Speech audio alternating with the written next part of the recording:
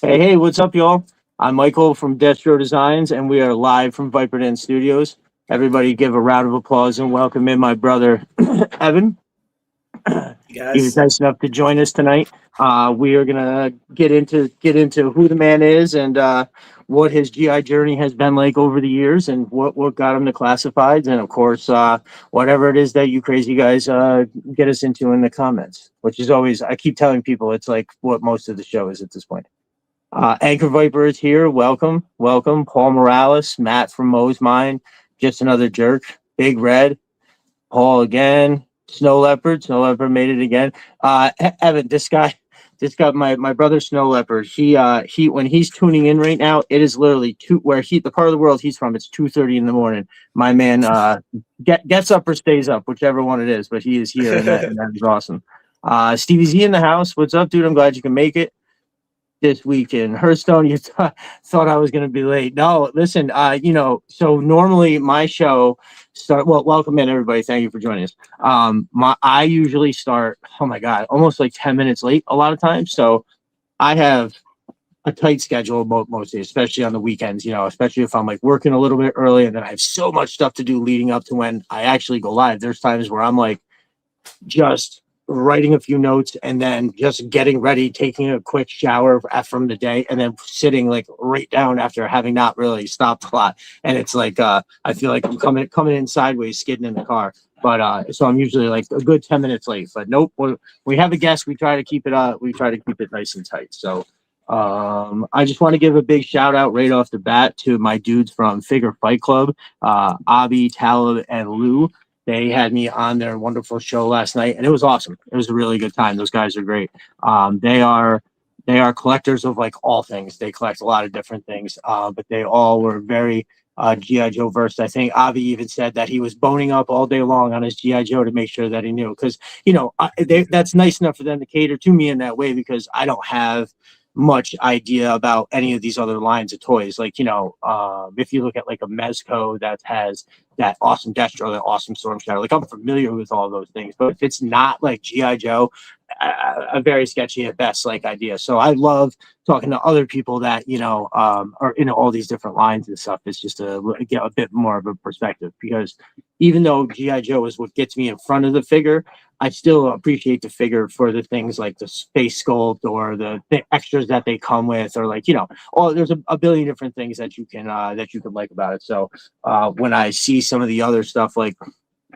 every once in a while a transformer will really catch my eye. I'll be like, ooh, that looks awesome. And it's usually not when it's in the vehicle form, it's when it's like standing in its humanoid kind of thing. Like some people pose them real nice and I'm like, oh yeah, see, that would look cool to have to stand there. But I'm sticking to one line for the most part for me. So so yeah, my brother, welcome in. Thank you so much for coming. I really appreciate you taking the time. We all, as we were talking about just before we came on, everybody loves your review videos. What got you into that review video? Why did you start doing that? Well, I started out just on Instagram, like posting pictures of like my collected edition comic books, like omnibuses and stuff like that. And then I just wanted to do a little bit more, and so I started sharing videos, mostly on Instagram at first, just making videos on the books I was reading and the comics I was reading and stuff like that. My weekly haul, when the comics come out on Wednesday. Nice. And just then my son was, so it's Father and Son Comics on Instagram. And then on TikTok, it's Father and Son Reads. And the idea was that it'd be something that me and it's my youngest son from my first marriage, who still lives with us. He's a big reader too. But then it ended up just pretty much being me. He jumps on every now and then, but he's in college and stuff. So nice. Okay. Yeah. Doesn't have as much time to read and stuff.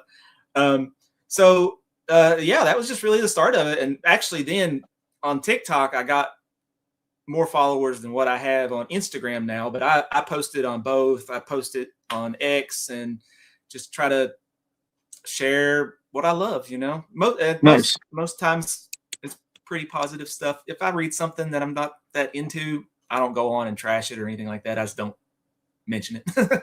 Right. Which is, it's noticeable. That part is noticeable because it's all you're about. Hey man, this is what I'm super passionate about. And then why would you bother mentioning anything else, right? Why would Yeah. nobody, it's almost irrelevant information. Like if I want maybe if there was something, now it's hard to even imagine, like say, like I used to do tool review, right? Now say, even if like, there's a fine line where if it's like they've asked me to review a tool, but I find out it's not only not good, it's like really bad and they're charging a lot of money. Sometimes I felt at times I would feel a little obligated to say maybe this isn't worth the cost or something like that, because I see people are buying it because there's other people that are saying it's good, but I know it's not good, yeah. So there was, Yeah. but other than that, it's like, why would you ever say anything negative? If a book or a comic isn't good, that's fine. People can decide that like on their own. So yeah, Yeah. I want very good. So to point people to the stuff that I think's cool, absolutely, and so just to also speak to that too, the passion about what it is, like that to me, that's what caught my attention, and I think that translates, I think, a lot, because you figure a lot of us are older fellas, so if it's anything that can kind of get us going again a little bit, I think that's great. Roblox in the house, just another jerk. What's up, fellas? Yeah, I think that's good. Like I think I mentioned this to you earlier. I had like I never looked at it this way, even though I'm saying it to you now, but like that Avi from Bigger Fight Club had said last night. He was like, I think he had said I was like the most passionate figure collector that they had on. I just took that. I was like, oh man, that's cool, because I bet maybe that's why people say like it, they kind of seem to like it a little bit, is because it's Oh yeah. if anything that kind of gets you moving in a positive direction. Like I always aim to, like, especially with even like the online experience, I would prefer people when they put their phone down to feel like they're in a better place than when they were when they picked it up, right? Because the phone is largely not that. The phone is largely like something that's awful for people. It's just a source of whatever it is that makes you angry. You know what I mean? Yeah. So And that's what I've found, like on particularly the X community, the GI Joe X community, was once I started just kind of interacting with some of that stuff. So many guys like you and just a bunch of guys, just so welcoming and friendly, and liking each other's posts and reposting stuff, that it's unlike anything I've ever right, experienced. It's been right. awesome. And I've heard a lot of that, people from the outside, or not say from the outside, but like say people we don't normally see interacting at all of a sudden out of nowhere, we're kind of talking to them. They're like, yeah, man, this is like, what's going on here? Yeah. Yeah. And that's cool. I think that's awesome, and it's been, relatively drama-free year, right? I mean, I don't know, maybe not exactly a full year.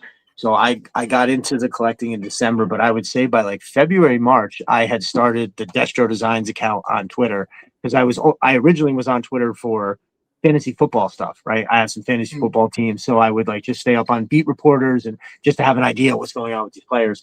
And then as I found the Alley Viper, in the store, and the whole thing started, I must have said something or typed something into the phone where the algorithm had pushed. I honestly, I wish I could remember exactly what it was, but it was like over the course of the day, I had seen a bunch of different people had like GI Joe photography, and I was like, what the fuck? People are doing this. I was like, look how cool this is, and immediately I was like, oh, I could like build something to take these pictures on. I could like do that, and so I had bought a Shockwave, and the original idea was going to be Shockwave and Alley Viper with a shot where I was taking the picture over the shoulder of Alley Viper, looking at Shockwave, and they were just going to be like just look like a standoff, and that was all I was going to do. And then by like say 60 days after that, I had a giant like jungle built in my basement, like crazy. I Yeah, love so to that we can take it. You could take it, this hobby, and not just be collecting, but have a creative outlet with it too. That's awesome. well, it's something that I'm finding that I think was really lacking in my life. Not just the brotherhood online, which is always good for anybody, right? When you have that kind of thing, but like the just how you said it there, the creative bit, and that has everything. So I used to write. I've actually been published in like, and I used to do that all the time. And I actually thought I was going to be the next Hunter S. Thompson for sure. Like I promise you, I thought I was going to be it. And really quick, I learned that I could make a lot of money using my hands doing trade stuff, and I was making absolutely no money being a writer. And so, the decision was made that I put my time into being a contractor and all that kind of stuff that came with it. but the creative outlet kind of stops with that, you know. And I think that there was a lot of that lacking in my life for a long time. Now, granted, you know, I wish I had time, like, because my ideas, the stuff that I want to do is big, right? Like the dial that I have going on over there, I found a way to make something big, not that hard, using foam board, not heavy plywood stuff, you know, to make a big scene, stuff like that. But it's still a lot, right? I'm holding this part of my house hostage over there right now, with, you know, and my right now we're doing some. If you never heard me talk about it, there's a massive remodel going on in my house, so everything is kind of up in there.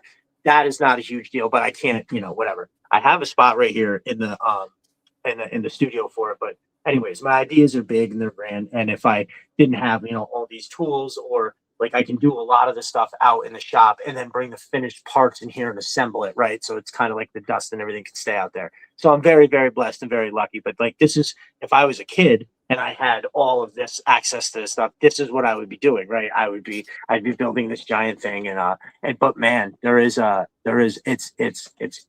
like everything I do in my life, I've taken it to the absolute extreme. And I have these burning ideas. Like, I don't know if you ever get those, like something creative that you want to do. Now, I know my brother Stevie Z is in here listening, because he and I have talked about it a lot. It's something that you get in your head, and it's like you can't get it out. You're like trying to pay attention to other shit. You're like, come on, just go over here for a little while so I can think about this shit. I'll build you ASAP. But yeah, you get those burning ideas. Like, I have this one. It's a Major Blood, the new Major Blood with like the red tints, is going to lead the 788 his team into a Joe base. Now, this is going to be a bigger one, and so I have to put a lot of time and effort into it, and I keep pushing it back, but because there's other things I have to do first, and just, you know, it's always floating right here is a little gnat in the back of the head, and so that and I wouldn't call that a drawback. It's just, you know, that's just something to always look forward to. So. Yeah, that's pretty cool. So were you a G.I. Joe fan as a child? Oh yeah, G.I. Joe when I was a kid was my main go-to toy for sure. Like, nice. I had a little bit of other stuff, but the majority of what I had when I was a kid was G.I. Joe. So, nice, that's what's up. And that was what my neighbor friend Brian and I would, you know, get together and have these big battles and everything, you know. Right. And I was always envious of him, because his grandparents every Christmas would just go and buy him a complete set of whatever was in the Sears catalog or whatever that year. Oh wow! And I'd be like, oh, he got every one that year, you know, stuff. But yeah, we had tons of good times together back then. And then I think it was about, I was looking as I was recently got out my old figures out of storage and started going through them. I think like the Techno Viper, so about 1987 was kind of the last one that I had gotten, and then had kind of gotten out of it. I think that, so I was probably about 7th grade, 12, 13, something like that at that time. Nice. That's what's up. And so, but yeah, the toys, the comics, and the show, of course, all up to about that time. And then recently, with the reintroduction of the comics over Image and stuff, it kind of got me back into it. Oh, nice. I was like, so I started collecting the new ones back in August, and I was like, oh, I'll get I think the first one I got was a Snake Eyes. And I said, I'll just get a Snake Eyes and a Storm Shadow for my desk. That'd be cool. Right. And then I saw somebody had a bat for sale on Facebook Marketplace, and I overpaid for it, of course. But so I got that back, because that was always one of my favorite figures growing up. And that's there, man. that's a badge of honor, I think, at least for me. I'm trying to think. I think you know what? I didn't wind up paying it. I was going to pay almost $100 for the Cobra Island Major Blood when I first started. I was like, it's never going to get any less rare, and I definitely want it before it goes up. And at the time, it was like $100. Once they announced the new one was coming, that price like went way down. But like, yeah. But anyway, that story sounded very, very familiar, because it's exactly what I thought. I bought the Alley Viper, the Destro, and I was like, yeah, this will just be cool. I'll just set them up somewhere right there, boom, and that's it. And then I was like, I wonder if they got a Shockwave. And then as I went to go look for a Shockwave, all these other ones popped up, and I was like, oh fuck. What got me too at the time was I started seeing the stuff for the Snowcat, and that was my favorite vehicle when I was a kid. Right. And Oh, okay. Yeah. I Yeah. was like, oh, but Okay. I didn't pull the trigger because I wasn't as into it yet when it ended. And so if anybody out there has got a couple of extras that they bought and they want to pass one on, I'd be happy Nice. to jump in on that. You heard it here Um, first. so Yeah. And you know what? I think that there is. So yeah, I'm glad he's officially thrown his hat in the ring. If any one of you all did have, I know I know that there was a bunch of us that ordered extras, for this kind of a reason. So hopefully maybe somebody, has one that's not spoken for yet or whatever. Make sure that you hit yeah, my brother up. Uh, I wish I so was. Oh, sorry. no, go I ahead. Go remember. ahead. I remember years ago I saw a shipwreck in my local Walmart, and Ah, I was like, "Oh, this is awesome. This is cool." But at the cool time, figure. I was just like, no, I don't need something else to collect right now." Omnibuses aren't cheap, and and all the besides the Right. weekly comics that I buy and stuff. So, For sure. For um, I, sure. I but I kind of wish that I had pulled the trigger then, but I didn't. I no, listen, it's just I the same way. It looks like we had a couple more people pop in. The Happy Plague Doctor, Evil Dookie in the house. Evil Dookie's coming on y'all in a couple weeks. I'll talk more about that later for sure. Glad you can make it in. Paul Morales, if I didn't say hi, what's up, my brother? Is so it, I kind of skipped ahead a little bit because I definitely wanted to ask you about. So you're an architect. Yeah. That's pretty cool. I originally thought I might have been wanted to have been an engineer, and it was when I was going to school. I did this trades program to get it was I got accredited for the classes that I was taking. I was like, all right, let me I'll do this for sure. And the guy convinced me to explore it more. He said, I think you'd be outstanding at this, and he wasn't wrong. I wound up having a brilliant time, and it was probably better anyway. Because I have trouble sitting at a desk. I even tried to do it last year with some consulting, and Mhm. it's tough. I mean, I'm gonna need to do it eventually. I'm getting up there in age, but I was like, I got a little left in the tank. I think I gotta get back to it for sure. But that's so. What do you design? Right now, mostly high-end luxury homes. I Okay, worked that's in awesome. commercial for the majority of my career. And then about 6 years ago, I found myself the place I was at. It was just a really small firm, just me and the owner, really. Right, And right. she decided she was going to retire, so I found myself without a job and being, a little bit older and not using all the programs that some of the younger kids use and stuff. Right, but right. but then I found a job at a high end residential firm here where I live in South Carolina. So just kind of got thrown into the deep end of doing houses and found that I absolutely love it and have been doing that for 6 years now. And then made the decision back at the end of the summer to kind of go out on my own and work from home and yeah, it's been great.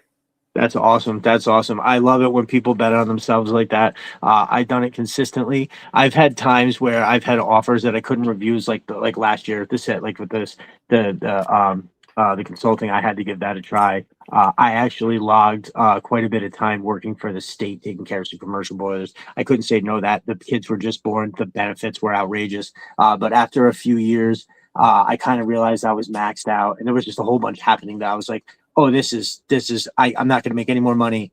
They had some, believe it or not, even though it was a state run things, private investors were now involved. It turned into a nightmare. So I moved on and went back to kind of working for myself. But yeah, no, I wish you all the luck in all those ventures, brother. Continued success. Appreciate That's it. fantastic. I love it. And yeah, I think I just saw, right, was it yesterday or maybe the day before, you had posted a pic on the stories on Instagram, or it might have even been on your actual page. It was one of the houses, and I think you wanted to be one of the ones that you designed.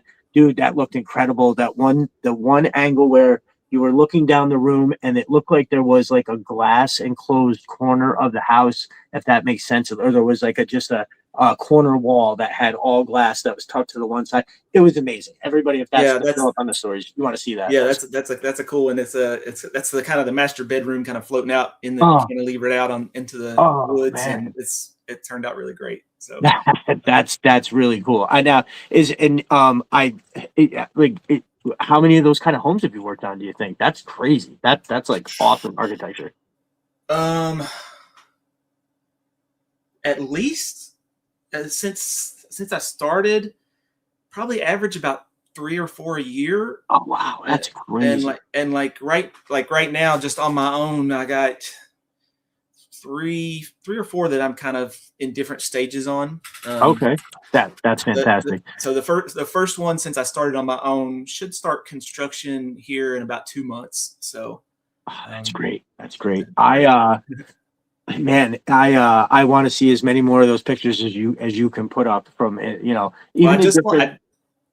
I just launched on Instagram my business one today. Actually, I don't have any Oh, okay. really pictures of current stuff on there yet, and I can't really post pictures Sure. of what I did at my previous firm. But Oh, yeah, that's true. I've been That's sharing true. like some stories and stuff of some of my previous work on there. So if anybody wants to go check it out, it's 7-5, the number 7-5 spelled out designs on Instagram. So Nice. That's fantastic. Awesome. Awesome. But yeah, so does this ever give you any desire to build any kind of dioramas or anything like that at home?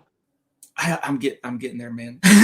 No, listen, it's a lot. It's a lot. Most people, we were talking about it this week. A lot of people are starting to kind of mess around with a little bit of like not full on AI, but using like Grok to put it a background, right? Where they'll set up, they have the figure, they get the figure, they do the posing and whatever, but then they just, instead of building a whole, street scene or something, they'll just use like Grok to put it on there. I mean, hey, everything's got its place. Especially like, when I was in college, we didn't use the computer that much because I'm old, and we were building physical models and stuff like that. So I kind of miss it sometimes. So that might be something to. Yeah. Oh, it seemed very, very, very applicable, and the photography aspect of it really, like, that'll get you too. If you start, like, even if you just have your phone, because phones take such cool pictures now that you can just, you'll start snapping a picture or two, and you're gonna be like, oh, this is fun, because you wind it. I think a lot of people, they say toy photography, and maybe it's because we don't say it, but I don't know how. It's playing with your toys. You're moving your toys. You're setting them up. It's exactly what you did as a kid. Nothing short of ramming them together. Like, but you're doing the whole thing. You're putting that, like some of the guys that like you and some of the other guys that I see doing the photography. You have to create a story with it too. Which for sure is, and that to me is, oh my God, that's like all of it. Because even if you're not typing out, like, exactly like on my latest The Mutton Junkyard shot, like, even if you don't type that out, like, everybody knows that's what's in your head when you're making it, right? It's something along those lines. And sometimes too, though, like, so when I think about like what makes like a good horror movie, sometimes it makes me wonder if putting that, like, make a good horror movie sometimes when they don't show the monster, right? The monster's around the corner, and then you let everybody feel what the monster looks like and with their own horror, right? And then that's how you make it look better. So sometimes there's a little bit to me that kind of makes me go, just a picture without my, like, synopsis written out or something, maybe allows the viewer to put more of their own imagination into it, you know what I mean, and think they can come up with their own storyline. So I do kind of think about that, but then I was like, the tiebreaker came down to, it was like, oh no, I just have too much fun writing that shit and putting it up there. So I'm just gonna keep it that way. But no, there is definitely something to. I encourage everybody to make up their own little story when you like, don't necessarily have to listen to mine. If you see something else that's awesome, share it, put it in the comments. I'd be happy to hear. That is one of the things about this, like, awesome community, which I'm glad you found your way into, but is like, everybody accepts the head canon, right, from everybody else. There's no peacocking about your head canon, right? We don't need to, it's like, yeah, everybody can have a different idea about what a character brings to GI Joe or looks like, and it all kind of works. And if anything, like, the different ideas seem to inspire everybody more than they do to separate them.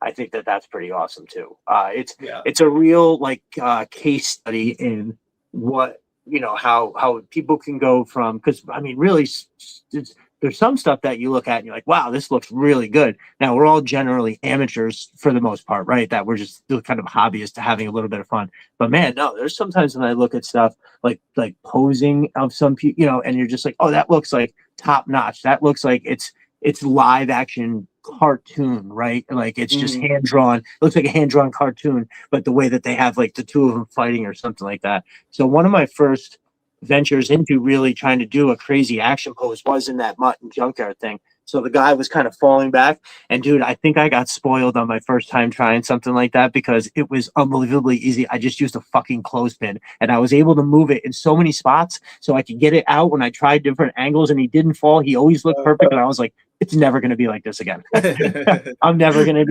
to be this easy. Yeah, I'll save shots like that sometimes where I see some cool pose and be like, oh, that's how I should pose that guy, and just kind of save it and hold it for reference, in case and then try to come back and recreate it. That's what's up. I mean, I do believe that is what just about all of us are looking for, and it's flattering. People really, if they're like, oh, hey, that looks so good, I want to do it. There's a couple people who, my brother Jay Antonio is a very good. He's a pose master. Conrad Hauser is a pose master. God, I hope I'm gonna probably fucking forget somebody. Arashikage Z. That guy makes killer poses right at the end of his dining room table. Like the poses are so good, you don't even realize you don't need a dial. They're just like, wow, this looks crazy the way you got the angle and the way that they look and stuff like that.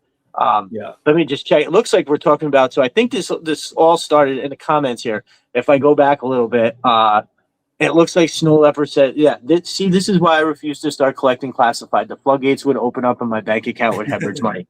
Yes. That's it. The short answer to that is yes. No, my dude Snow Leopard, if you're unfamiliar, has a massive 3 3/4 collection. He is a 3 3/4 master, and I can see, and a troop builder extraordinaire. And that's the thing. Snow Leopard, about this is that if you spend time scrolling through like the Facebook groups that sell stuff, or even on eBay, you can find incredible deals that you can't say no to, especially on Facebook. You find crazy deals on Facebook. A good kind of quick story. I have quite a bit of Python Patrol, right? I actually still have more in a couple bags over there that I have to open up and put up there. But I now have 28 Python Patrol Vipers. I'm able to have that because I met a guy that lives locally about 45 minutes north of me, and he was selling.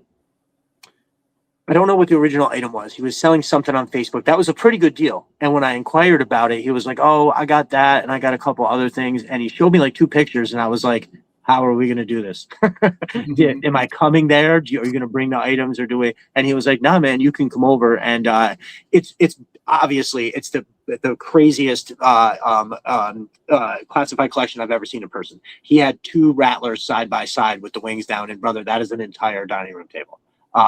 Shocker, his wife wasn't there anymore. Let's just put it, he was not collecting responsibly, if you know what I mean. He had, and that's why I was there. I was trying to ease the burden.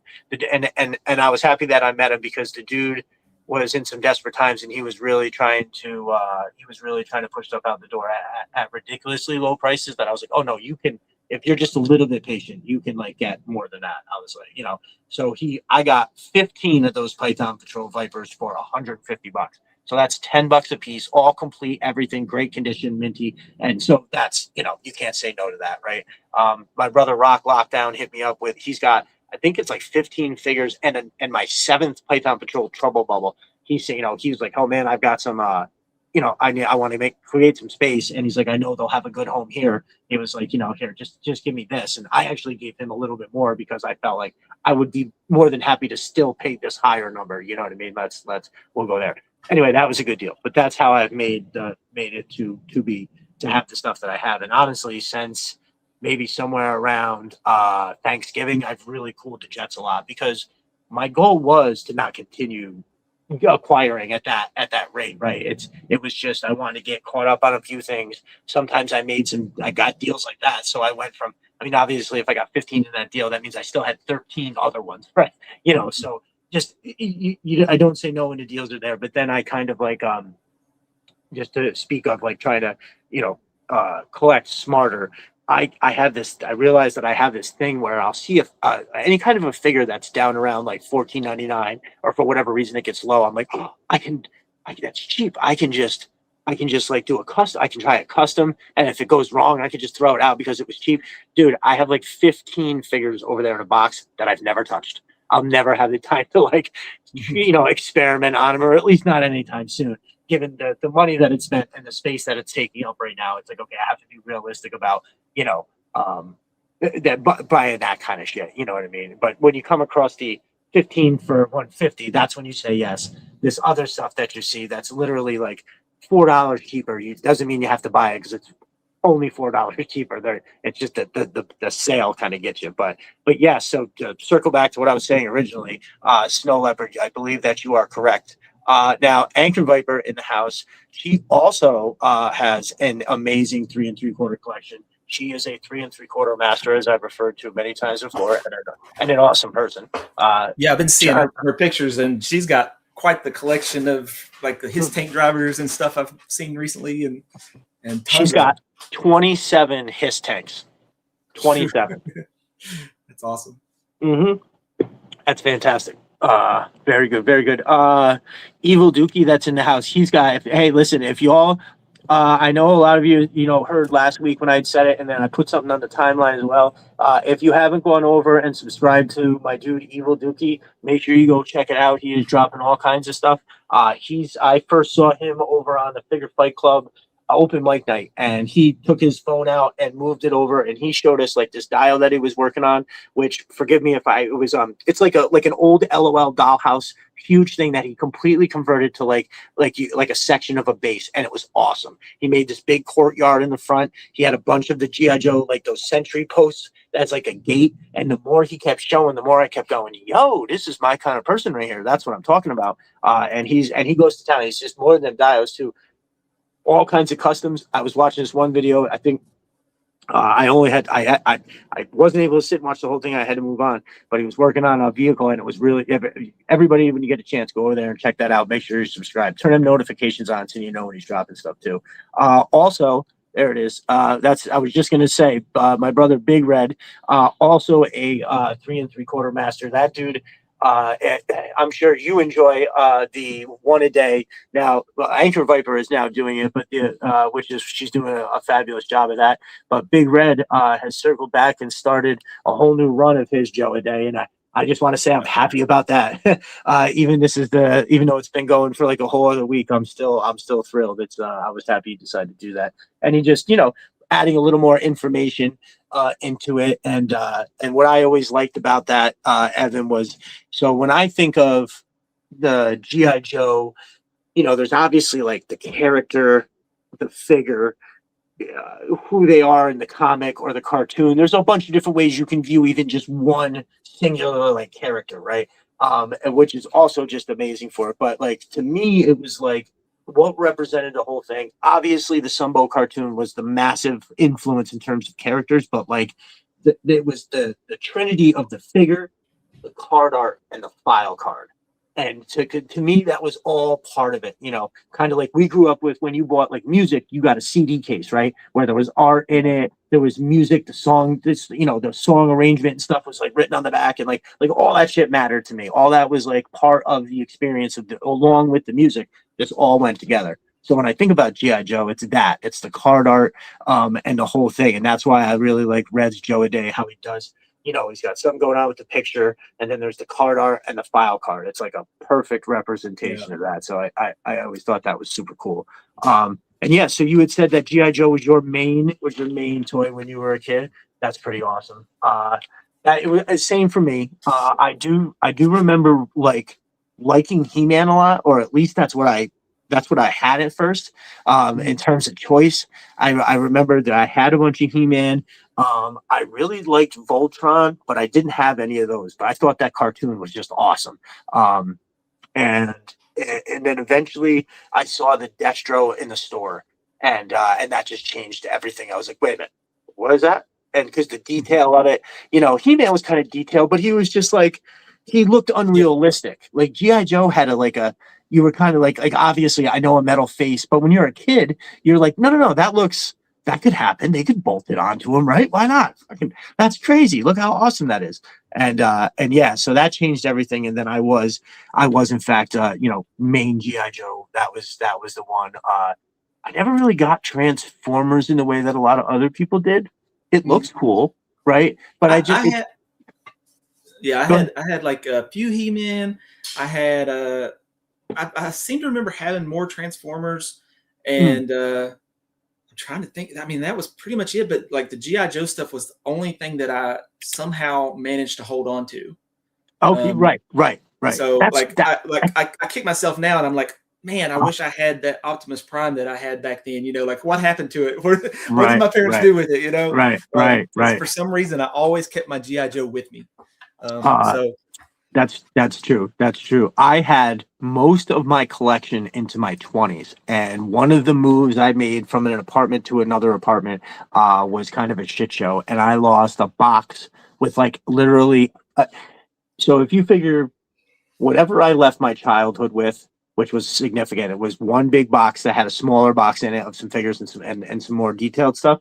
Um, I lost 90% of that in that one sweep. Like that, it was so brutal. it I hurts. had a Havoc in there, a bunch of other shit that my Asp was in there. I still had that. I had a bunch of figures that had the most of their weapons, right? They weren't all like complete by any means, and they weren't all perfect. And now all I have is I have one bag that's got about 5 figures, 0 extras. But hey, at least I still have those. I pull them out every once in a while. I've showed them on the show.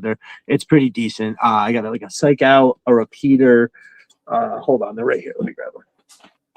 Because it'll bother me if I don't say it now. Psych Out, which is a really cool figure. And people give him a lot of stuff. When you take his radar dishes off his arm, he's a pretty cool figure, right? I mean, if the neon part was a different color, that pattern on the shirt, he would look ridiculous. That's why his Night Force version would look awesome if they ever did that in a classified. I still got that one. Oh, yeah. That one's in pretty good condition, honestly. Pretty stoked about that. Now I do have another Dreadnought. I have his legs and his groin area, but I got a Thrasher. I gotta put that back together. Also, I have all the parts, but Big Boa. This figure's helmet is so awesome that I completely ignore the fact that he's got no shirt on, because I have like a shirt policy. I can't stand seeing the shirt. So I got like 2 of the 3-tier stands full of the original figures that I went through recently and put new O-rings in and everything. And then I still have the only ones I haven't like gotten out and like repaired is like, I still have like the ones that go with the vehicles. So I got like, my Snowcat driver. Oh, nice. Okay. And I don't know why I haven't put him out yet. Outback, one of my favorites. And nice. Yeah, I still got quite a few to go through that I held on. And then I think a couple years ago I sold shoot. This I'm going to show my being out of it for a while. The name of the Sky Striker. I sold it a few years ago to somebody, and really it was I lost money on the deal once I did the shipping. So, but I still have my Whale, I think, and the Havoc and my Snowcat, and I'm really not sure what else out until I go out and pull it out of the garage and go through it. So I just haven't had a chance to dig into it. And then I got like a bag of a bunch of miscellaneous parts and like the little other sets that you could get, as a kid. Yeah. Which is awesome, dude. Those little sets back then were crazy cool. They were just awesome to me. I fucking loved them. Even if like I can remember buying at like garage sales and trading from other kids that like incomplete parts or pieces. I'd be like, I don't care, give it to me. I don't care if I want all of that. And then you just put it all together. And to me, it was just cool to like have it. I wanted the set complete, but if you had, 3 out of the 4 parts of the rifle depot, or you had just like the marksman things that you shot at out of that one set, like, yeah, I want those. Please give that to me. Nice. So that's cool that you got a bag. Going through that bag will be pretty awesome. Yeah, I remember I went to my parents one day to actually find this stuff, and it was in that moment I realized, oh no, I left that box with like 2 other boxes at that place, and I tried to contact the person, and I did actually get in touch with the lady that owned it, and she was like, no man, whatever was in there got thrown out, or hopefully somebody took it and isn't at least enjoying it, right? Like somebody found it, was like, oh, I'll keep this. That's and the best case scenario, some kid got to play with it maybe, or at least somebody got to sell it and get some money or something positive. But yeah, dude, I was upset because that Havoc that I had was pretty good condition, and it was complete. Like that was even as like in my 20s, I remember being like, I wasn't super like like excited about the collection, but I was very proud that I still had that Havoc complete with all the little missiles and everything worked and was in good condition. I remember, I think my grandfather had put some like some lithium grease in some of like the joints of like that thing that moves in the front, and then he did something to the big glass canopy. He did something in that little swivel part too, that it was like he was like, yeah, they won't dry out and crack on you or anything like that. And he was right. That thing was in great condition for like a super long time.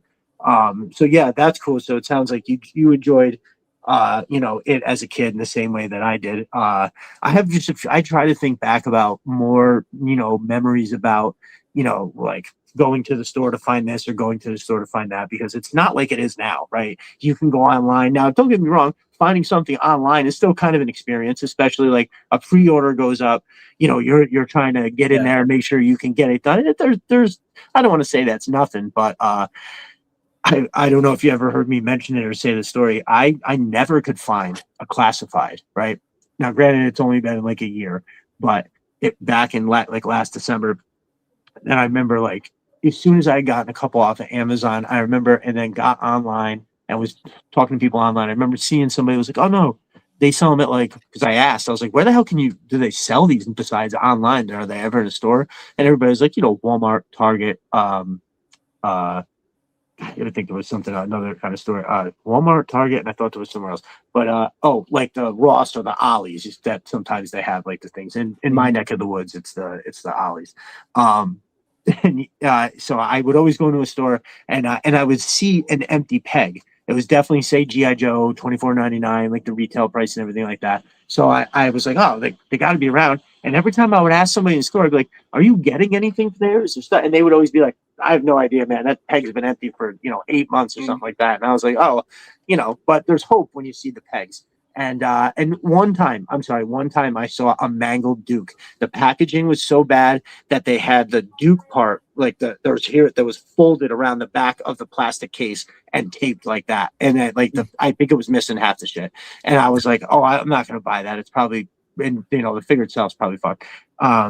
And then when Breaker came out, Breaker was like, I don't know, like Breaker and Dial Tone and Crystal Ball were, there was, and maybe I'm crazy for thinking this, but it was like, I just remember everybody, there was a hard to get feel, right? It was, I'm not saying it was rare or anything like that, but it was like the distribution. Some people weren't able to get it in the pre-order. I think Target canceled a bunch on some people that had pre-orders. And so there was people that were scrambling looking for that Breaker figure. Now, I luckily had one that I had on order and it got shipped from Target and I got it and it was fine. But I was like, man, I really want another one because I would really like to keep one of these in a package with because of the mass device variant kind of thing. And I was like, I'm not going to be able to get a complete 2 of every figure, right? I'm not going to be able to keep one boxed and then have one out. But this one, I was like, I want to keep boxed. And so I was like, you know what? When it got released, the day before, I had gone to a couple of the Targets around here and was asking like the people that work there. And I was like, yeah, is there any, do you know if it's coming, anything like that? And some people were like, yeah, I had one guy tell me, yeah, it's in the back. And I was like, all right, go, can you go get it? And he's like, no. He's like, there's like 17 pallets back there. It could literally be. And I was like, well, can you just go look and see if it's on the outside? Just look at it. And the dude was not having it. And anyway, I also had found that from here talking to people, they were like, yeah, there's like 1 or 2 guys, I think that at least they didn't know about other stores, but they'd be like, yeah, there's 1 or 2 guys that come in here and they grab everything that as soon as it goes out on the shelf. So I was like, oh great, I gotta now compete with that. But anyway, I remember I just pulled in the driveway and I was like, man, I wanted to stop at that Target real bad. You know what I mean? Like I meant to, and I was in my driveway. I asked the kids, I was like, do you want to go to Target? And they were like, yes. So they came out, they got in the car, we drove to Target. And dude, I'm telling you, when I turned the corner into that toy aisle and I saw that Breaker up on the peg, I had not felt like that since way back to when I was a kid. Now, again, trying to remember a feeling from when you're 6 or 7 years old is like impossible unless it happens. And in that moment you go, oh, that's it. That is the thing from when I was a kid. It was a full body, like all the hairs on my neck stood up. Right? You ever get moved by a song like a lyric hits with the music just right, or something that strikes a chord with you, and you feel the hair on your neck stand up. Like that's what happened. And I remember being and picking it up and having it in my hand, and I was like, yeah, oh, okay, this is why I do it. And then I think at the time I referred to it as I felt like Charlie Sheen banging 7 gram rocks, and I'm winning. This is amazing. That I believe that's actually what I said. And it was, man, that was pretty wild. And I think at that point, it was that's when I went from like very interested and really enjoying collecting it to being quite hooked about it. Yeah. Whenever I've done a lot of trading, and Crystal Ball is asked for a whole lot. Dial Tone was, but he now seems to be abundant everywhere. He's even popping up on Amazon at like retail price, but he was sort of hard to get at first. When I first started, when I got into the line, that was the figure that it went on pre-order. And then I think there was rumors of them running into problems with the distribution because it was the first they switched manufacturing warehouses or something like that that Hasbro had, and that was like the first figure coming out of like the new warehouse. God, I hope I'm saying this right. And it just had, so it didn't get distributed, or wasn't showing up in places. They just had issues. And I remember everybody being like, yo, this is one of their coolest figures. It's going to be hard to get. So like when the opportunity came up, I bought a bunch and I'm actually sitting on a few. If you need a dial tone, brother, let me know. I will make sure you get one. I got one. Yeah. I think I just picked one up not too long ago. He has a cool figure. When I first started, when I got the bug, I was like, okay, my Walmart doesn't have any. It has, besides that first time when I saw, I think Shipwreck and maybe Rock and Roll. There's nice. I haven't seen one. So I have hit like every local Walmart. Oh, what it was is we had went to visit my family back around at the end of October, I think it was, up in Richmond, and their Walmart had the display. And nice. I saw the 2-pack with Beachhead and Quick Kick, and I was like, no, I don't know. There was one on the shelf, and I passed it up. And after that, I got back home, and I was like, it's apparently that's impossible to find. And I was kicking myself for not picking it up. And my wife said, well, if you really want, if you see something like that, just get it, because you're always going to regret it. And I was like, oh, okay. I'm taking that as permission then. And what figure was that? What figure did you see? And the 2-pack with I've since gotten it, but it was the 2-pack with Quick Kick and Beachhead. Yeah. So good. I'm glad that you got it. I was just going to say, I think I have another one of those. I just recently sent one to my brother Aaron Sparrow and to Chuckin' and Truckin'. I got Chuckin' and Truckin' has just I guess to mention how I've kind of gotten deals on stuff that's helped me get this collection in a short time. Chuckin' and Truckin' has played a large part in that. I have to shout that out every time, where he's giving me very fair pricing, right? Like here's what it is on eBay, here's what it was originally. Let's get it as close to the retail as we can. And so like I've gotten a Vamp, a Snow Job, and so I've actually been working on something to send to my brother, and as a thank you, just to kind of go, because like the Vamp thing is crazy. People are spending like $300 now on eBay. I know. And I don't know why Hasbro just doesn't reprint the thing. Yeah, the guy. So I got lucky the other day on the Facebook group. I don't know if anybody saw some of my stories, and finally got one of these guys. And I was so excited. And he had a Vamp and a bunch of other stuff too. But it was just like I was like, okay, I can pay $25 more than retail for this guy, and that's I think a great deal. That is great. And it just turned out he happened to be local and works like 5 minutes up the road from where I live. Oh, nice! I did see that post. That's right. That's awesome, dude. He did have a Vamp and a couple other things, and I was just like, I just can't justify paying like 3 or 4 times, the price for it.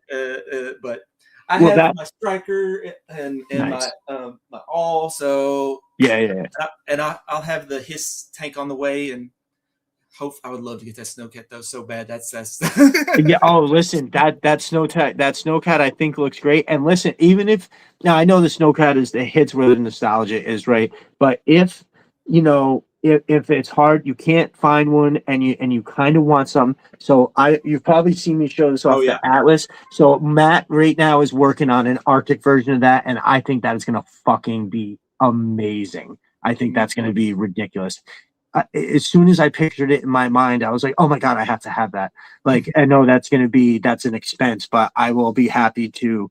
Matt and I have worked together where I do, a little bit of promotion and taking some pictures and stuff. So he's very good. He's been very gracious. He sent me some things, but I'm gonna insist on paying for that one. He's sent me a lot recently, and I think there's something else that's pretty big on its way. But I can't wait to see that. So for sure. But yeah, so if you happen to get one of those, and dude, listen, you're gonna love the hiss. I, to my own personal embarrassment, have not done my Hiss photo shoot yet. I haven't done any of it yet.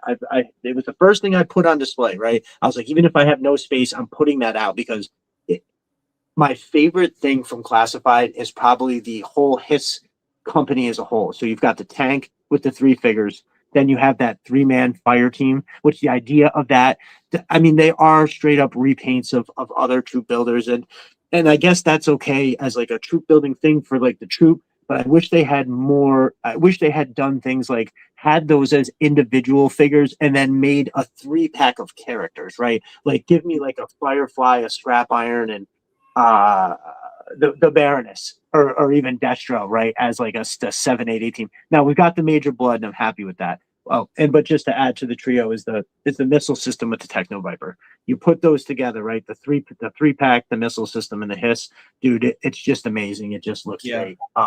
So when I first started collecting, I remember March, April, and May were scorching months of purchasing. I had done a few jobs where I hit some bonuses for getting them done early, and I was like, let me just try to get some stuff. And I actually bought a bunch of drones and some stuff from Gridiron because that was like the only place at the time I knew to get stuff from, like 3D printing stuff. And I was like, all right, I had gotten some of that. And even though and I remember getting literally for 2 weeks in a row, a ton of shit. And I still was like, I don't feel complete. I'm like, do I have an emotional hole that's never going to be filled here, or what's going on? I was like, I feel like there's something else that's missing. And you know what it was? The Hiss tank. So I saw it on Facebook. I was really struggling with paying $500 for one from eBay, then having to wait, being nervous about it showing up damaged or incomplete or anything like that. But then on Facebook Marketplace, I saw a dude that had one. He was 45 minutes away. He was asking right around what everybody else was asking. It was kind of close. And I was like, listen, I will come right to you if you can do it for this. And he was like, can we do this? And I said, yes, let's do it. If that's what you want, then fine, let's do it. So I remember getting it. Yeah, I drove down. Now, funny story. The guy didn't know entirely what he had. He was a person that definitely bought stuff to resell. So he is not completely unaware. But when I said to him over the thing, I was like, oh, so it's complete. So it's got the driver, the gunner, the tactician, and the HasLab Cobra Commander, right? Because that's what a complete his setup comes with. And he was like, and then he sent me the picture that's on Pulse of just the guy standing there, of just the driver, which was the original offering. The gunner and the tactician were if they reach a certain goal, right? Tiers, thank you. And then the final one was they sold so many they threw the Cobra Commander in. And so he was, and I was like, have you opened it? And he said, I only opened the shipper just to see that it's actually the Hiss box. He's like, I haven't even taken that box out of the shipper. And I was like, it's in there then. I'm not going to worry about that. And when I got there, he was like, you want to open it? And I was like, well, sort of. And I opened it just enough to see exactly what I needed to see. And I was just like, yep, this sounds good. We're all set. And then on the way home, I didn't even make it home. I had pulled over in the rest area on the highway, a literal rest stop. I had I had my wife's SUV. I opened up the back. And I literally opened it right there so I could see to make sure that the figures I was still like, maybe they're not in there. Let me check this real quick. But it was more about seeing that his tank dude. And when I opened it and looked at it, I was like, yep, that's the thing. That's the thing I needed to have to make me feel like I had gotten somewhere in this collection. So but I guess I have to be fair, like I could go on about a bunch of other figures or a bunch of other stuff, but if somebody is asking me like, oh hey, what's your favorite, like, favorite thing from Classified, it's definitely all three of those put together. That's for sure. When you were young, what did you have any standout characters or figures or anybody you liked more than the others? Yeah, like I was let me look at my list here. What I wrote. There you go. I love it. I love that there's a list. I always have a list myself, so it's perfect. So like I think we were talking a little bit earlier, and like I have like certain characters that have like an emotional resonance or like a certain memory tied to it. Yep. Perfect. So like at my number 5, I have like Alpine.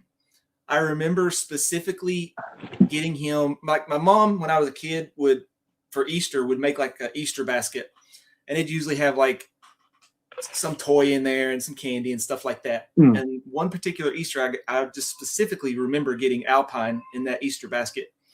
And nice.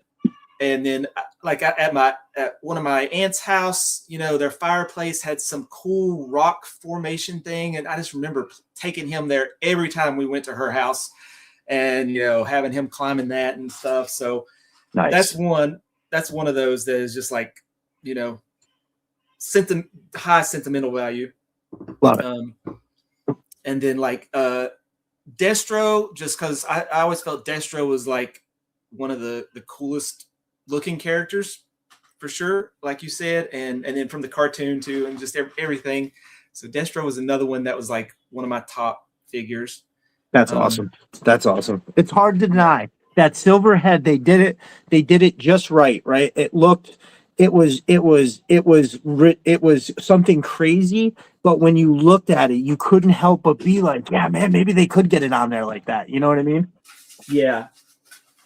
And then let's see, like another one I had on my list was Outback, and that was tied more to the comics. Like, I remember there was this, I think it was a Special Missions issue that focused on Outback, and he was out in the snow, and nice. Just that contrast of the Australian guy out in the snow. And I don't know, I just always loved this figure. I still need to pick him up in classified form. I don't have either version of him yet.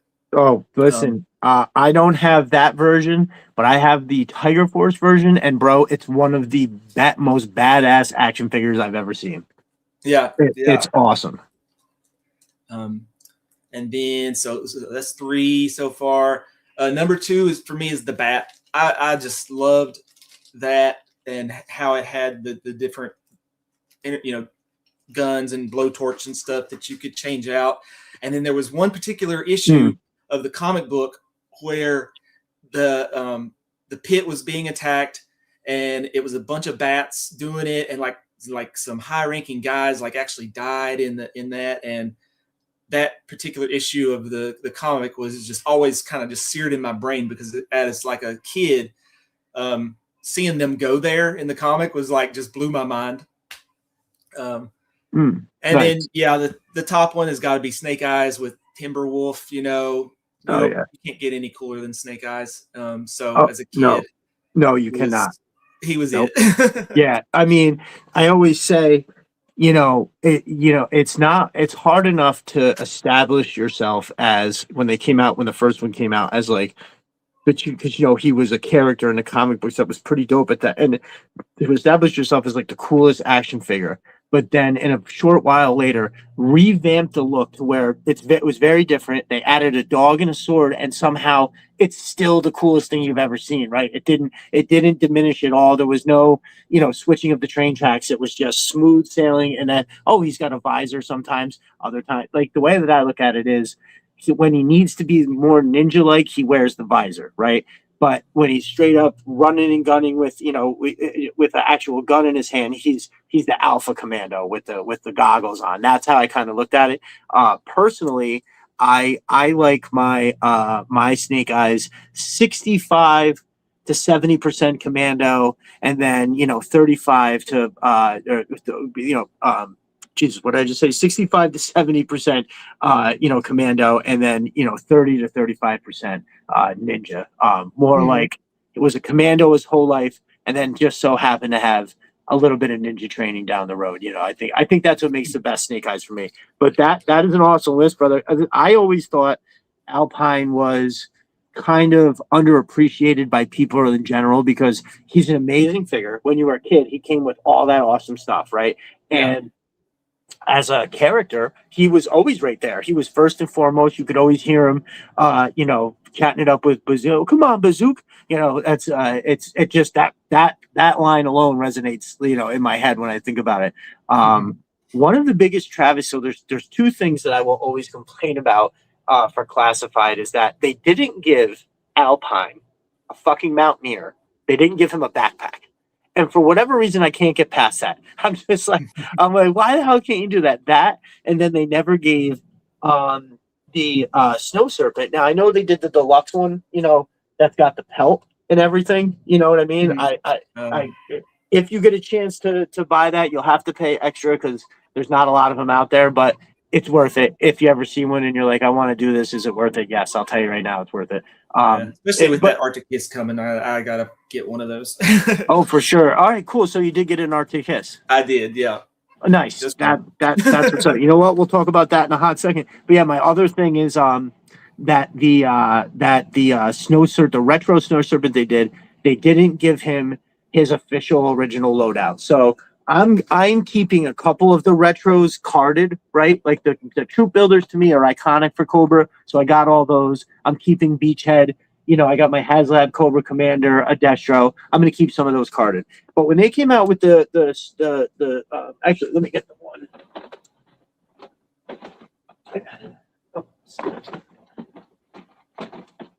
Oh yeah, where are the things? Excellent shit. Oh yeah. So I don't know why they don't have the AK, and then they should have that missile thing that he came with, right? It was the missile on the little peg that held it up so it could launch.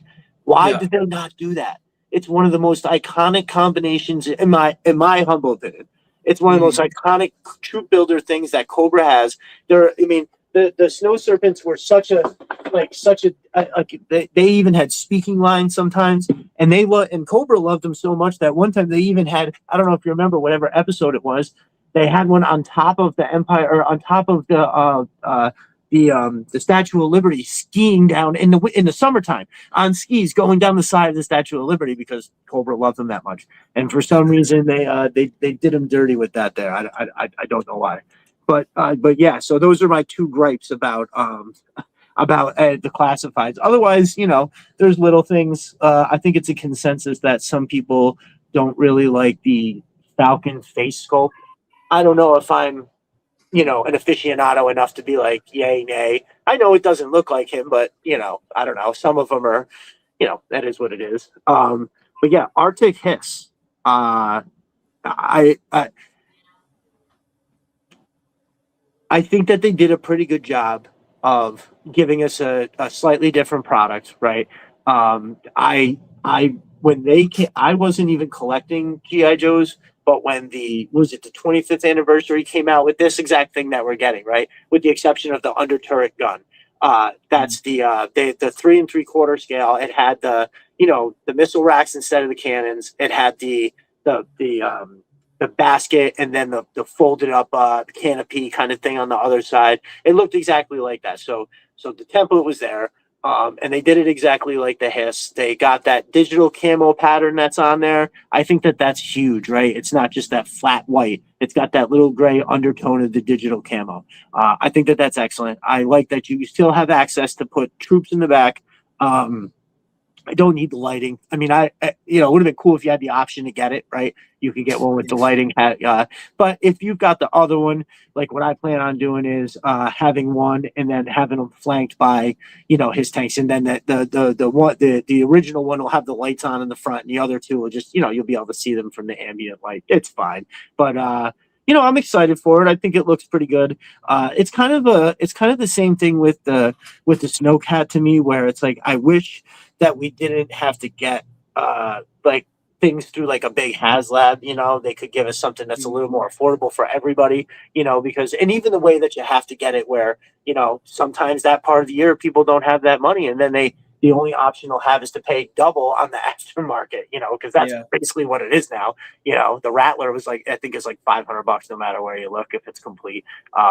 So, I do have my gripes with that, but it's like, I guess I'm not trying to say that it's not worth the money. It's just when I think of prices like that, I'd rather have something absolutely enormous and totally high detailed like this. You know what I mean? And I'm not saying I don't want the Snowcat because I think it's cool. I do. But, when I think when I get the Arctic version of that, I think I'm going to like enjoy that just as much because all the options that thing has with the thing that comes off the back, the canopy that opens up and et cetera, et cetera.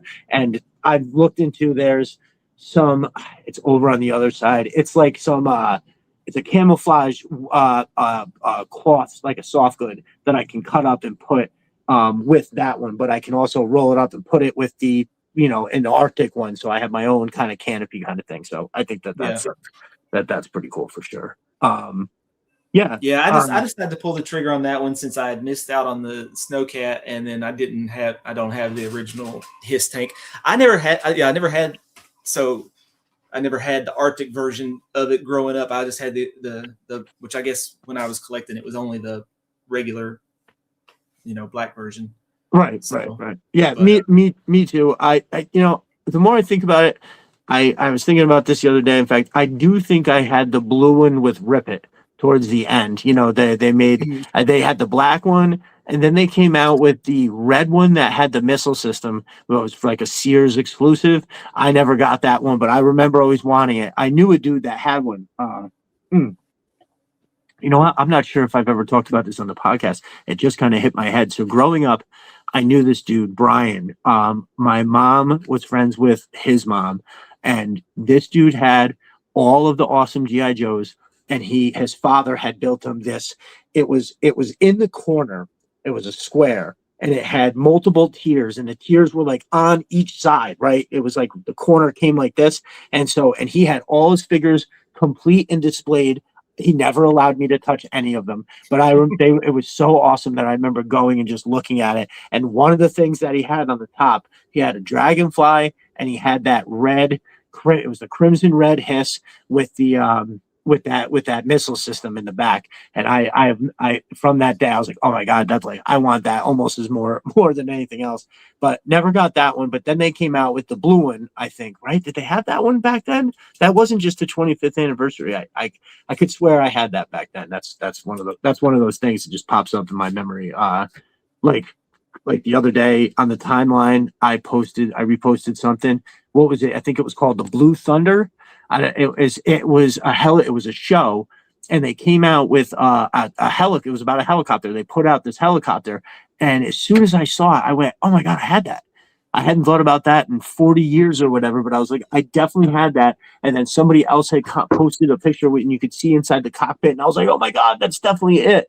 And it was the cockpit of it that took my attention, because when I remember playing with it as a kid, it was the way that the cockpit, the framing was, and then it had that big, movable like the cannon that was in the front. And anyway, I just remember seeing that, and it's like, weird how when I'm looking at some of these things, or even toy lines like that Serpentor's Lair post stuff all the time about other toys, and a lot of times I think I've seen them all at this point, but there's definitely been multiple times where like, oh shit, yeah, I remember that. I hadn't thought about that in a very long time, but I definitely remember it now. Was there anything else? So I think you said that you were kind of into He-Man and maybe a little Transformers, but that was it for the most part in terms of what you liked as a kid. I had a good bit of Star Wars stuff too, and I still have a couple of those. But yeah, so I was big into Star Wars, still am, as you can see. Oh, nice. That's what's up. But yeah, as far as what I actually had, it was mostly GI Joe. But nice, I love it. Like you said, I'll see stuff on his the one you're talking about, and I'll be like, oh, I could have swore I had one of those at one point or something, Right. But it was probably a short time that it was part of what I played with that didn't stick around in my memory for very long. Right.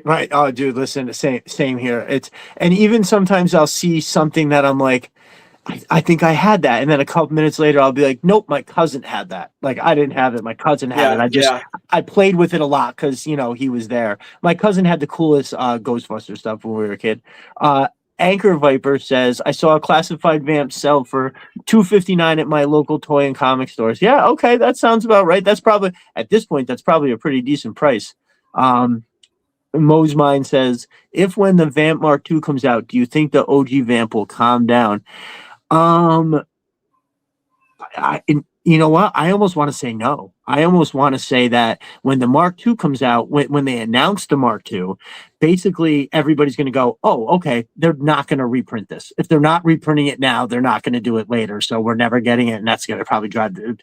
At least if I was selling and trying to get the most, that's the logic I would be using. Like, oh, hey, they just came out with the Mark II. It kind of means they moved on from it, Now, there's a lot of people who have been collecting longer than me. Like if my brother Jeremy happens to be in here, I know that dude oftentimes has very good insight on this, which, by the way, if you're looking to get into a cool group, Evan, I don't know if you ever heard me mention it, but my brother Jeremy Kimberlin he hosts a very, very good. Okay, good. If you're aware of it, the pit. I've entered a few of those raffles. oh, fuck yeah. Okay, awesome. Well, I won a Python Patrol lot in the beginning.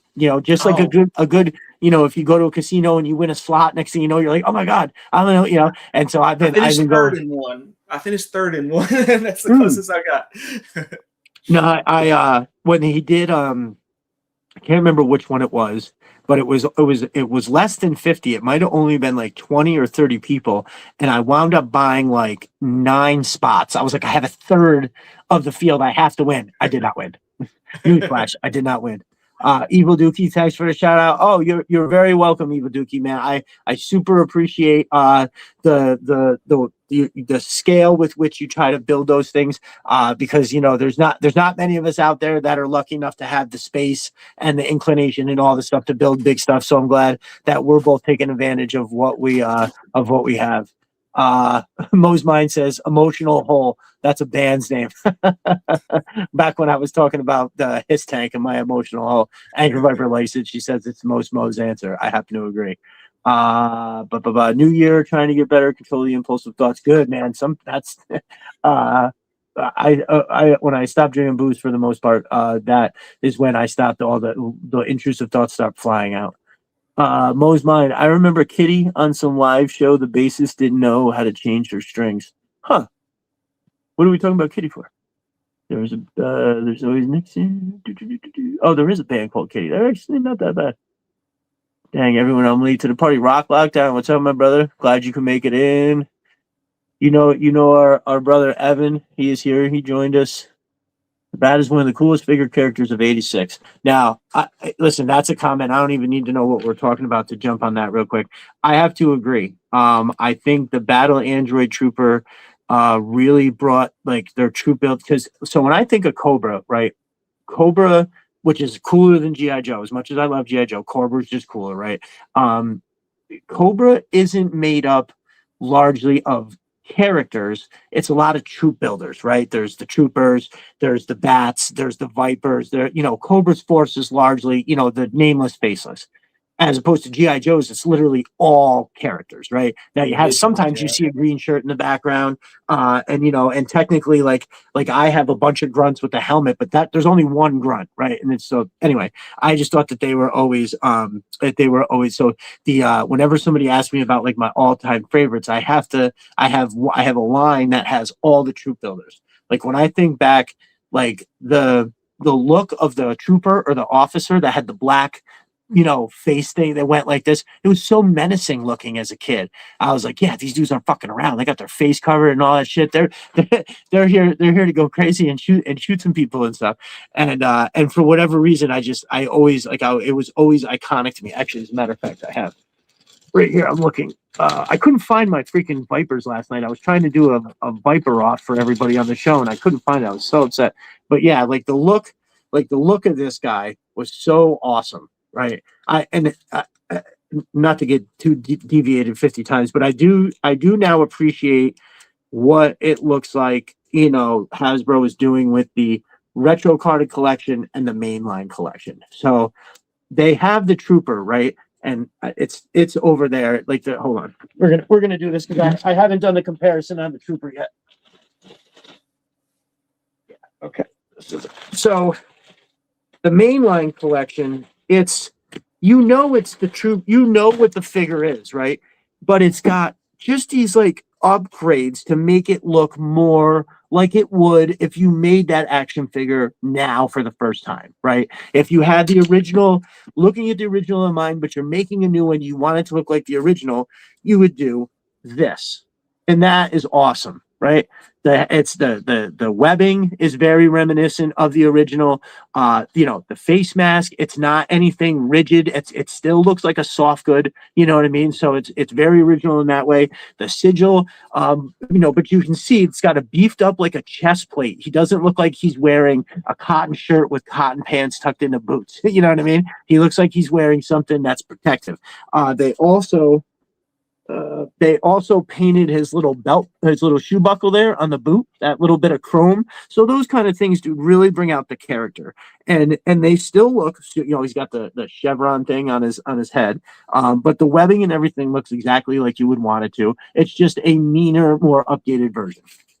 But then in my head, I'm like, why would they make that is what it looks like? Why would they make another one that basically they're saying it looks more like the retro? And they're like, yeah, that's what we're going to do. And it's going to look like this. And then you get it and you go, oh, okay. I understand why they did that. Because this is exactly what it looked like in the cartoon, or what the original figure looked like. Like they still had the underbody is very similar, but the shirt looks, the legs, it looks different enough to where you go, okay, I guess I understand that. Another great example is the Vipers. And this is the one I couldn't find last night to make this comparison, and it makes me nuts. So the Cobra Island and the 3-pack Vipers, do you have any of those? Yeah. Okay, so if you got the 3-pack, then you'll know exactly what I'm talking about.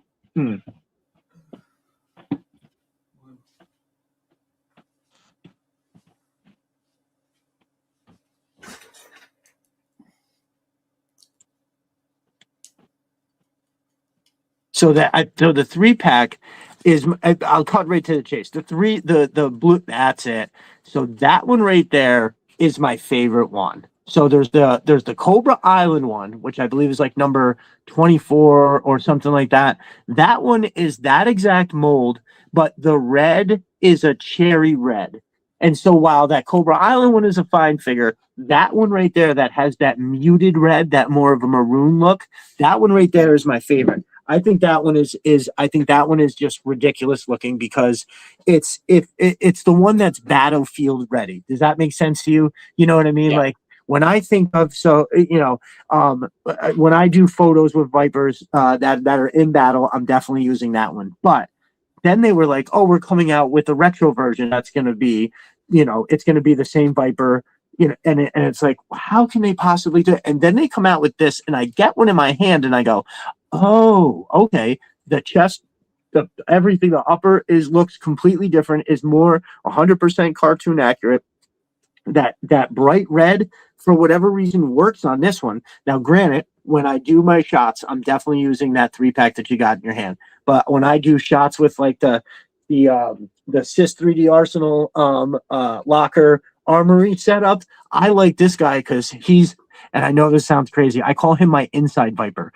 This is the Viper that's in the compound, hanging out, making sure everybody gets the right rifle off the rack and stuff like that. But that 3-pack Viper, bro, for whatever reason, to me, is just insanely fucking awesome. Looks rough. I love that set.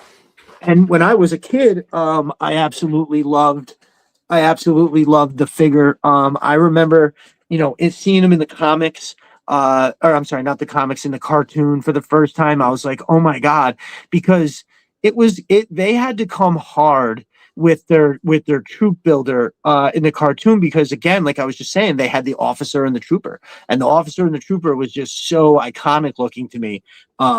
That I'm glad they came strong with the Viper to kind of take that take that place of the actual, troops running all over the place. One of the coolest things to me still to this day, every time I see it, I think it's awesome, is Bazooka blowing up the bat in the beginning of the season, the new beginning for season 2 cartoons. Bazooka blows up a bat with his rocket launcher, and somebody punches a viper. I think was it Snake Eyes or Beachhead? I think it was one of those guys. But yeah, I love that viper. Snow anchor pull, everyone behaving themselves. Oh, nice. And the knife that went nowhere. Rock, who is that from? I know what you're talking about, but on that snow serpent. Oh, right. Yeah. I mean, my God. Big Red, I agree. See, sometimes if I wait too long to jump in here, I lose track of what they're talking about. Speaking of Snake Eyes, I realized today that the 87 movie is the first time you see the cartoon version bust out a ninja sword. Is that right? Huh. All right. So what Big Red is saying that the Snake Eyes, what part of the movie does he do that? Because we were talking about it earlier, his appearance in the movie when he's Arctic Snake Eyes and they're in Cobra La. He immediately pulls his laser out and starts going to town all over the place because he just saw Quick Kick get grabbed by the foot and thrown across the room by the Royal Guards. Are you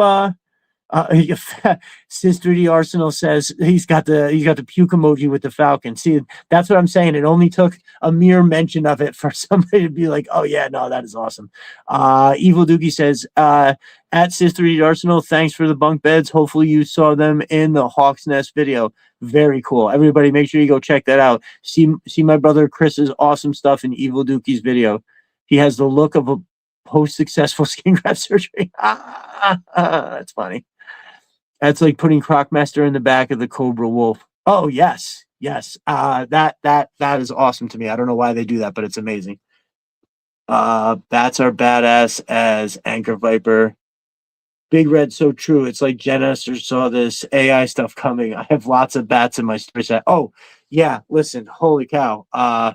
If Anchor Viper wants to tell you how many bats she has, she can tell you, and it's ridiculous. It's one of the coolest things. Stew for lunch. Good evening to you all fine humans and the bots, just in case they're here too. Stew for lunch. Where do we find you at? Are you on did you see this like on Instagram or Twitter? I'm always interested when I see somebody pop into the comments for the first time and I don't recognize like the handle. I'm always interested to know the hey, Pop Cold Frenzy. What's up, my brother? I'm glad you can make it in. My dude. Yeah, still very proud of all the holiday giving away we did. Pop Cult Frenzy was part of that. He so graciously tossed up three $50 gift cards. I backed it. I backed those with extra figure, so some people really got some cool stuff out of that. He has helped my collection greatly too with his posts. oh my God, no, it's how you got to get it. So we have the figure count, which that's where that giveaway actually came from. So we have the figure count, and every time I started somewhere, at one point I was like, yo, I've gotten quite a few figures through this guy's links. I wonder if I should like keep track and do like it would just be a cool thing to post, right? Figure count. It also lets other people, maybe if you're new, hey, buy with confidence through this guy's links. It's always the best stuff. And so somewhere at one point I was like, you know what? I just looked back through Amazon real quick and I counted them up and I was like, all right, I've got like 22 here. And then I just started from that, right? If I missed a few, it is what it was. I just didn't feel like scrolling back anymore. So I started I was like, all right, I got like 22 at this point. And then every time I buy a figure, I just up that figure count on there. And we are up to 115. I had just gotten these backpacks from Action Force, from Valveverse, which, you know what? I'm going to open these and I'm going to show these to everybody real quick. Yeah, I had gotten these. I think this is the last thing I got from. Oh no, that's what I got today. So he had the craziest deal out there, and I'm most likely going to wind up selling it to somebody, perhaps at a good deal, because he had a link to eBay, and the link on eBay was for a dude that had a Law and Order set for $22 shipped. That's crazy town. That's like I haven't seen that for less than 30 anywhere. And now I just recently acquired one. Oh, I'm sorry. It was on Target for $28, and I had to pay for shipping and whatever, so it wound up being 30 something. I almost had half of mine at first to just return that one, and then I was like, no, I don't return them. I can trade it or do something. It's a great set. But yeah, the last two things that I got from our brother there was this this setup from Valiverse that is pretty cool as far as backpack goes and very affordable. So I'm trying to find the other ones that I had. Oh, here they are. Yeah, I want you to take note too, Evan, because this isn't a paid promotion. I'm just showing this off because it's fucking cool and affordable. So these packs, right, where like you get 5 of these. Here's the fifth one I got in my hand. Do those myself. Oh, you do? Okay, cool. Yeah.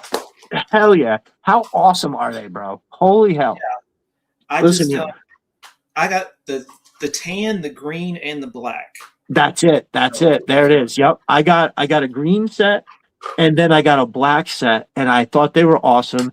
Then the tan set came out I happened to see it. It was on sale the other day, and I ordered a tan set and then another black set because, dude, they're better than a lot of the backpacks that the guys actually come with. Like they've got some of them. You get 2 of them that have communicators, right? There's 2 of them that have the little phone thingy, and the one that has this thing, the little antenna that comes up out of the back.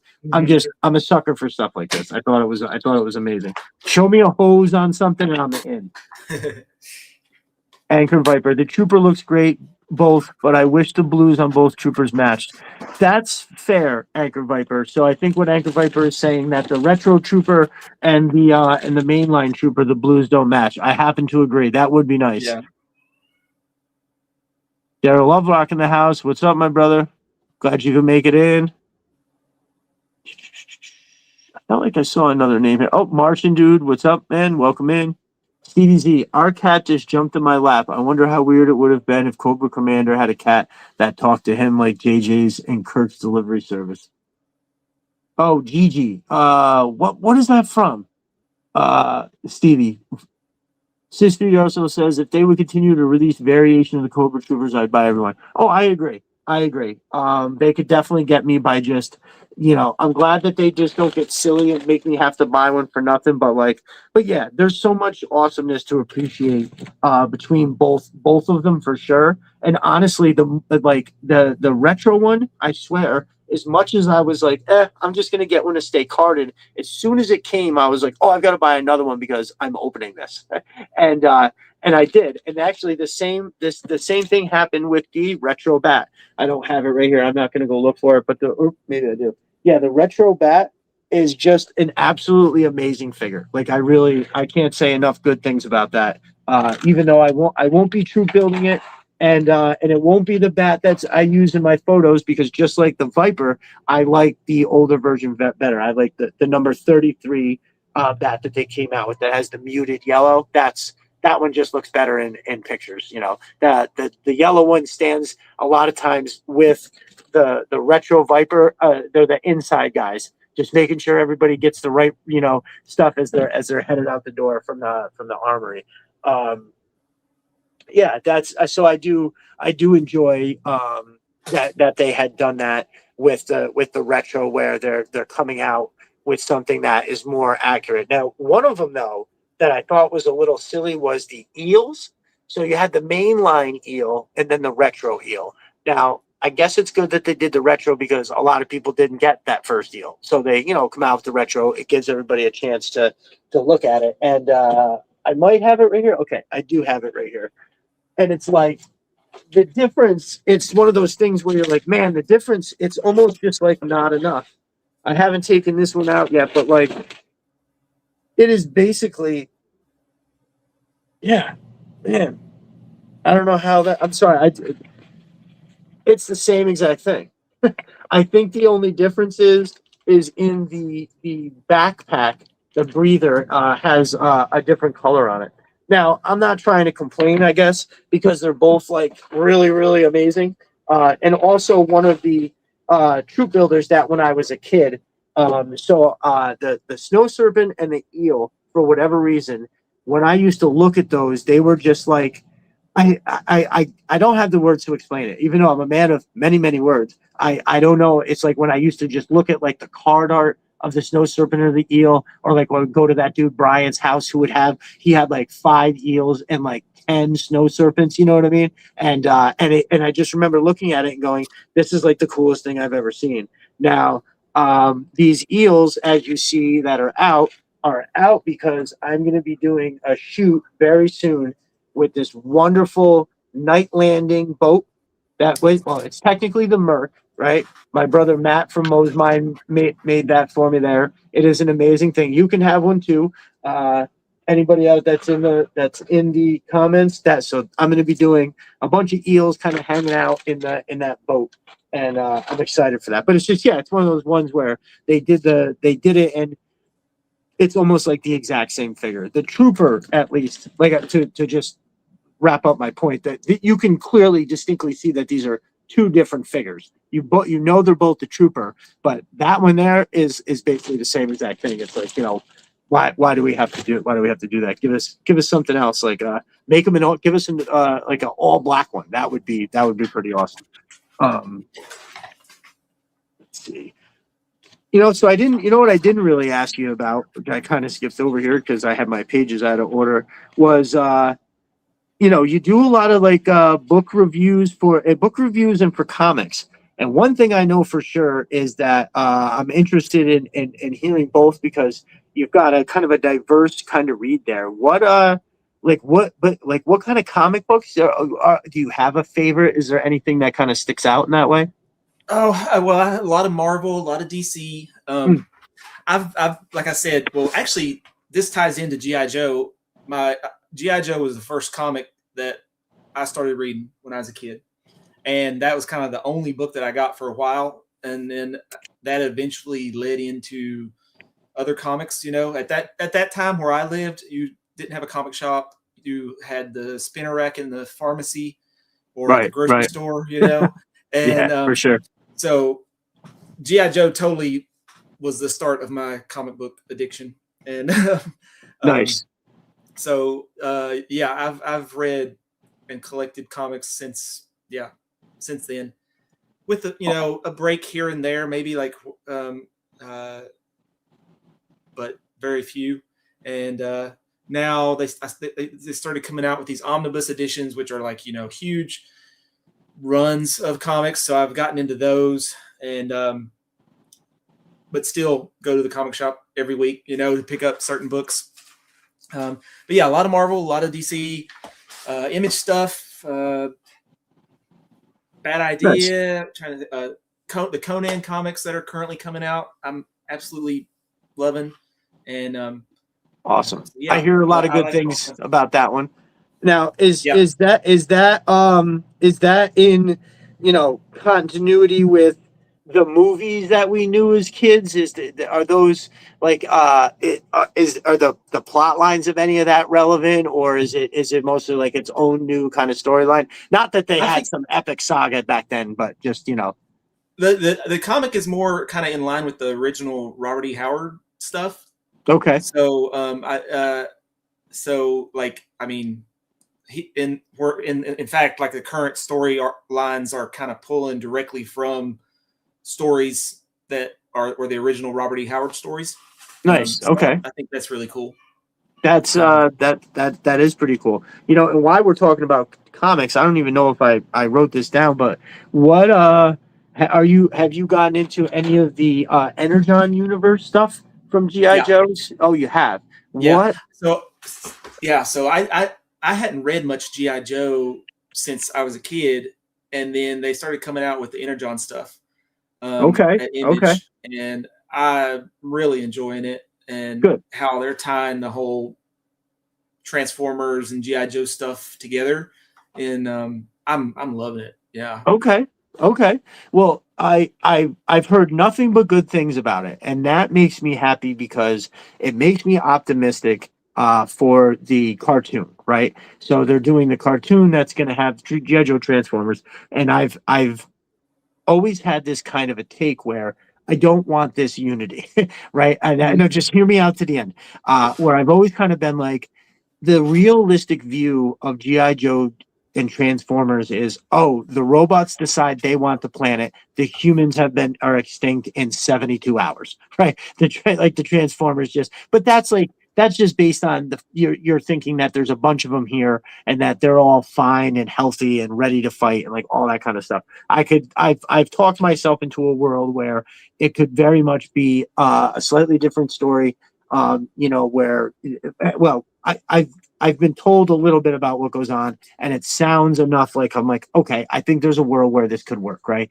And so when I hear people whose opinion I trust very much, like you're saying it, Conrad Hauser is saying it. I think my brother Stevie Z has mentioned a few of these things. That I think he's reading it too, and everybody has said nothing but absolutely glowing things. So that coupled with the guy that they've tapped to direct it is the guy who did Invincible, the director from Invincible. So you add that together and you're like, okay, you got the ingredients. They've got the ingredients. Everything's chopped up. It's ready to go in the pot. Let's just hope when they put it in the pot, everything else, they let it cook just right. Because, I feel like there's a part of me that goes, if it's G.I. Joe, I'm going to watch, like without a doubt, and most likely enjoy it on some level. That's like the same thing with the movies, those The Rise of Cobra, Retaliation.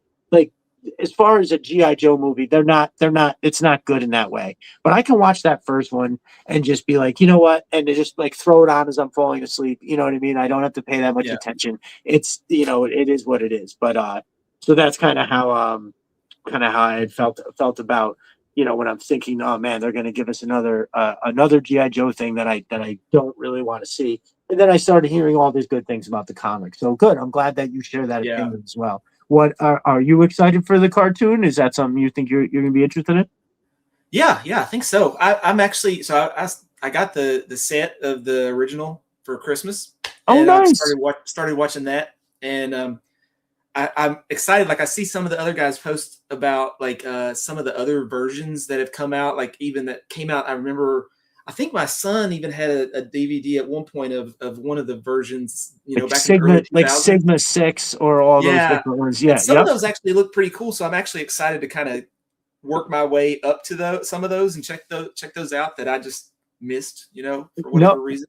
Very good. So my brother Conrad is very good about giving us clips from all the different lines, right? Like most of us are like Sumbo or die, and that's fine. But I think that it's awesome when he throws those clips out. But yeah, I've noticed the Sigma 6 is good. Well, that Resolute, right? The G.I. Joe Resolute, that's fantastic. I think I saw a clip of that he had posted recently, and I was like, oh man, I gotta check that out. You gotta check that out, brother. It's like 45 minutes, no commercials, and you absolutely, you're gonna be like, yes, it's without a doubt my favorite G.I. Joe content that has come out since the Sumbo cartoon, for sure. Yeah, I definitely got to check that out. In the comments, my brother, sister Arsenal says, Stu is from FFC. After I had said that and I was asking you, I started to think that it sounded very familiar. Well, welcome in, brother. I'm glad that you can make it, and you will see me back over on FFC on Tuesday. I'm 90% sure I'm going to make it. I'm also on Destro as my spirit animal on Monday, so it's a lot of if I do that and then again and then on Tuesday it'll be 4 podcasts in 5 days. So I'm loving it. Oh yeah, so our brother Daryl Loverock bought the awesome shirt that Stevie Z just made. The Destro is right. So I'm gonna get one of those for sure. Yep, I'm going over. And I'm gonna get one too. I'm hoping. Stevie? What was the blueprint that Classic G.I. Joe had posted, and I tagged you in it, and I was like, new shirt, because I've seen a couple blueprints lately. So I've got another one on. I had one of these. Evan, you'll see I almost always have one of these on. If I'm not wearing, so there's 2. Oh shit, darn it. Pop Cold Frenzy, I forgot your shirt upstairs. And you know what? I forgot that last night too. Well, you know what? I'll show it off on Tuesday when I go back to FFC to show off my haul. So boom, Jay Antonio made this one. I thought it was super dope. Man, I thought I had Pop Cold Frenzy. I'm sorry, brother. I thought I had your shirt down here. So Jay Antonio makes that shirt and a bunch of other stuff. Everybody check that out. Pop Cold Frenzy. made a shirt. It's O'Hara Karate, and it's a picture of Scarlett, right, with like a little emblem of Scarlett, so to speak. And I think that was awesome because Scarlett O'Hara, is there, like, and it's just like imagine if there was like a karate dojo, and Scarlett was the one. Yeah, I remember seeing that. Yeah, fucking awesome shirt. I absolutely love it. And why I'm mentioning all these other names and my brother Jay Antonio, a reminder to everybody that sooner than later, we are going to be dropping our first episode of the Power Hour. So Jay Antonio and I are gonna come together for a midweek throwdown, probably like on a Wednesday. We're gonna come up with a couple bullet point topics that we just want to throw our opinions in the ring on, and we're gonna come on live and get down. What's funny is Matt from Mo's Mind. I didn't see the comment at first, Matt. I couldn't see the comments last night until afterwards, and when I kept saying, the Power Hour, Matt from Mo's Mind wrote Power Hour, but he had a capital S at the end, so Power Hours, meaning like I can't go. I believe me, I'm sure right now if there's people out there betting the farm that there's no way I only do 1 hour, but we'll see what happens there. Mo's Mind, my understanding is that the Valkyries are their own specialist group of troopers. I assume they pilot claws as well. I wanted to have the Valkyries in my claws for a shoot, but then I kind of decided that they belong in the snake armor. That's again another shoot that I'll be doing soon. Chris from Sister the Arsenal says, I think the backpacks are 15 to 17. Yeah, right now, they were $14.99 when I got the first ones, but then when I bought the tan set and my second black set through Pop Cult Frenzy's link, they were $12.99. And dude, I mean, at that point, you're paying $2.50 for a fucking awesome backpack. Like I tried to not go nuts and buy like a bunch of sets, right? That's usually what I do. I'll be like, I'll just buy 10 fucking sets of these things. It'll be $150 and I'll never have to worry about backpacks again. So I said, no, I got 2 black sets, a green one and a tan one. Daryl says the tan backpack is perfect for Alpine. It's the perfect shade for the Aura figure. Yes. So where'd it go? The tan one, what I want to do is, it's funny you say that. I don't know. Does anybody? So I had Alpine out the other night, and I had a green one, the green backpack and a black backpack, and I put it on Alpine, and they both looked really great. But he's mentioning that this one would look really good with Alpine, and I almost want to try to pull mine out, grab mine to see if I could. Because you got the backpack that's got the rope on it. Let's see. The one so you got the that's got the rope on it. No, hold on. Let me put my glasses on. What do you got there? Oh no, wait. Yes, I'm sorry. Yeah. It's on the side, right? That right there. And then it's got all the other things on the other side. The D rings that are all chromed out. Yeah. I think that this one would look amazing. I mean, dude, I at first I wasn't sure how these ones, the ones with the strap, I wasn't sure how they were gonna look. Ooh, yeah, man, I'm digging that. That looks like a mountaineer's backpack to me, bro. Nice. I'm glad you had that to throw that on there. Chris from Sister the Arsenal says, I hate that the Trooper Blues don't match. I'm sorry, I'm trying to catch up here. The Trooper Blues don't match so much. I fucking agree, dude. That is crazy. Rock Lockdown. Eels had a different decals on their air tanks, and it looks like the Cobra logo and skin tone might be a bit off. Oh, right, about the ones. Yeah, thank you. Evil Dookie confirms. The Terminator scene, the bat was legit the coolest thing ever. It gave them an out for killing bad guys, and they were freaking Terminators with arm attachments. Yeah, so what my boy Daryl Loverock is saying is that the bats in the cartoon became something that the Joes could actually shoot and hit because they notoriously never hit anybody ever under any circumstances. Even a blowing up his tank just throws the Baroness across the landscape. She's totally fine. I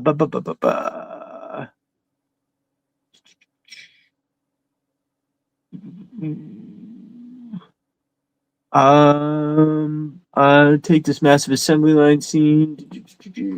Anchor Viper. I have one of these. Oh, nice. Looks like we're getting some business going down. I love it. Lived in the country, got my comics from a spinner rack at Zemmer's Drugs. Yeah, man, I think a lot of us definitely grew up with the spinner rack, without a doubt. There was York Pharmacy was the one, so I must have been 9 years old. probably at what is probably the height of my GI Joe collecting. Down the road was York Pharmacy. They had multiple Joes that would come in and out on the peg rack, but they would be older. So I think the guy who owns the store was obviously buying merchandise from, this or that and the other. Kalel 327 in the house. What's up, brother? I'm glad you made it in. What's up? Oh, Anchor Viper is dipping. Where'd she go? Can't stay long, but wanted to hang for a bit tonight. Have a great show. Thank you so much for making time to stop in, sister. I really fucking appreciate you, and we're all looking forward to season 2. We can't wait. Hell's motherfucking yeah. Awesome. Have a good night, sister. You too. Have a good one. Oh, good. I love it when they all say, very nice things to each other, especially to the lady. Makes me happy. Yeah, Kalel, we're here. You didn't miss much, brother. We just been throwing down. Actually, yeah, we've been on for a little while. Okay, so maybe you did miss a little. But yeah, we missed you too, my dude. So Kalel, another 3 3/4 master collector. Homeboy has, as far as I know, the biggest carded collection. He's got all the dope shit, and I have to mention it every time because it's so fucking awesome. My daughter is obsessed with Renegades now. Thanks, Conrad. All right. Hey, man, at least she's a Joe lover. I think that's awesome. Tried not to spoil it. Stevie, what were we talking about? That's funny. Resolute rocks. It does. Resolute leaves no room for nonsense or jokes. Super serious and awesome. Dude, I have to agree. But like in a good way, right? I felt like they gave a sense of urgency to the situation that was deserved, right? Because it was like they made something that happened over a very short period of time. That's what it would feel like. There's a bunch of shit. What are we looking at here? It's still like the no one dies kind of stuff, G.I. Joe, where everyone jumps out of the vehicle before it blows up. Exactly. I was just saying that Baroness jumps out of the his tank before it blows up every time. Sister Arsenal says launch pad. What are we talking about there? Got my brother one of those shirts for Christmas. He loves it at Stevie Z. Oh, good. I'm glad everybody is supporting. That's awesome. Get ready to feel the power. I love it. Yes. I'm finally getting somewhat caught up. I'm only 7 minutes behind. And there it is, where Matt Mo's mind says it in the comments. Power hours. Stevie Z says, awesome. Thanks, Kalel. I'm glad I have a few more designs in the works. Day job does take some of my design time. I know. Listen, I've gotten much better with it, but in August and September, I remember there was a time where I legitimately could not focus on what was in front of me because all I could think about was setting up for dio shots, and I'm not kidding. It was fucking crazy. Alpine's original backpack was tan. Yeah, that's right, Kalel. That's why I'm glad Evan was just able to throw that on there. Now I could see it. I think that looked awesome. New blueprint, Stevie Z. Is that what you got coming? That's awesome. Big Red says drugstores, grocery stores, and a Hallmark is where I always got my comics as a kid. That's that. Listen, man, I love that shit so much. When we used to find stuff, like I can remember being on vacation and finding things. I went to Tennessee to visit my uncle. How funny is this? My uncle was in the Navy in a landlocked state. He literally was on a Navy base in Tennessee. Don't ask me what the fuck. Now, well, I can. He worked on. He wasn't in the Air Force. He was for the Navy. He worked on an aircraft carrier, but he would reset the ejection pole on jets, right? So, like, if a jet was about to go out and somebody was going to get on it and fly it, he would go in and check everything to make sure that the pole, the thing you pulled to eject, that the pin was set and everything was good. So maybe he was just at like the school for that. But I can remember going there, and right on his barracks, they had just like a general store, and right next to it with a door actually that went from one side to the other inside.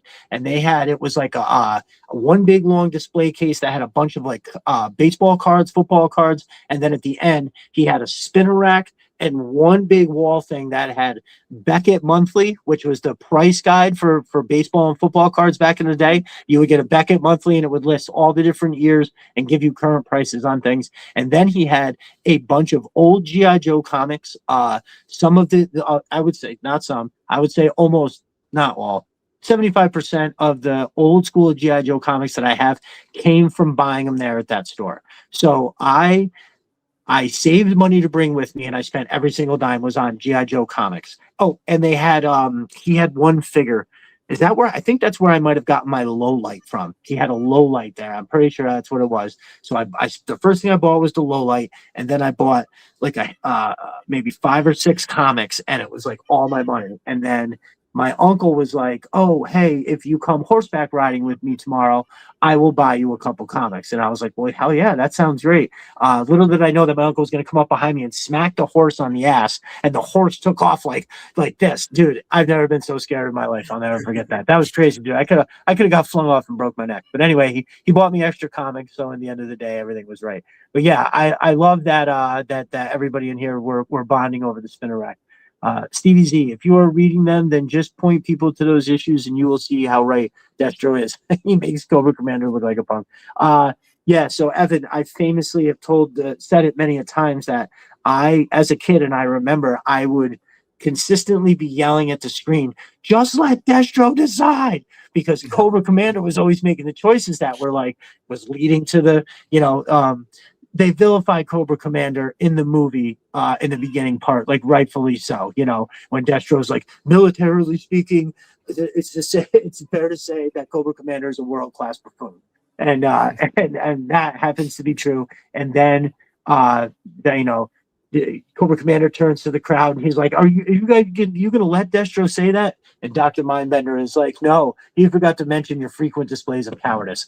And so that's where this all kind of comes from, because Anchor Viper is a Cobra Commander loyalist, and he's lucky to have her on his side in that way. Now, mind you, we're all Cobra. Don't forget. But if we're just looking at it, yeah, one of my favorite bands in Dillinger Escape Plan, they had a song called Destro's Secret, and it's one of my all-time favorite songs from everybody because it says Destro, and it's good.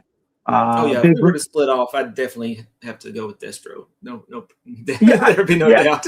For sure. Now, with this being said, with the stance I'm taking, Cobra Commander is on my Mount Rushmore of villains, 100%. His battle mask look and that voice are truly iconic. And he has and what makes him a better villain is that he has that psychotic way that you don't know what he's going to do. Destro's at least logical. You can kind of predict to a certain extent what you think he would do in a situation, right? But Cobra Commander, you're like, oh no, he might just nuke everybody, So shit like that, I thought was always pretty cool. That's one thing that I think is really cool about the new comics is they are making Cobra Commander really kind of a scary character, which is fucking awesome. Yeah, he's done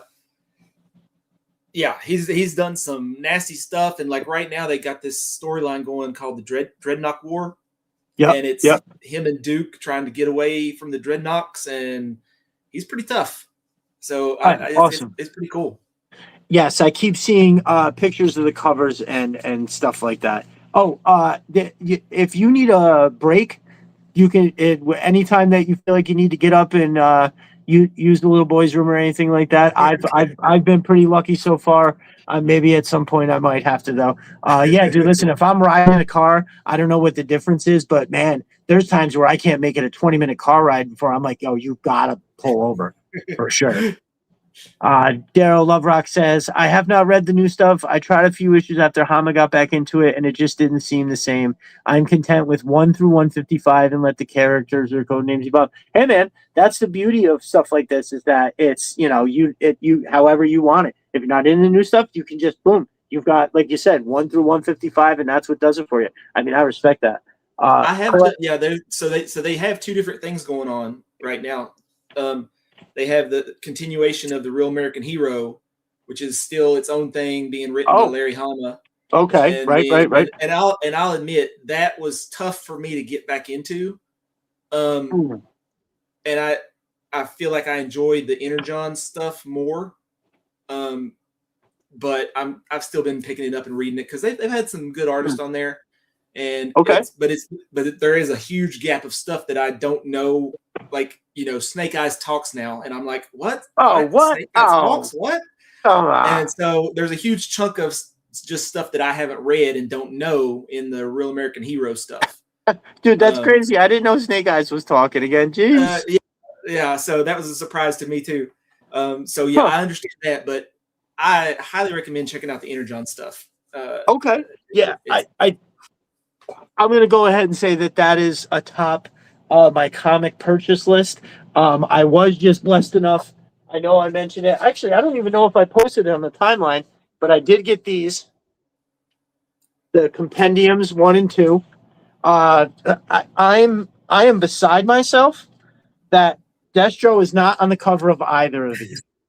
I don't know what to say, especially since Cobra Commander, they got him over here in the battle armor.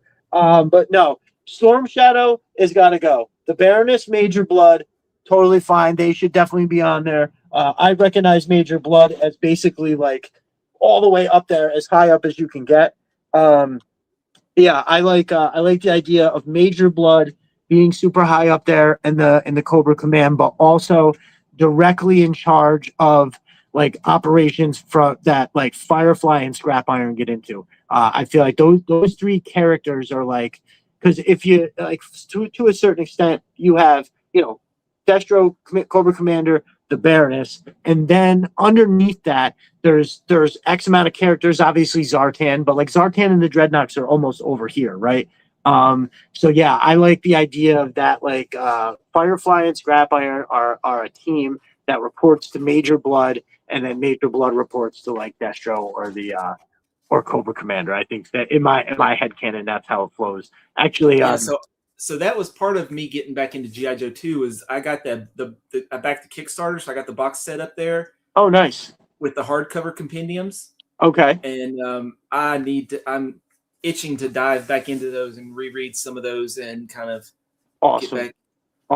You got the hardcover compendium. Is that what you said? Oh, yeah, nice. Yeah. That's fucking fantastic. Let's see. Stevie Z, I had a work contact with my dad that sold. I got 2 comics a week. Oh man, that's awesome. Buffoon. Let's see.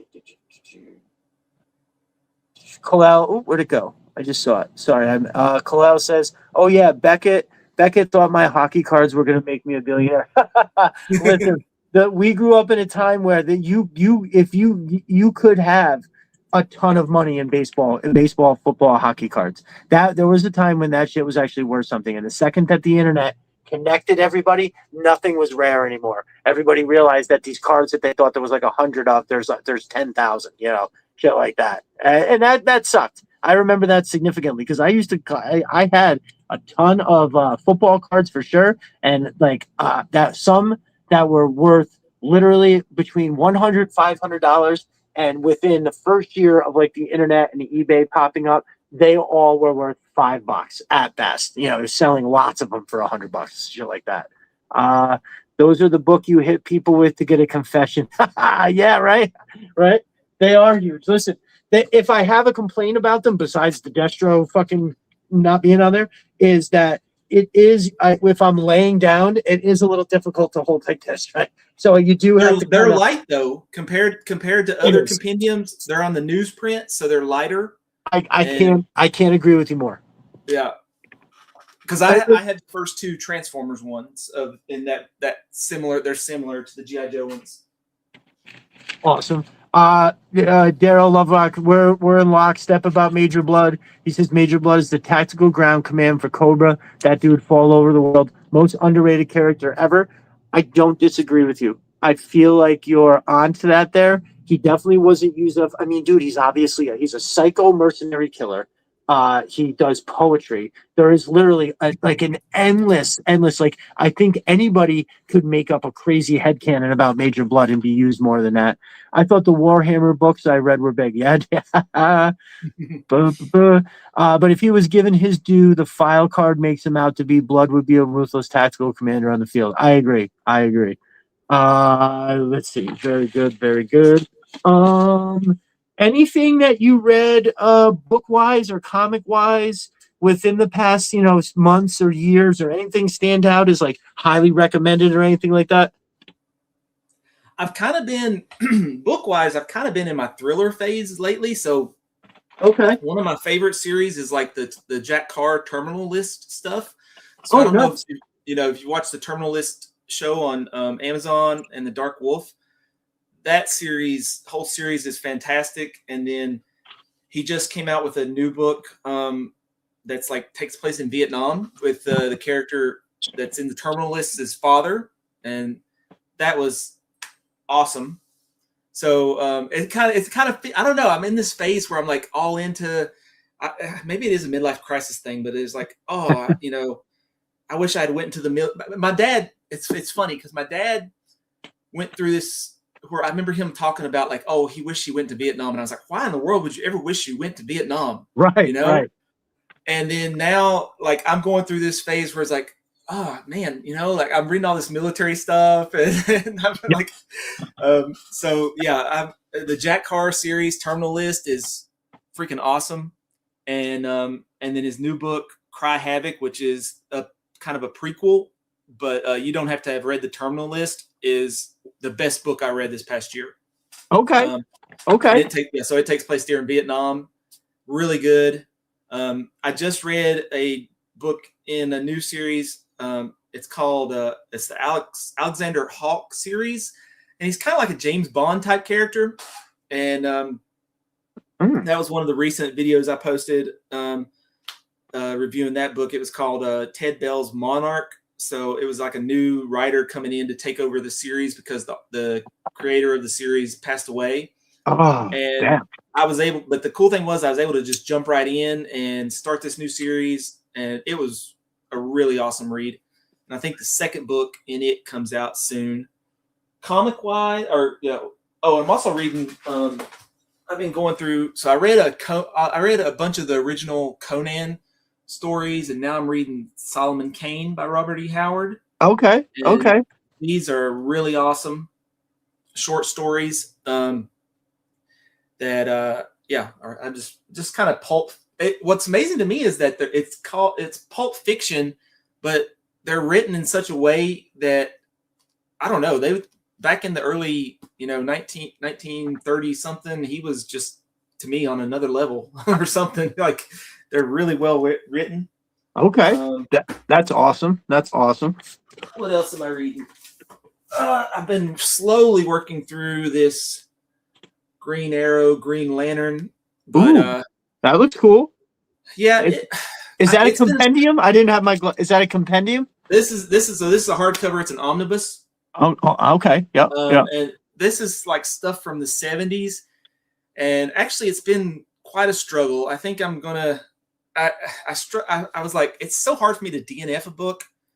But I think I'm just gonna have to like pick this up and just read an issue here and there because it's been a tough one to get through. And I always feel like it's the meme. Like if you ever see the meme with the guy digging for gold that keeps going and finds it, and then there's the guy that like turns around and walks away and doesn't get the gold. I feel like it's like that with books a lot of times where I'm like, I don't want to invest time. Time is so precious. I don't want to invest time in something that I don't like, right? But at the same time, I feel like there has been books. I'm trying to remember a Dean Koontz book, False Memory. Now I remember that was the first Dean. No, I'm sorry. It was the second Dean Koontz book I had ever read, and I remember like starting it and being like, "Well, this is so fucking boring." I was like, "If something doesn't have," and dude, it winds up being like one of my all-time favorite books. Have you ever read that one before, by any chance? No, I hadn't read any Dean Koontz. Oh well, he's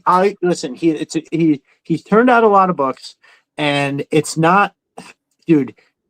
I would say so. The first book that got me back into reading as an adult or in my 20s was Seize the Night.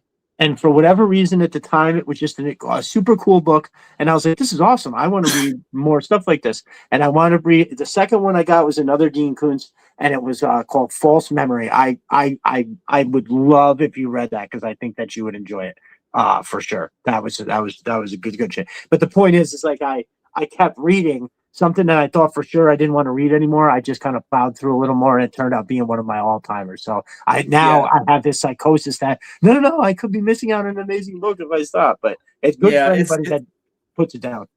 Yeah, it's tough for me, like because there's some classic issues in that you see, and but then there's a lot of other stuff to get through. Mm, mm. That's cool. I dig it. I dig it. Yeah, I mean, I always love when people recommend books because it's not like a movie, right? You can invest one night before you go to bed in a movie, and if it's not that good, it's just not the end of the world. A book is a major investment, like to me, because when you're reading a book, you're doing all the thinking, right? You're imagining what this looks like, and so a movie is more like they just tell you everything. You just kind of kick back and let it happen to you, right? A book you have to invest yourself in, and so I feel like it's a that commitment to it. I always like going with a recommendation first. So fuck yeah, I appreciate that. So yeah, I try to vary it up. Like I read sci-fi, fantasy, but then I feel like I have been getting kind of just more in the thriller phase lately. But so I would highly recommend, the Terminal List series, especially. Okay. I mean, it kind of ties into this whole military stuff too with GI Joe in my mind too. Nice. Okay. You have this, Navy SEAL guy, and so it kind of, I kind of view it all as related. And then, but if I was to recommend one book, like my favorite book of all time probably is The Road by Cormac McCarthy. Like, okay. I Okay. know you've probably seen the movie with Viggo Mortensen in it, but that book hit me like on an emotional and mental level, especially being a parent and stuff like that. Is a book I would recommend to anybody. Like, I'm writing it down right now. That's high praise. And I feel like I have heard like 3 other people mention that book specifically before, because the name Cormac McCarthy it's a specific sounding name, and I'm pretty sure that's every one of them has recommended that same exact book over the years. So yeah. So he wrote No Country for Old Men and some other stuff. So, but The Road is I'm sold. thing I've ever. I'm sold. No Country for Old Men is amazing. That's one of my favorite movies. Yeah. Well, I really dig good dialogue movies that a lot of people just think it's boring, but like the one we just named, that one right there is No Country for Old Men. There Will Be Blood, and largely a lot of scenes in Kill Bill. Kill Bill, mercifully for a lot of people, comes with a lot of action, but dude, there's like dialogue scenes that are amazing in that. Like when they show the scene where Bill shows up to the bride getting married, their conversation before he kills them all, that's amazing. Oh man, the one where they have the conversation at the end is also very good. The conversation between Vanetta Green and the bride, where after she gets out of the hospital, I think that's the first scene in the first movie, I think, or the first one that they show before the little comes home from school. Yeah. So like, and like a lot of people think There Will Be Blood is an awful movie. And look, if you can't get through it, I get it. But the dialogue in that, like Daniel Day-Lewis is phenomenal in that fucking movie. It's the very end. The I Drink Your Milkshake, dude. Me and my buddy Jay, we say that shit to each other endlessly because it's so unbelievably good. He makes him stand up. And I don't. If anybody just happens to have not seen it, maybe I won't say it. But there's very many awesome parts that are really good. But that one is the shit right there. Remo Williams sequel. Okay, y'all are talking about something. So Stevie Z says, "Let me know if you ever heard this one. Virtual Light by William Gibson." Stevie Z is recommending that. Says he rereads it all the time. So anybody that's going after it more than once like that is that's gotta be. I'm gonna have to check that out. I've read a William Gibson book. I can't remember which one I've read, but he's kind of like the what's the term?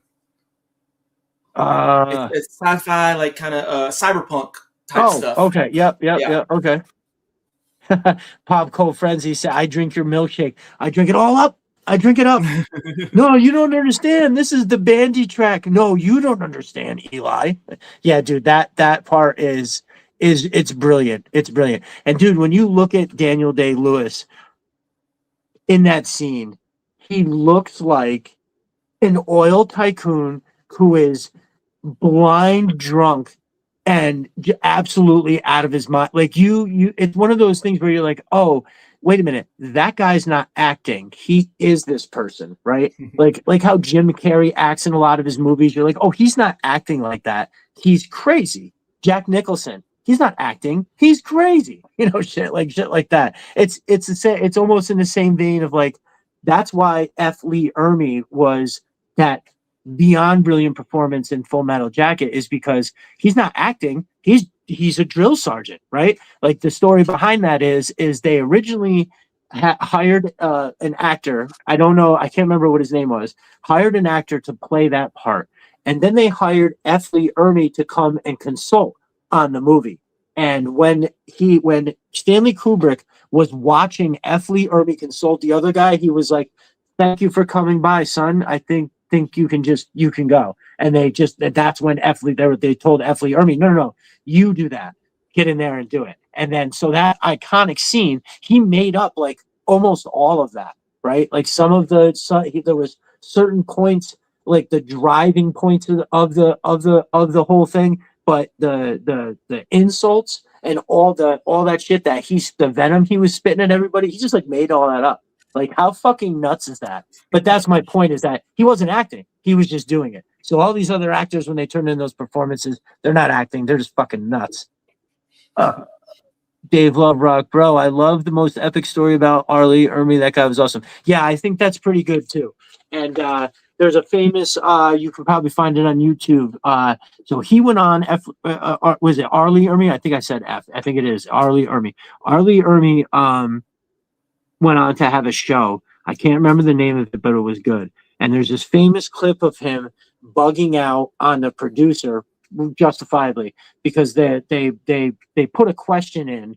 Like, he does a mailbag at the end of the show, and he asks questions from people who write in. And one of the questions was, it was a very, said in a disrespectful way, about I can't remember exactly what it was, but it was something like, oh, the Coast Guard. They were like, oh, hey, thanks, Gunny. Can you tell me, do you think that the Coast Guard is going to be able to respond to this and this situation? Like, it was some kind of catastrophe, right? That happened like off of the coast of California, something. And they sent the Coast Guard in to take care of it. And this guy that wrote in was like, do you think the Coast Guard is qualified to handle a situation like this? And so while doing the show, he answers the question in a way, and he's like, oh yeah, I think they can handle it. And he just went on to name like 2 specific divisions of the Coast Guard that have to do with maritime stuff and happen to be ultra badass. And he's like naming them, and he's like, that's why they can do it, because they got these guys and those guys and blah blah blah. And then as soon as they cut the camera, he starts yelling at the producer. He's like, what the fuck is this shit? Why are you making me say this kind of shit about you? What the fuck is wrong with you? And then he says a bunch of other shit to somebody else, and then he walks off. It's great. Which is basically like saying, yeah, because when you ask a question about the Coast Guard, it's kind of like, it's the Coast Guard. They're not the Marines. They're not this. It's a slight. And I took it the same way that he did. And if anybody wants to try to Google that, it's worth the time. It's very, very funny. Lock and load and mail call. Thank you, Daryl. That's the one. After 9/11, I brought my M14 stock to Navi he went full Gunny Harmon on stage. That's awesome. Well, dude, because that scene, I can't tell you how many times I've put that on. Like, I remember before I had my kids, I had the contracting business, and I had at the time, one of my sisters was dating this guy that owned a restaurant that had a very small bar area in the front. It was like a waiting area sort of thing. And this place was very small. He got very popular because he was an excellent chef. And anyways, I was helping him out like Friday nights and Saturday nights up front, stuff like that. And it was not stuff that I normally did, but it was fun. And he paid me very well to do it, so I didn't mind. And oh fuck, I lost the thread. Man, when I was sorry, I lost the thread about what I was talking about. That happens every now and again. Yeah, well, anyways, we'll move on. Usually I'm writing it down as I go, and I'm surprised this doesn't happen more often. So let me look back. Maybe I can remember something that I was talking about. I don't know why I got into that. It's all my over explaining. I wind up branching off, and then I lose what the fuck I was talking about. Dave Lovelock getting the stock signed? No, that wasn't it. I don't. I had something to do with the owner. Well, yep, I lost it. That's all right. But anyway, that clip is absolutely epic and worth going to grab. Oh, that's what I was saying. Yes. So I love the beginning of that Full Metal Jacket so much that so when I was there, I remember they had some young people that had never even seen the movie or heard of it. And I remember putting it on my phone in the middle of the kitchen to like the dishwasher and all the other people, and they're watching it, and they're literally with their jaws on the floor, like, what the fuck? And he's like, and one of them said something about a movie, and I was like, no, this is how it is. Like, if you go and this is what they say to you, and they're like, no way, and I'm like, yes way. So yeah, that shit is so epic that when you show it to even people today, it's as jaw dropping as you can imagine. He signed my stock, said it was the finest battle rifle ever made. Fucking love it. That's great. Kalel says it's a damn good one. Very good, very good. So dude, thank you so much for those book recommendations. I will throw this out there too. Have you ever heard of Jeff Long? He didn't write. He's a mountaineer who wrote, like a legit mountaineer who wrote books about climbing, just like his experiences of climbing, like real shit. But then he wrote. It's supposed to be a trilogy. Only 2 of them are out, and I'm worried about the third. But dude, they're probably my favorite thing of all time. So the first book is called The Descent. Now they made a movie. That whole movie is based on a sliver of this book, right? It's not as you can't, dude. This book is fucking amazing. I can give you like an idea without telling you too much. Right off the bat, the world comes to understand that our subterranean world, there's something down there. Hell, the myth of hell through the years turns out to be something much more realistic than stories. Now, I know that sounds quite fantastical, but this dude writes this in such a way that you're like, oh my God. So there's like, it's just enough of like the supernatural, but it's very little, right? Everything you read, you're like, this could really be happening. Because, he weaves in facts, you know what I mean, to kind of bolster the story a little bit.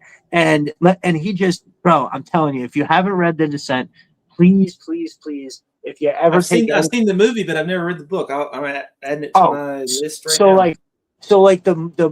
The movie is just like so throughout the book they have a chapter that'll be one person's experience with it. Like they have this one where a guy slips and falls into a tunnel and then is trapped in that world down there. And what happens to him is crazy. And just the way that he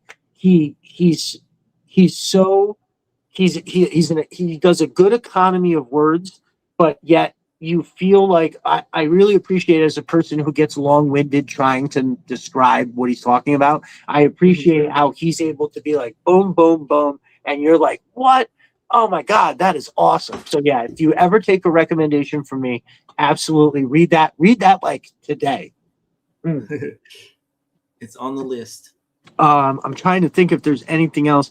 I did mention I'm a huge Hunter S. Thompson fan. I've read just about everything I think he's ever written. I have a pretty decent book collection that, as a matter of fact, I went to look for the other day, and I only found 2 of them. And now I'm like, oh my God, do I have the rest at my mom's house? I have to go find these because, dude, I have first edition Fear and Loathing, first edition Fear and Loathing on the Campaign Trail. First edition Curse of Lono, and I think there's another first edition that they're not all worth like a lot of money, but they're if I had to go buy them again, I'd be like, oh, I can't pay this. Right.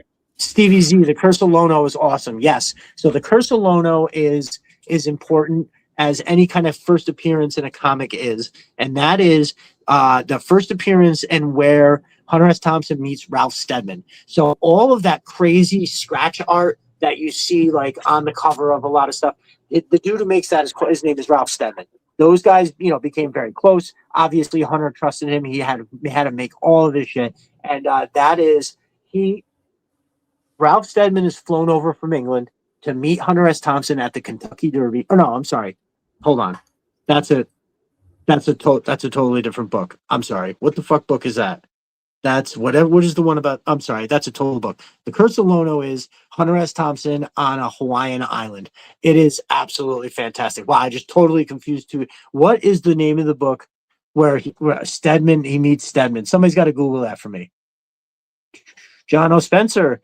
Sorry, I'm late. It's RPG night. Oh, nice. Oh, Art, what do you do? What do you play RPG, brother? You got to tell us about that. I've watched Fear and Loathing too many times. Yo, Fear and Loathing in Las Vegas is my favorite movie of all time. And whenever it gets back, I will tell you why. I absolutely love that movie. I still need to find Illustrated Animal Farm. Ralph Steadman's books are awesome as well. I've not gotten into any of his books, but I know that it's good. Boo-boo. Hey, Daryl, thanks for stopping by, brother. I appreciate it. I'll see you in the Twitter streets.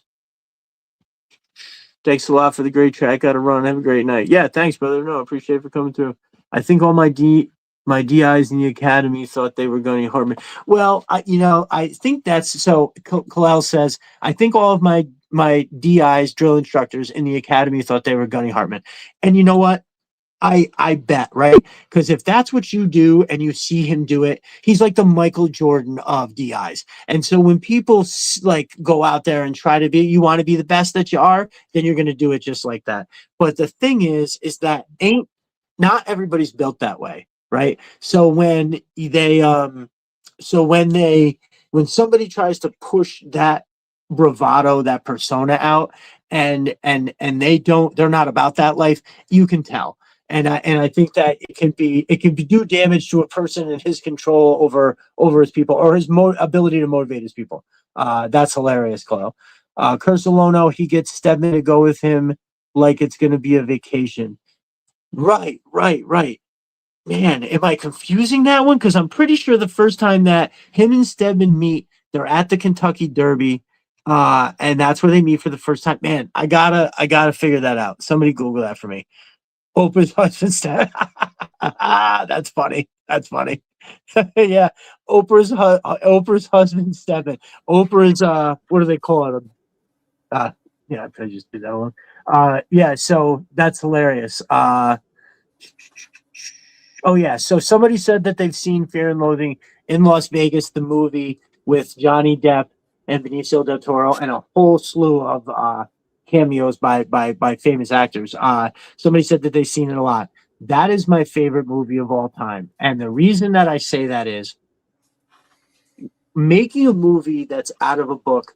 You're already up against the wall of trying to translate somebody that is able to describe something with so many words. You're trying to tell that with just a picture, right? It's not like you can write out everything. You have to do something in like every little frame that represents a group of words, right? Like one small thing means this whole paragraph, and you have to do it so it translates. One of the craziest books I ever read is Fear and Loathing in Las Vegas. And when I see the job that Terry Gilliam and all those actors and actresses did with that, like all the choices they made to kind of represent, if you read that book and you watch that movie, there's like stuff in the background, a picture hanging on the wall, just stuff that they've put in there visually that represents important parts of the book, or parts of the book that are noteworthy, right? So when I say that that's my favorite movie, is because I don't think anybody's ever been challenged with making a movie out of a book as they were with that, and definitely never delivered in the way that they did. Now that's just my opinion. Obviously, I'm a huge Hunter S. Thompson fan, so my bias is on full effect right now. I'm tilting completely towards that for that. But no, I definitely feel like that's my favorite one for sure. Now, that's actually one I want to pick up soon, because my son and I have been like picking up a couple of the Criterion when they had the Criterion sale. They just had one back in November, I think it was. And I was like, well, I don't know what to pick. And I always loved 12 Monkeys by Terry Gilliam. Oh, awesome. Awesome. And Fear and Loathing is great too, and they have a Criterion of that. So I think that's next on my list whenever they have a sale again to pick that up. Okay, that's what's up. I love it. Stevie Z says Where the Buffalo Roam. That's great. So Bill Murray stars as Hunter S. Thompson. This is like, I think it's the 70s, very early 80s, but I think it's the 70s. Yes. the movie, I think, starts out with Bill Murray in a hospital room. He's locked the door. He has, instead of an IV bag, he has a bottle of wild turkey hung upside down that comes down and goes right to like his mouth. And he's like walking around the room with it, smoking a cigarette. And they're trying to get back in the room. And he has his lawyer show up. I can't remember the actor's name, but you would recognize him. The lawyer shows up. I think he like jumps out the window and then gets in the car with him and drives away. And the people like have to break down the door in the hospital. That is actually that movie was horrible. No, I'm not saying that it was good. Did I say it was good? I hope I did, because you're right. It's not that good. It's excellent in the sense that it's Hunter S. Thompson. But no, for sure. If nobody likes it, I understand. But yeah, that I had to mention that because the Fear and Loathing in Las Vegas is an absolutely favorite movie of mine. After that, I couldn't get into a direction one way or the other about other movies that I like. Why we're talking about it? Any movies stand out to you as like all timers? I know I'm putting you on the spot with that, so listen. Well, that's why I have so many notes, because when I go on a podcast and if they ask me a question like that I haven't had time to think of, I'm like a deer in the headlights. My brain doesn't. I'm a big fan of the the Coen Brothers movies. Okay. So I actually just got this on sale. Amazon was having like a 3 4K movies for $11 a piece. Okay. So okay. Big Lebowski. Love it. And so I love one of my favorite, Raising Arizona. That's one of my favorite movies that I could watch anytime. And I know it's a weird one to have as your favorite, but Raising Arizona is one of my favorite movies of all time. It's a good movie. I didn't listen. No shame. There's no shame here, bro. We have no idea why we like the things that we like. We just do. And if you don't embrace your own personal choices, then who will? For sure. I love it. My Letterboxd top 4 right now. I have the Dune, the new Dune movies. I absolutely love. Yep. Okay. Empire Strikes Back. The Matrix. The Matrix is the only movie that I've seen multiple times in the theater. I think I went and saw The Matrix like 3 times when it was in the theater. I absolutely loved that movie. Groundbreaking. More current stuff. My son and I just watched 28 Years Later. I absolutely loved that movie. Was it good? It was. I love it. A lot of people don't like it, but I absolutely, and my son absolutely love that movie. Can't wait to see the next one that comes out next week. Okay. The Bone Temple. Warfare was another one from this past year that I absolutely loved. Warfare. So who is that? Who was in that? What was that? Alex Garland was one of the writers, directors of it, and then one of the guys that was actually like in the unit also wrote and directed the movie. It's an A24 movie, but it is the most what I imagine being in a situation like that would be. But yeah, I absolutely love that movie. That's one of my 5-star movies from this past year for sure. Oh, nice. So, that's awesome. I love it. Any other 5-star noteworthy movies that you can think of off the top of your head? I just trust your taste. So when you start saying stuff like that, I'm always interested to. Yeah, like the 28 Years Later, I absolutely loved. I actually like it more than the original 28 Days Later. Really? Okay. I just felt like it has more depth to it, in my opinion. Like, I love it. You got father-son stuff, which always gets me. And then you just got stuff about dealing with, death and yeah, it's just I feel like then you also have the wild, crazy stuff that's going on too. Awesome. I love it. Some of the others that, from the past years, like Sinners, I love that movie. Okay. So like I had said about, making a commitment to a book and how a movie is less so, if I can get recommendations on a movie, then I'll definitely enjoy it, because my only problem is that when I get into bed and I set my phone up on the little gooseneck thing, I am on the clock a countdown to just passing out. Like, for the most part, it's if I get 15 minutes into the movie, and I'm still awake, I'm usually surprised. Once I get past that 15 minutes, I can usually stay up for a little while, but I almost always pass out. So no, I like how I saw the preview for that movie Sinners. I just was like, I don't know, maybe I'll give that a shot sometime. But well, a little bit of It a was really good. recommendation. Nice, good. And I Another did. one. Oh, go Oh, ahead. Sorry. No, go ahead. Another one that I don't know if many people have seen, but it was to me like kind of funny in the way that The Office is funny, kind of cringe humor. Okay. But Friendship with Paul Rudd, and I don't know the other guy's name. Let's see, what's the other guy's name? You see a lot of memes and clips with the other guy. Okay. What's his name? I can't think of it. Tim Robinson. Oh, right. The yeah. But I can't. He did his own sketch show, right? That same guy. Yeah. But that movie to me is absolutely hilarious. Nice. Right. So I love that it. was another great one from this past year. Awesome. Yeah.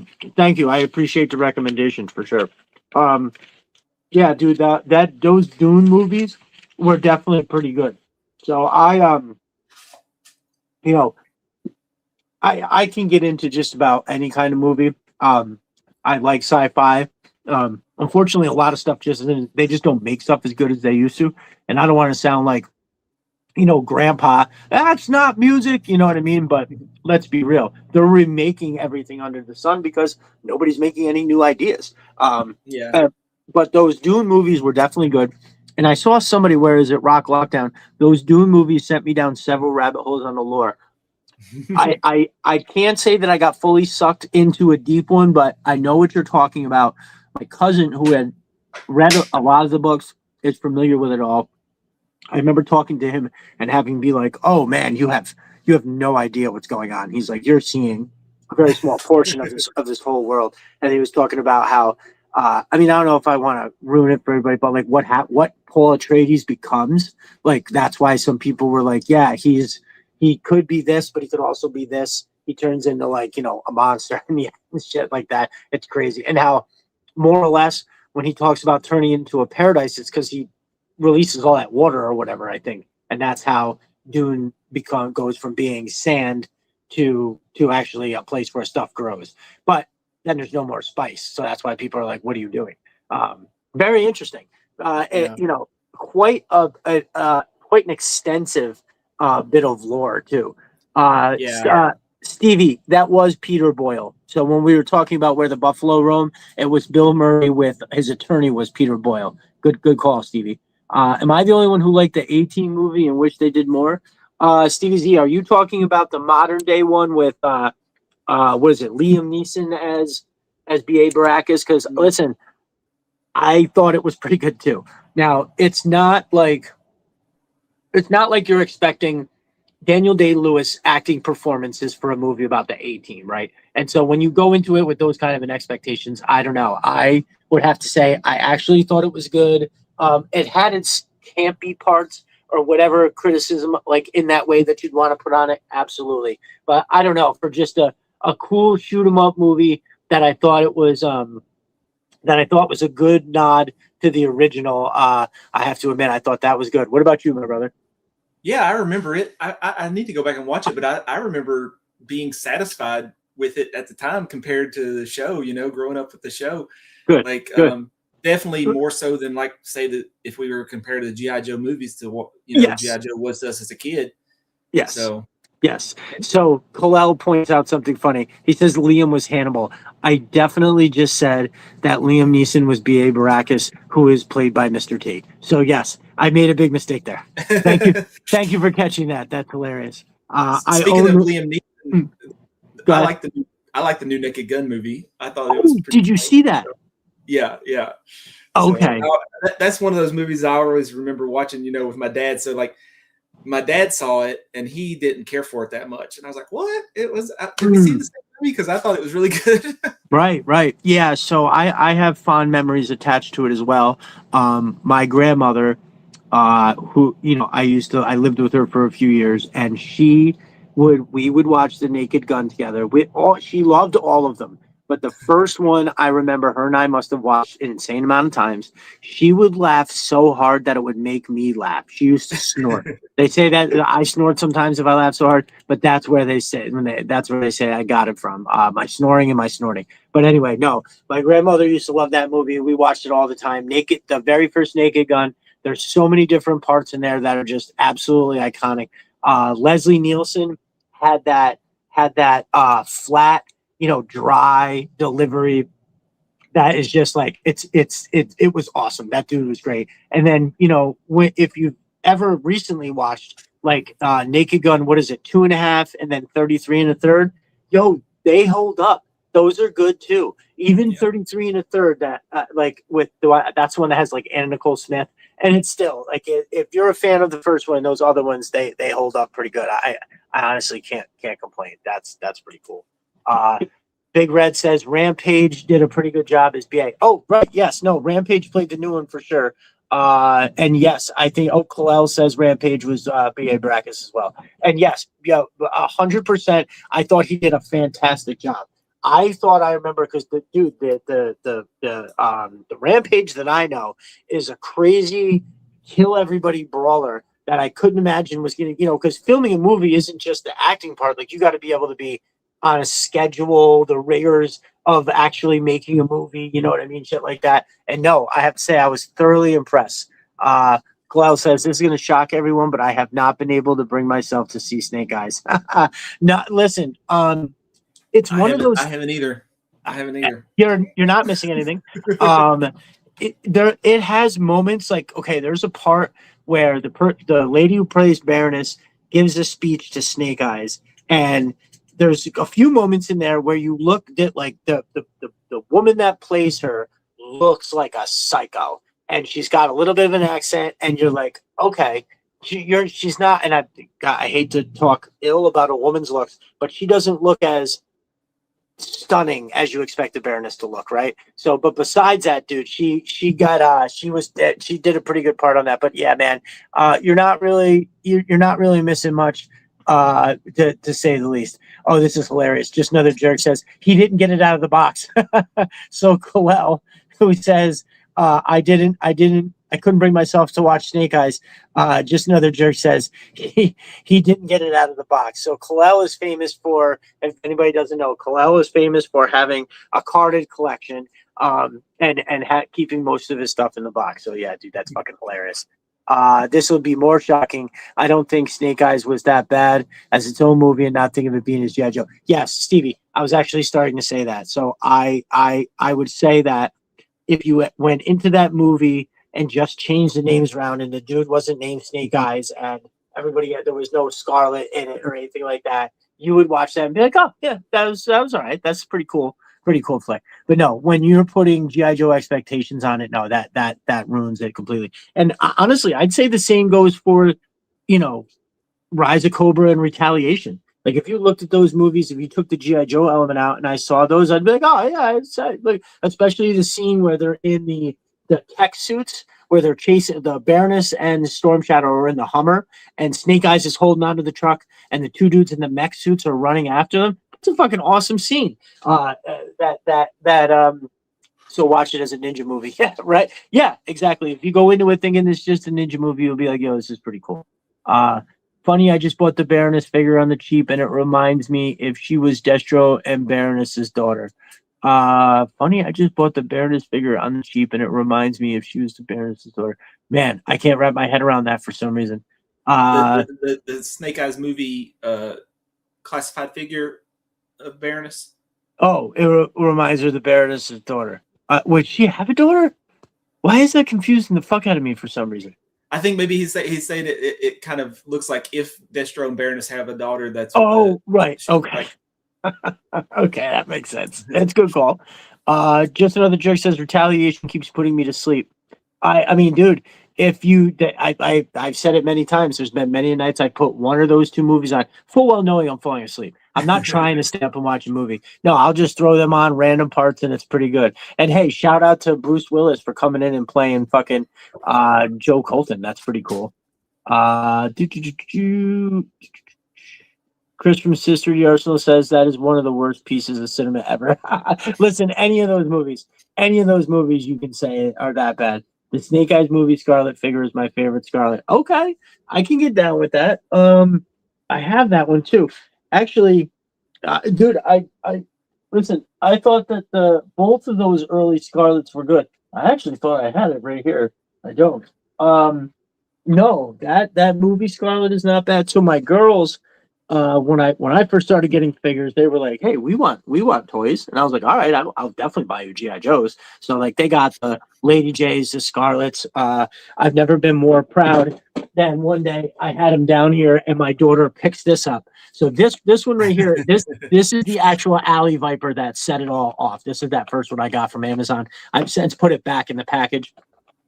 And I might keep that. Well, it's coming back out anyway. But yeah, so she picked this up, and I saw her looking at it, and I went over and I was like, "Do you like that one?" And she like lifted her head up, and she was like, "What is it?" And I was like, "That is an Alley Viper, and that's like Daddy's basically like his all-time favorite." And she was like, "Wow, this is cool." And I was like, "Do you want one?" And she was like, "Yes, I do want one." And then I actually like a couple days later, I remember going to look, and they were like $38 on Amazon, and then they weren't there. And then I went and looked, and I was like, you know what? I've got a bunch of them. She can just, when I open them all up, you can just say one of them is yours if you really want to. Whatever. I don't want to spend another 40. I usually wait to find some kind of a deal.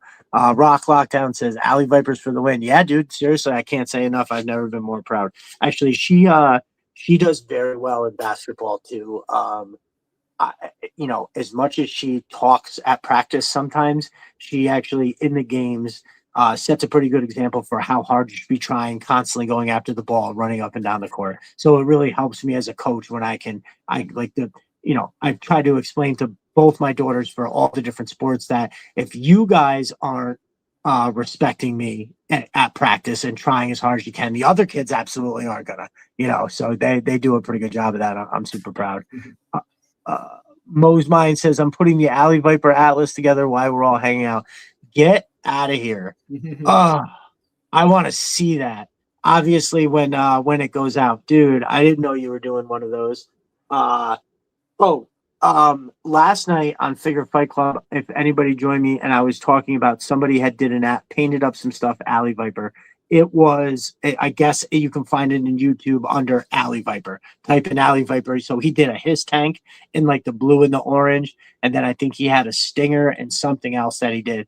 And they all look legit. Like it doesn't look like, somebody rattle canned, it looks like that. He might have even had some kind of a hydro dip. You ever see that shit where they stick it in the whatever and it comes out? I don't know. I didn't go back to watch the movie yet. Somebody tagged that in one of those videos, like, many, many months ago. And I remember I watched that whole video where it showed how he was prepping the hiss by taking it apart and putting, the tape on this or that. And then I don't know, I must not have watched the end of the video because for the life of me, I can't remember. Dude, I can't wait to see that. There oftentimes I think of different color combinations that the Atlas could come in and it usually does. It usually does tickle the mind.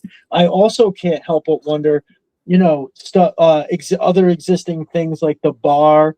I think that if you put that in the Alley Viper colors, that would be amazing because like the panels do in fact look like here. I'll pick it up. So I have this in Cobra and Joe colors. So this is very modular. This is called the bar from Mo's Mind. If you had this in like Alley Viper colors, I think it would be cool because you could make it like a checkpoint, which is the current dial I'm working on. I have this right here, which is the bar, and then I have the outpost right here, and then I have the outpost, which, oh my god, yeah, last night I showed this off and I dropped it. Everybody knows that it's got the old Modus that comes in here. I freaking dropped it last night and I think it fell behind my table and I never got it. But everything Matt makes is gridiron compatible. So I'm just going to take this gridiron one that I got here. I'm just going to slap it in real quick so everybody get a quick look at what that looks like. So this is obviously, ridiculously cool. And if you put that Modus in there, it's actually super long and it's roadblock worthy, right? It's big enough where roadblock holding it would look like it's proper. But I have always been telling people that this right here is the straight up the most bang for your buck that you're gonna get for like a dio thing. You're running at what, Matt? They're 80, right? Or is it 79 or 7? I think the bar is 75, and I think this one is 80. So look, you've got the top that you can put stuff on. The canopy and these legs will come off separately. So you could put just this wall part in the front, and then you could have a covered section in the back. So you can split that. And then for all those watching at home, this is the coolest part. You could take this pin out, and then you can take this finished piece off, and now you have this. And this will, if I take the end of the bar off, it's the same thing, and I can connect it together. And then so you can build your own type of like fort for your guys. It's seriously like the coolest thing. So if you bought both of these together with shipping and everything, you're coming in at like what? So it's like 150, some tax and some shipping, so probably like 175. You spend something like that on these two, you have this huge thing. Huge. This thing because this right here will stretch out all the way across. You can also like have it wrap around. You can have you have so much versatility with how how modular it is. It's got on each side, it's got these backpack holders. There's one there. There's one on the other side. Really, really awesome. And I've been saying it, I'll always say it, like in terms of like a big dial piece, if you're trying to make a splash, you're not going to find anything that is that good. And I love the bar. This whole thing is just cool. I love this like double Vulcan pew pew that's going on there. So hell yeah, really, really awesome. And everybody knows about the Atlas. I'll bring it in front of the camera real quick so we can take a look. It was very well received last night on Figure Fight Club. All them boys really enjoyed it.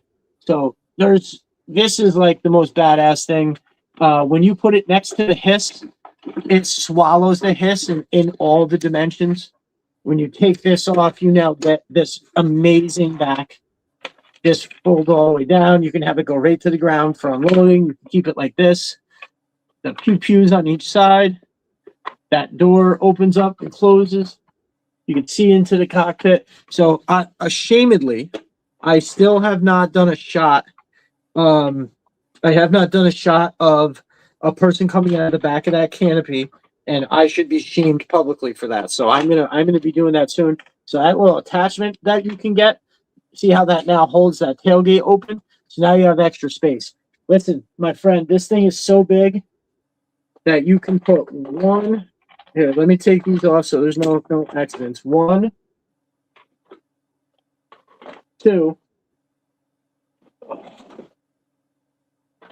Comfortably fit 3 snake armors in there.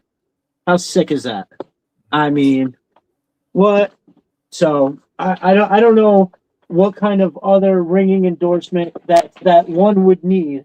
And while I'm talking about the Atlas here, or anything that comes from my brother Matt, you want to use my promo code Destro Designs and make sure and you get that 5% off.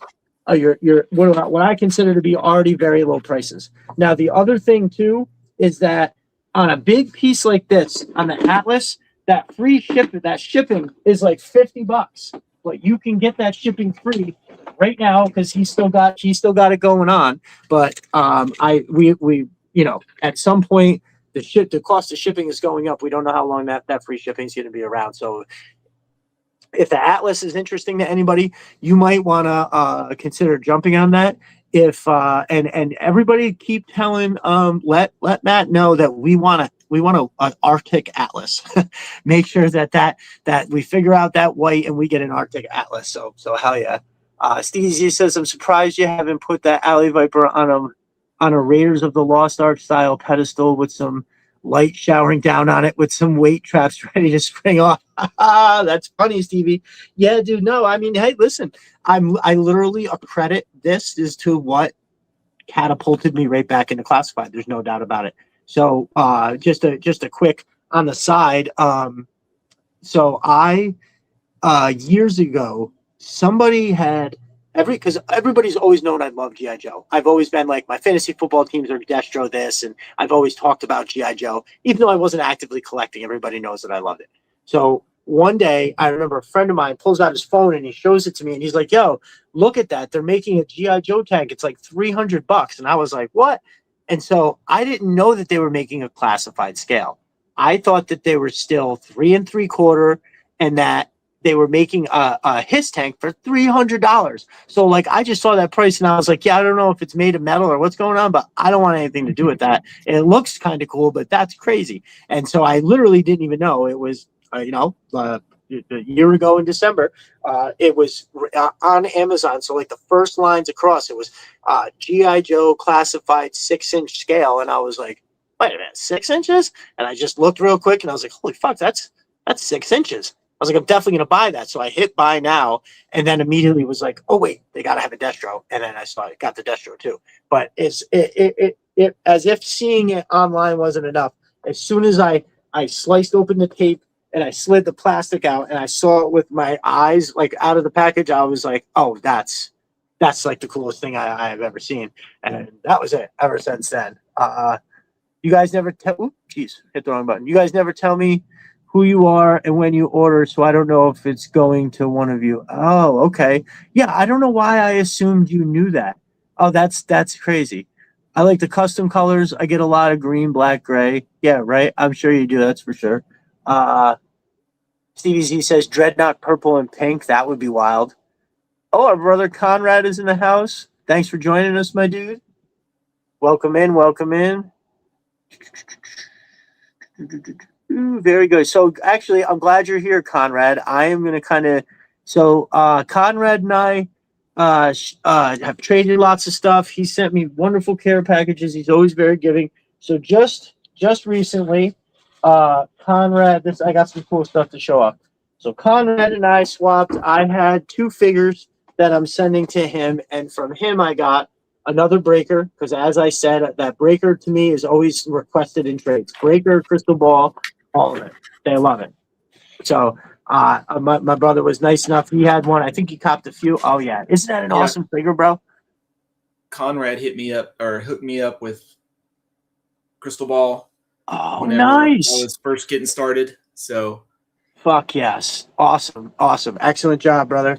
And something else now. This I'm very excited about because mole rats aren't cheap. If you go to Walmart to try to buy them, they're still like $37. So I made a trade with my brother for this is my third mole rat.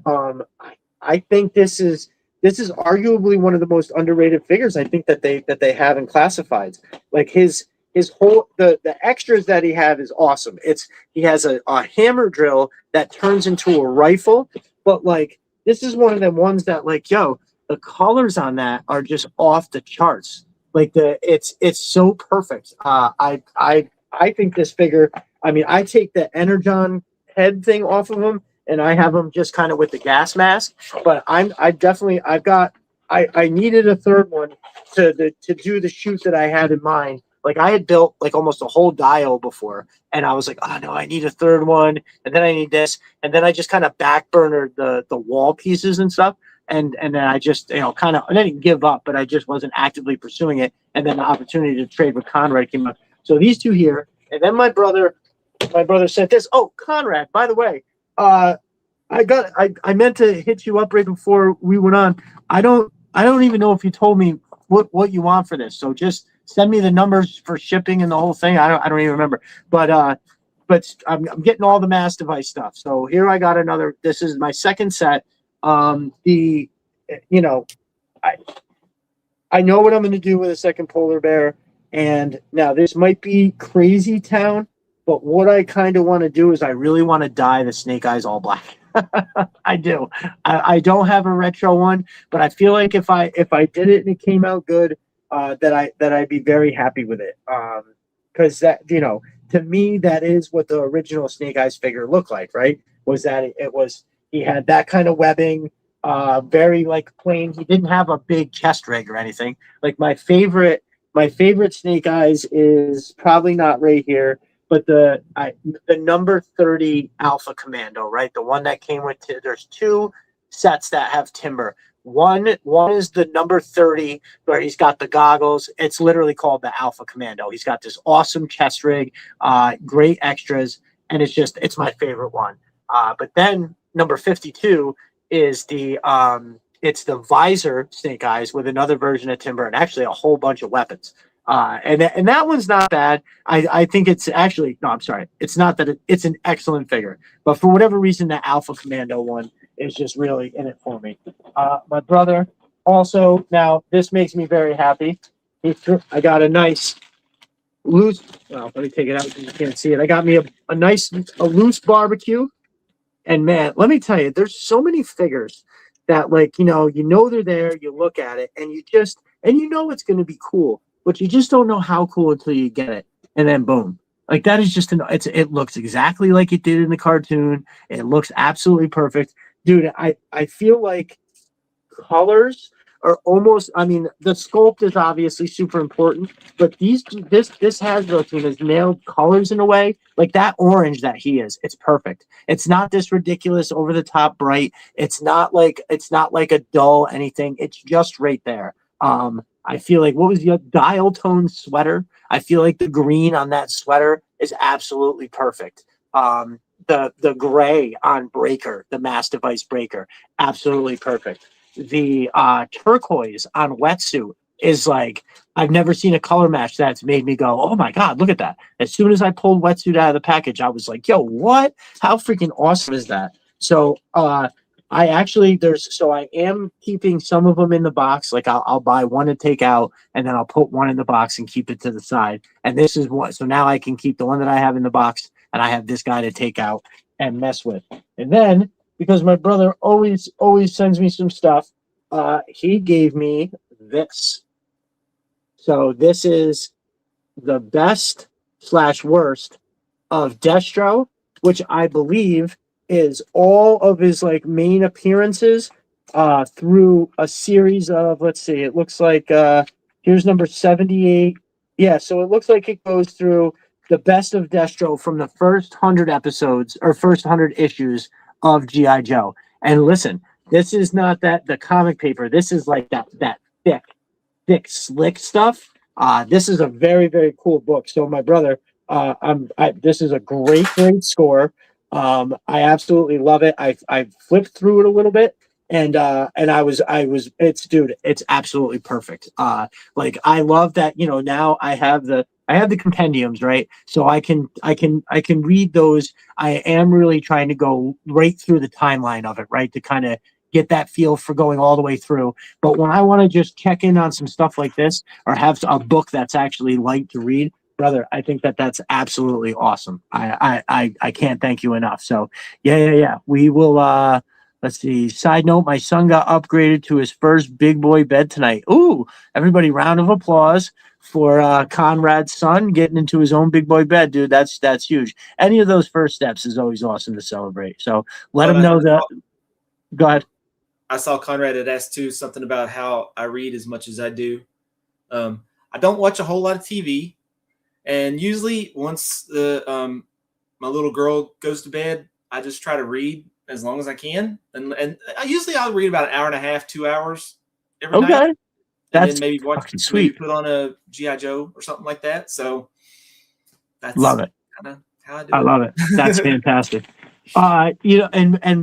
Before I forget, I recently saw that you had gotten some stuff from Sis 3D Arsenal, and you got some cool ass shit. You got one of the things that I've had my eye on. I've just never pulled the trigger.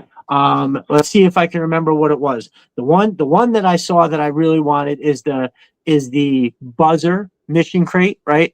The Buzzer mission crate in the tan color with the Dreadnought logo. That looked amazing. Yep, there it is. Yep. How awesome is that? Yeah, so that I've been wanting to pull the trigger on these, and especially I thought for Buzzer because I like when you can load them up with everything that they come with, but you can't do that with Buzzer. He comes with so much stuff, and these are freaking awesome because you can just fit everything kind of perfectly in the slots. It's so sweet. So like. His saws, his pew-pews, his pointy stuff. Yep. Perfect. It's awesome. So in the bottom, you got where his chainsaw goes, and it comes with like a couple of extra, like I guess C4 packs, Right, and then it right. came with a couple of these things. Yep, perfect, So, perfect. yeah, Yep. these things are awesome. Yeah, I I love love. them. So I got Yeah, and it's so they're the prints are amazing yeah, and then for so I sure. got Buzzer. I got one for Snake Eyes, which Oh actually has yes, like a yep, lot of additional room for like storing the timbers extra head and stuff like that down in the yep, bottom. yep. The one that accommodates the number 52. Yeah, yeah. Is And then I that even one? got some of the other stuff down in there. Mm-hmm. Yeah, that number 52 comes with a sword, uh, Three, multiple other ones. Yeah, yep. yeah. Really awesome, really awesome. And then I really love the scrap iron one too, which I actually have. It comes with, you can take out the missiles and put those in, Absolutely awesome. and then store the missiles down in the bottom of that one. How crazy cool is that? Yeah, I love it. I want to get some of the weapons racks. I think those would be really cool. But yeah, I was really impressed with these, and yeah, especially the buzzer one. It's so crazy. So the first one I saw was the scrap iron, one, and I got so excited that I didn't even go to like his page to see what else. I was like, oh my god, look at how awesome that is. Immediately bought it, and then it wasn't even until like might even have been the whole next day that when I went back to check on the order or whatever, I was like, oh, I wonder if he makes anything else. And so I went over and then I immediately bought the Firefly, right? Because the Firefly one is really eye catching. And Yeah, I have that scrap iron Firefly kind of combo that I like. So I got them both in the blue. The scrap iron one is probably my favorite, but the Firefly one is also no joke. So it's the same thing where we've got all the Firefly stuff there, but then there's enough room to put his and the Cobra Island one, all their stuff right in a one mission crate. Like and everything is printed so deep, so highly like perfect that everything sits in there just right, and it's like yeah, satisfying to have. yeah. It Conrad, is. our boy Conrad asked what I'm nibbling on. So I have this. It is Bridgeford jerky made with Sweet Baby Ray's barbecue sauce, which for whatever reason I absolutely love that Sweet Baby Ray's. I think it's fantastic. I've been hooked on it for a long time.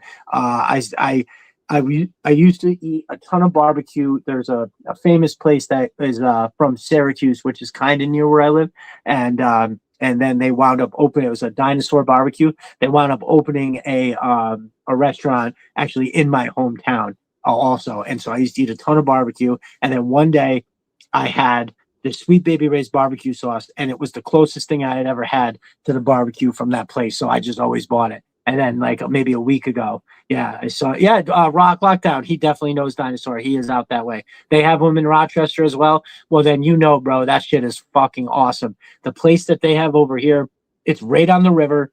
You can get like you can order a combination of things where they'll have like you can get wings, sliders, and then something else. But you can get like, oh, give me 3 wings, 2 sliders, and 3 of these, and it all is like under one price, and it's all like top notch barbecue shit. I mean, it's slightly pricey, but just like anything else, if you want something good, you're gonna have to pay for it. It just is what it is. So, but yeah, that's cool. I'm glad you know. So yeah, that's what I nibble at every once in a while. I'll especially if I have a guest on and they're answering, I'll sneak like a tiny bit in every now and again. Conrad had another question. This one's for you, Evan. DC or Marvel? Is there a choice to be made there? Well, growing up, and for the longest time, I was mainly a Marvel guy. Currently, with the current books that are coming out, I'm more a DC guy, definitely. The last couple of years of Marvel have been a little rough, in my opinion. In fact, I only have like this a couple of books that I pull regularly from Marvel. But so yeah, it depends. It depends on what era we're talking about. I would say a Marvel guy originally. DC's kind of putting out the best books right now.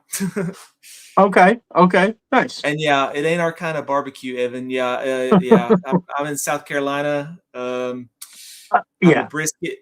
Lewis barbecue here. Brisket. Can't be beat. No, I don't doubt that at all. It is definitely still pretty good. So when I moved, I lived in Jacksonville, not for long. I had like an opportunity. There was a lot of things that didn't work out, but I wound up coming home. Yeah, I'll tell that story on the podcast one day. I had gotten a job offer and they were like, "Hey, can you make it down by this day for the interview?" And like, this is the short version. And when I got there, they were like, "All right, our city is voting on the budget in May." This was in October. I was like, "You just asked me down here for the interview. You told me to move. It's like an imminent thing. You haven't even voted. You're making a job offer to me that you haven't even voted. How do you know you can pay me that much money?" Dude, it was crazy. I stayed down there for a little while because I was there, and then I wound up coming back. So on my way down, and when I was there, I tried to get as much barbecue from everywhere as I could. And I shit you not, I still think 100% the best barbecue I've ever had anywhere is I was at just outside of Jacksonville. If you pick up A1A, it starts in Jacksonville and then goes down the coast. And I stopped at a gas station. I was filling up my tank. I was absolutely starving, and I was standing in the gas station, and they had like all this other little processed food like cookies and stuff and all this other stuff. And I just kind of offhanded was like, "Man, I am starving and I don't want to eat none of this. I don't know what you guys are cooking in the back." I thought maybe they lived there or something. Maybe there was like, an apartment in the back. And I was like, "I don't know whatever y'all are cooking back there, but it smells amazing." And he could tell by my accent. He was like, "Where are you from?" I was like, "I'm from New York." And he's like, "And you ain't never really had no Southern barbecue." And I was like, maybe I've been here at that point. I'd been there for maybe a month, right? And I was like, "I've had some. I've just been busy with some other stuff." And he was like, "You got $10?" And I was like, "I do." I gave him $10, and the dude filled my plate full of this shit. It was brisket. He had some ribs, like a bone-in rib. He had a potato salad, a slaw, and man, I feel like there was some other kind of meat. I don't remember what it was. It might have been some kind of pork, but dude, it was unbelievable. And I remember saying to him in the middle of eating it, like, "I think this might be the best shit I've ever eaten my entire life." And he was like, "Yeah, I know it is. Everybody tells me that every time they have it." And I was like, "Do you sell it anywhere?" And he was like, "No, not really." And he kind of just said, he's like, I don't know if I could make it taste as good if I was making a bunch of it, right? He just dials into it, whatever. And I was like, "Oh, all right, well." And he was like, "No, I just happened to make this while I was here." He's like, "I have a lady friend coming over later, so I was starting to cook it all up and whatever." And he was like, "You said you were hungry." So yeah, I'll never forget that. So it wasn't like even from a restaurant. Homeboy just had the shit cooking in the back. He went in, grabbed some of the salads. I mean, dude, and listen, I can eat a lot at one sitting. For a guy that's not obese, I can eat like an insane amount of food. I try not to do it anymore because your body can't handle that kind of shit no more, none of that crazy behavior. But for sure, I definitely hammered all that food, and it was that's still the best. Bay Area Retro, best barbecue I ever had was Lewis Barbecue in Charleston, South Carolina. Brisket and ribs were incredible. Sides were awesome too. Yeah, how about that? We got a Lewis here in Greenville now, and it is that nice. Yeah. Nice. Well, that'll have to be something. So I had, because I spoke to, and now again, I really don't know if I'll be able to do this or not, but I really wanted to go to Joe Fest this year, and I kept talking to Matt. He's interested in going, and at first I was like, "Oh, dude, I'll pick you up," but for a bunch of reasons, we all need our own vehicle, and man, how great would it be if I just came down the coast and then just hit up a few of you guys and then just kind of turned over at the last second over to Georgia. I'm really super interested in getting to go. The biggest issue that I have is it is the weekend before I go on my family vacation. So me, the wife, the kids, my in-laws, my brother-in-law, his whole family. My parents were thinking about coming down this year too. We all go to Cape May, New Jersey.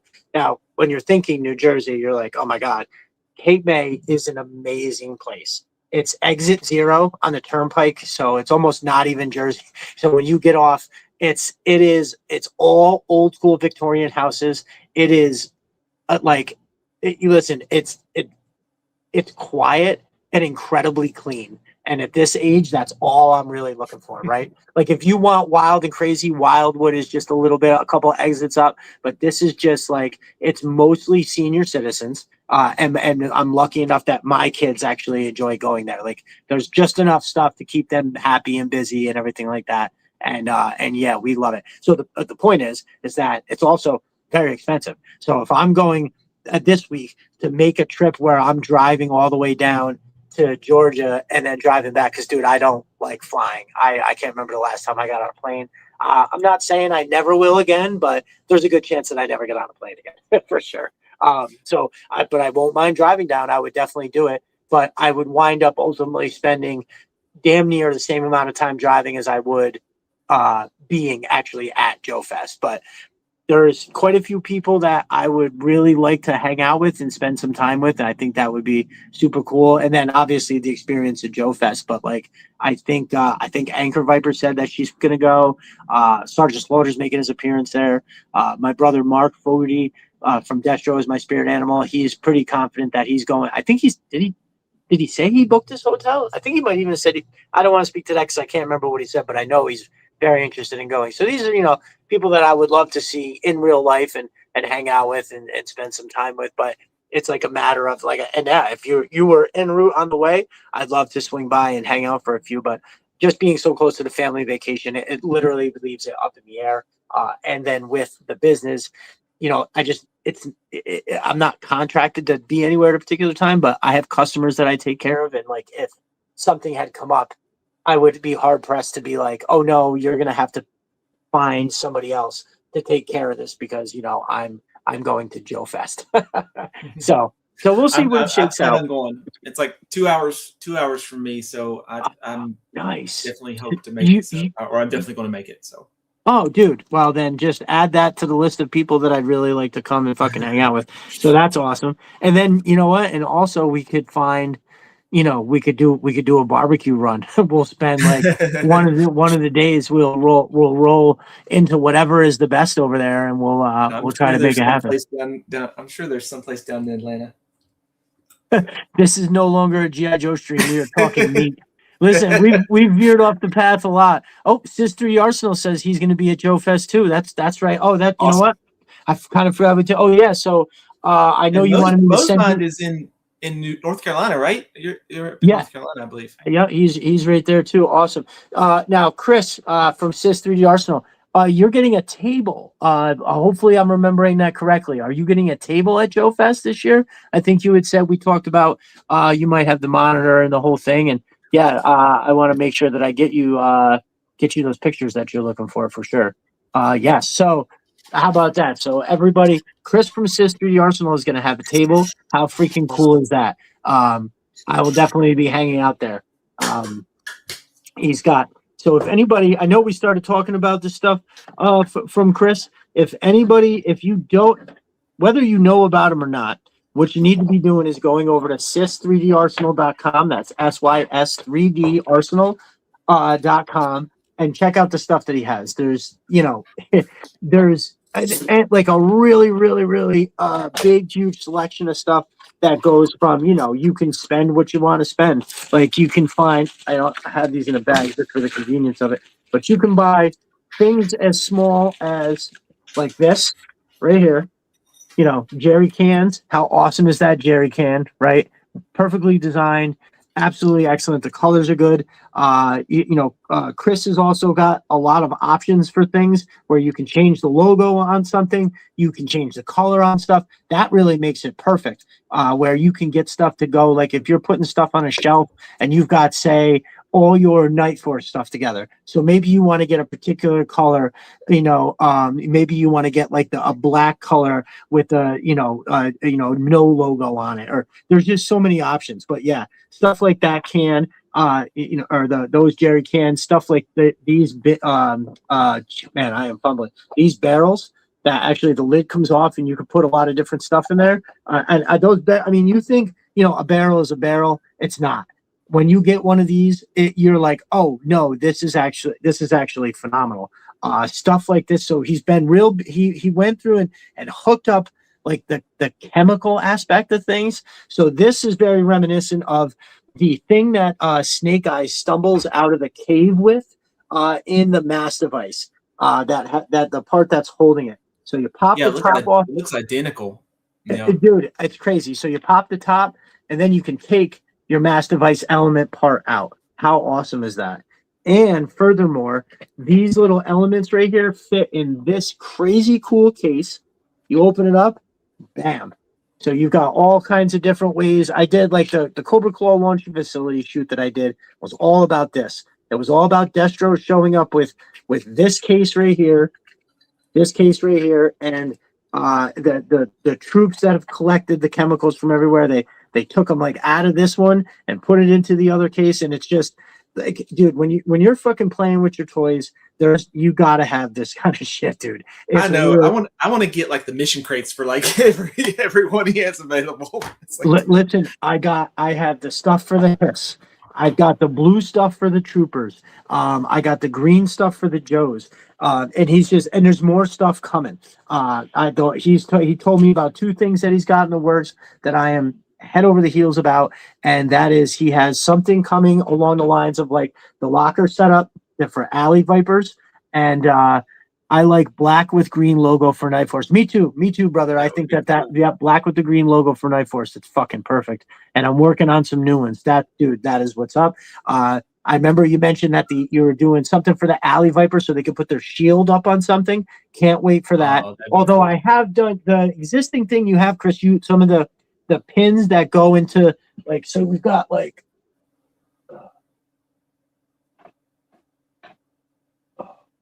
so just one like this where you've got a nice little tabletop to put stuff on. You've got, I shouldn't be really showing those, but everybody saw what that looked like. And then you've got this nice little underspace that's just not for show, my dudes. That opens up and you could put stuff under there. The pit, listen, I unfortunately, because it's been so busy, I have underutilized these. I have a couple really cool shots coming up that I think I'm just going to start, because I'm always thinking I got to build a 3-day dio to take pictures. I have to get better at just grabbing a couple of that shit like that, setting it up, putting a couple figures in front of it, take the photo, right? Somebody bending over and looking through. And so yeah, that's full of really awesome stuff. And like the Alley Viper's a new thing coming. He's working on a major blood crate, which will be perfect. It'll go with the 788 stuff. Yeah, like these mission crates, like this is the Range Viper. So yeah, the Range Viper has, I do this every time. I shuffle these things around and then when I go to pick it up. But yeah, so the Range Viper, totally awesome. Jeez. And then you can stick his backpack. And there's a whole other crate, whole other slide down below. And oh man, I forget how I put this in before. Oh, right. I think that sits like this. Where does that go in there like that? Yep, and that sits in there like that. How awesome. So yeah, these mission crates are really, really, really, really awesome. And I love how tight and precise they are as well. I think it's just like such a cool thing when it's just satisfying in a way that when you see everything slides like in a place like that. So yeah, you can get crates for everybody and to tell stories. So one of the things that and then stuff like this, how awesome is that? What impressed me too was like how they feel so substantial, yes. Like that's one thing that really impressed me about them. Like I was just like, because you pick up some 3D printed stuff and it just is light, but these are hollow. Feels hollow. Yeah. Not this. This is like strong like bull, 100%. Very much so. That's a good call. I'm glad you brought that up because I would have to agree. And it's just he has just super cool ideas too. Like so there's there's so many freaking shoots I want to do. I wish I could just do this shit all day. So these newer ones, these legacy crates that have a more traditional crate style, right? Where it's like wood planks with like these 3 pieces that nail it all together. I really, really dig these. I think these are don't get me wrong. I absolutely love the original style mission crate, but for some reason these things really jump off as like looking. And then so you've got the Cobra symbol and the Dreadnought symbol on here, right? And now the contents that I have in here were originally from other mission crates. So I'm just going to show them all off at once real quick. So they're going to deliver to the Dreadnoughts gold bar. I need, I need to keep Yep. that one. That's gold awesome. bars. And the reason they're giving the Dreadnoughts gold bars is because they need to release this onto the public, cause chaos, and then drop this chemical out there. And then we're going to blame it on G.I. Joe somehow. So when you start getting stuff like that, you know, you can tell a story with this right here. I don't know if you've seen this one. So this right here was specifically designed for the mass device elements. I mean, I don't know how you're holding your mass device elements out there public, but this right here, and this was like, for how big it is, and like you said, substantial feeling. Like this one in particular, I thought was relatively inexpensive. One of the things that was big in the Cobra Claw launching facility that I can't get enough of is this like mechanics set right here. This is just, I mean, this is just top-notch printing with the way that these drawers are super tight. There's so much room for storage. You can legitimately store stuff in here. So I picked up a couple of these packages of tools from Amazon for like $2. So I got tools in there, tools in all the other drawers. The top opens up like a true mechanic set. You put stuff up there. Now, the cool thing is it can be sold separately. So you can just get something like this to put on, like, say like, boom, you had this, which is also from Chris. You get the table. You know, you could just put that right there. And then now you have, you know, you still have the table. This works right here. But I'll tell you, you definitely want it. You just get them both. Just get them both. There's a little plastic, printed edge all the way around. And that keeps it like this, kind of locks it in place a little bit. So it's just really awesome. Can you imagine having something like that, like when you had the original G.I. Joe base, and having where you had where the lift, where you could lift the the Jeep up, and having stuff like that around. Oh, that would have been killer. Perfect, absolutely perfect. Oh, another one too. Just a couple quick things that I really enjoy. You know, he had sent me these. It was pretty dope. It's just got his logo on it. I dig the colors. I think these two colors look so awesome together. And I love, like, because now when he sends this, I can like weave the story in that, like, oh, Destro is getting new armament from an amazing new designer, and then here's like his logo. You know, we just kind of weave it into the story. And my pride and joy is these right here, these amazing Destro mission crates that he sent me. I just love these ones. So one thing that I thought was cool, and I had said to him, I was like, yeah, man, I like the choices that you made, because the head is from the Destro symbol, right? That one where there's normally a knife that goes through the back of it. It's like, it's behind the head, and it says Destro underneath. And so what he did is, I was like, yeah, man, I like how these little pieces here are on the side. And he goes, those are the hilt from the knife. So the knife that was on the top, the hilt used to be arced over the top of the head. Well, he took that and then turned it to the side and then mirrored it over there. And so what you're seeing, these little lines on each side, are the hilt of the knife. I just thought that was fucking awesome. Like, I had already loved him to death at that point, but when he told me that little bit of extra, I was like, yo, that is crazy. So yeah, I'm ecstatic with these. I'm very, very happy. Oh, and another mission crate is that Helix. Like, I was going to buy Helix anyway, but I bought her specifically just so I could get this. Oh, hopefully everything's in place. It is. So that is just crazy cool. And the cool thing about it, you can buy this mission crate, right? And then if you wanted to, you can take the inner liner out of it, and you can put the, it's my fingers. I can't get the thing out. But like, I can take, oh, there it goes. So I can take this part out, set it down somewhere, and it's still functioning as like a fully cool mission crate. But now I have this whole other thing that I can put other stuff in it. This can stay in the base. This can transport stuff to somewhere else. You know what I mean? So it's that modular ability. Very similar to like Matt from Mo's Mind, whose stuff is also incredibly modular. That really, it adds, you get more bang for your buck when you're able to do that, right? And the last thing I just wanted to touch on, I absolutely have to. I mean, believe me, I have so much other stuff. I have grenade crates and all kinds of other stuff from Chris that I could show. But the one thing I just wanted to show is this, because this is, again, it was a new design that he had come up with, and I just think it's fucking awesome. So this is a regular Joe. Oh man, I wish I had. There's a regular Joe mission crate that looks exactly like this, but instead of this black like rail around the edge, it normally has just a mission crate kind of top, and that's perfect. And I love that one. Which damn, I wish I knew where it was. I thought it was over there. But anyway, it's a great mission crate. I didn't have anything in it, but he took that one, basically popped the lid off, added this black railing around the edge, which again I just think looks awesome, and inside there is 9 mortar tubes with a mortar for. So there's the top. Take the top off, and then boop, the mortar comes right out. Like, look at how awesome that is. That is incredible. Perfect size, design. It's got that yellow stripe that kind of highlights it.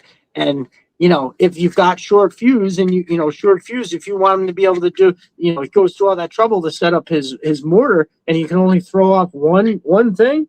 Again, I don't want to rag on Hasbro too much, but they could have put 2 of them in there. You know what I mean? So you could have maybe one you could see coming out or stuck in the thing, and then another one in his hand. But no, don't sweat it. Just about all of them falls between Matt and Chris. They come up with all the stuff to save the day.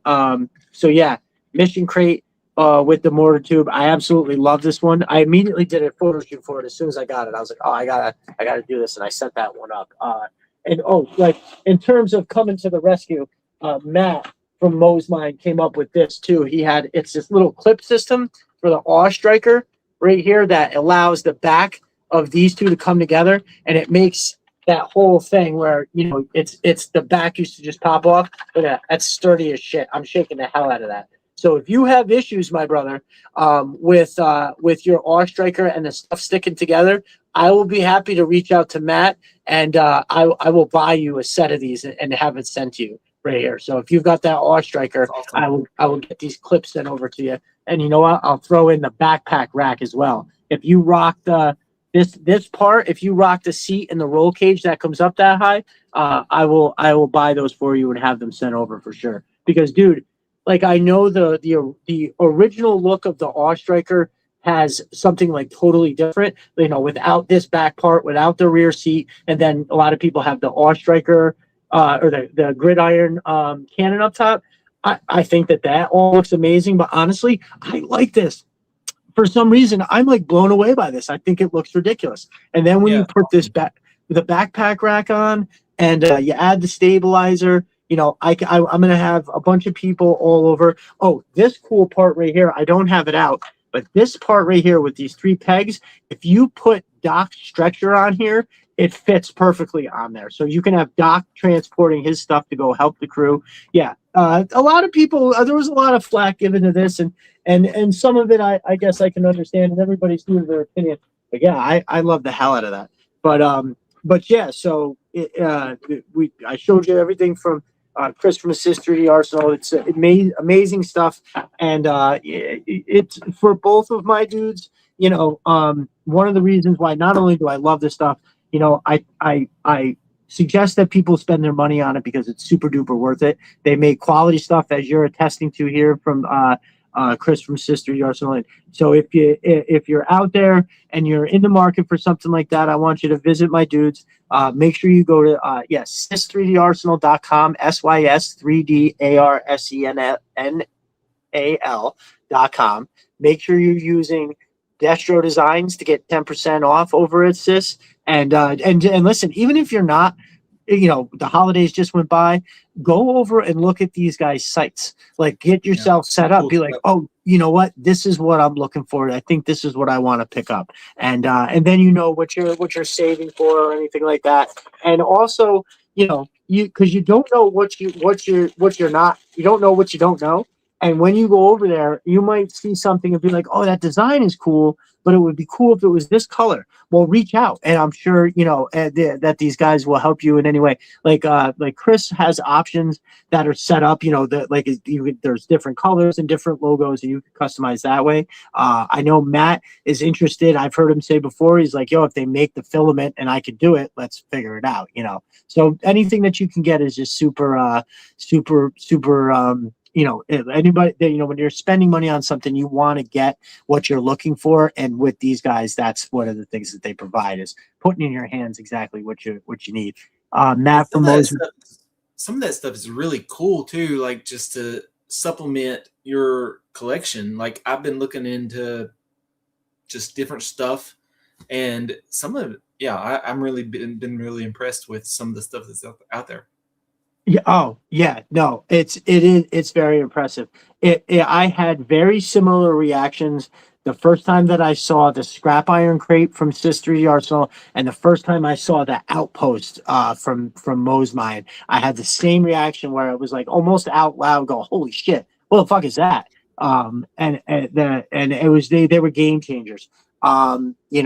I have a 3D printer, which I've been saying this for weeks. I've got to change the build plate and fire it up. It's been sitting for a while. And I just, the issue with my laptop. And then I was just like, you know what? I can't fuck around with this. I'll have to come back. I'll have to come back to this. But yeah, like, they have, on a couple sites, Chris has files that you can buy of his. Like I've printed out a whole bunch of these like gun racks and then just painted them myself.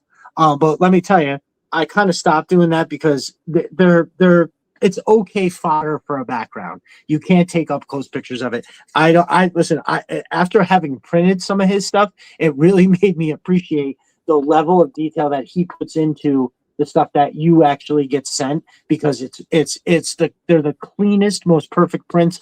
The ones that I print are not. Now, again, if I'm trying to just fill up a background with something that you're not going to see up front, it's like perfect for that. So, I'll always kind of, be interested. And one thing I am interested in trying, and we'll see how it works out. Rock Lockdown's out of the house. Good to see you, brother. Thank you. I'm glad you came through. You're always a joy to have, my dude. I appreciate it.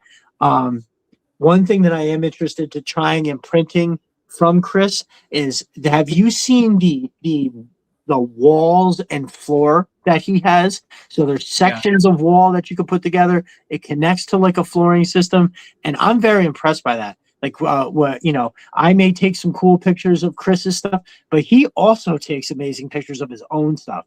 So when you look at the like those hallway scenes where somebody's walking down a hall and you can see like there's the walls, the doors, the floor, it really changes the dynamic of your photo. So while I may be able to make a floor and a wall out of something and it looks okay for certain backgrounds and this and that, it's fine. But what I'm looking at when I see how you can make sort of a room or a hallway, and then just add other things to make it look like a different space each time, it makes me think that it's worth the investment, because on those days where I want to take a picture to post, I can't always, like I said, 3-day dial bills to take one photo to post. If I had something like that, I can probably, like I said, add other parts of it. We're in the mechanics side, so I'm going to add the mechanics thing, and that's with a Cobra Claw pilot reaching for a wrench or something, or put the dial up and then have a bunch of Green Joe mission crates that'll look like that it's like, oh, we're in the Joe base now, like that sort of thing. So it's really they're fucking game changers. Like you said, to supplement your collection, to just add, whether you're doing toy photography or you're just displaying your stuff on a shelf, it's just so worth it. You know what I mean? I think it's really worth it. Martian dude, he's out of here as well. Thank you for coming through, dude. We really appreciate it. Yeah, we're gonna be wrapping up in a minute here as well. I think I tried to tell you that the sheets that I'm sending you are just like a guideline for the show. If you notice, I tried my best. I jumped over a bunch of the personal stuff because we were talking about something, and it seemed like the right time to be like, oh yeah, where did you like G.I. Joe as a kid? That was, and then I realized, I was like, there's a whole bunch of other stuff I kind of skipped over. But then I figured we could circle back to it, and I think we did a pretty good part of that. I knew it would flow naturally, and we would talk about whatever came up. And I think that translates, right? When you're constantly stopping a good conversation to just circle back to something, I think you're forcing it. So no, that's how we wound up talking about, like Conrad said, talking about all the meat. Like, I think that shit is just, I think whatever works. Hello, Destro, Real American Retro here. Been fun hanging out. I'm working on my shockwave drawing. Hey, awesome. That's right. When I was looking at the tag, I was wondering if that was you or not. I'm glad you made it in, brother. Welcome to the community. I appreciate you sharing your drawings and putting yourself out there like that, especially when you're doing drawings of my dude Shockwave. I think that's fantastic. I personally like both versions that you made. If I had to pick one, like I said, I would always go with the retro version because that's the one I fell in love with, right? That is, I have to say, as much as I really enjoyed a lot of other figures, including Destro, when Shockwave and the Alley Viper came out, that's when I became truly obsessed. I could not stop staring at their card art. Like, the Shockwave and Alley Viper card art are just, I don't know what it is. It ties into something in my brain that tells me this is amazing. Do not look away. Keep looking at it. Keep looking at it. Keep looking at it. So I think you did a great job.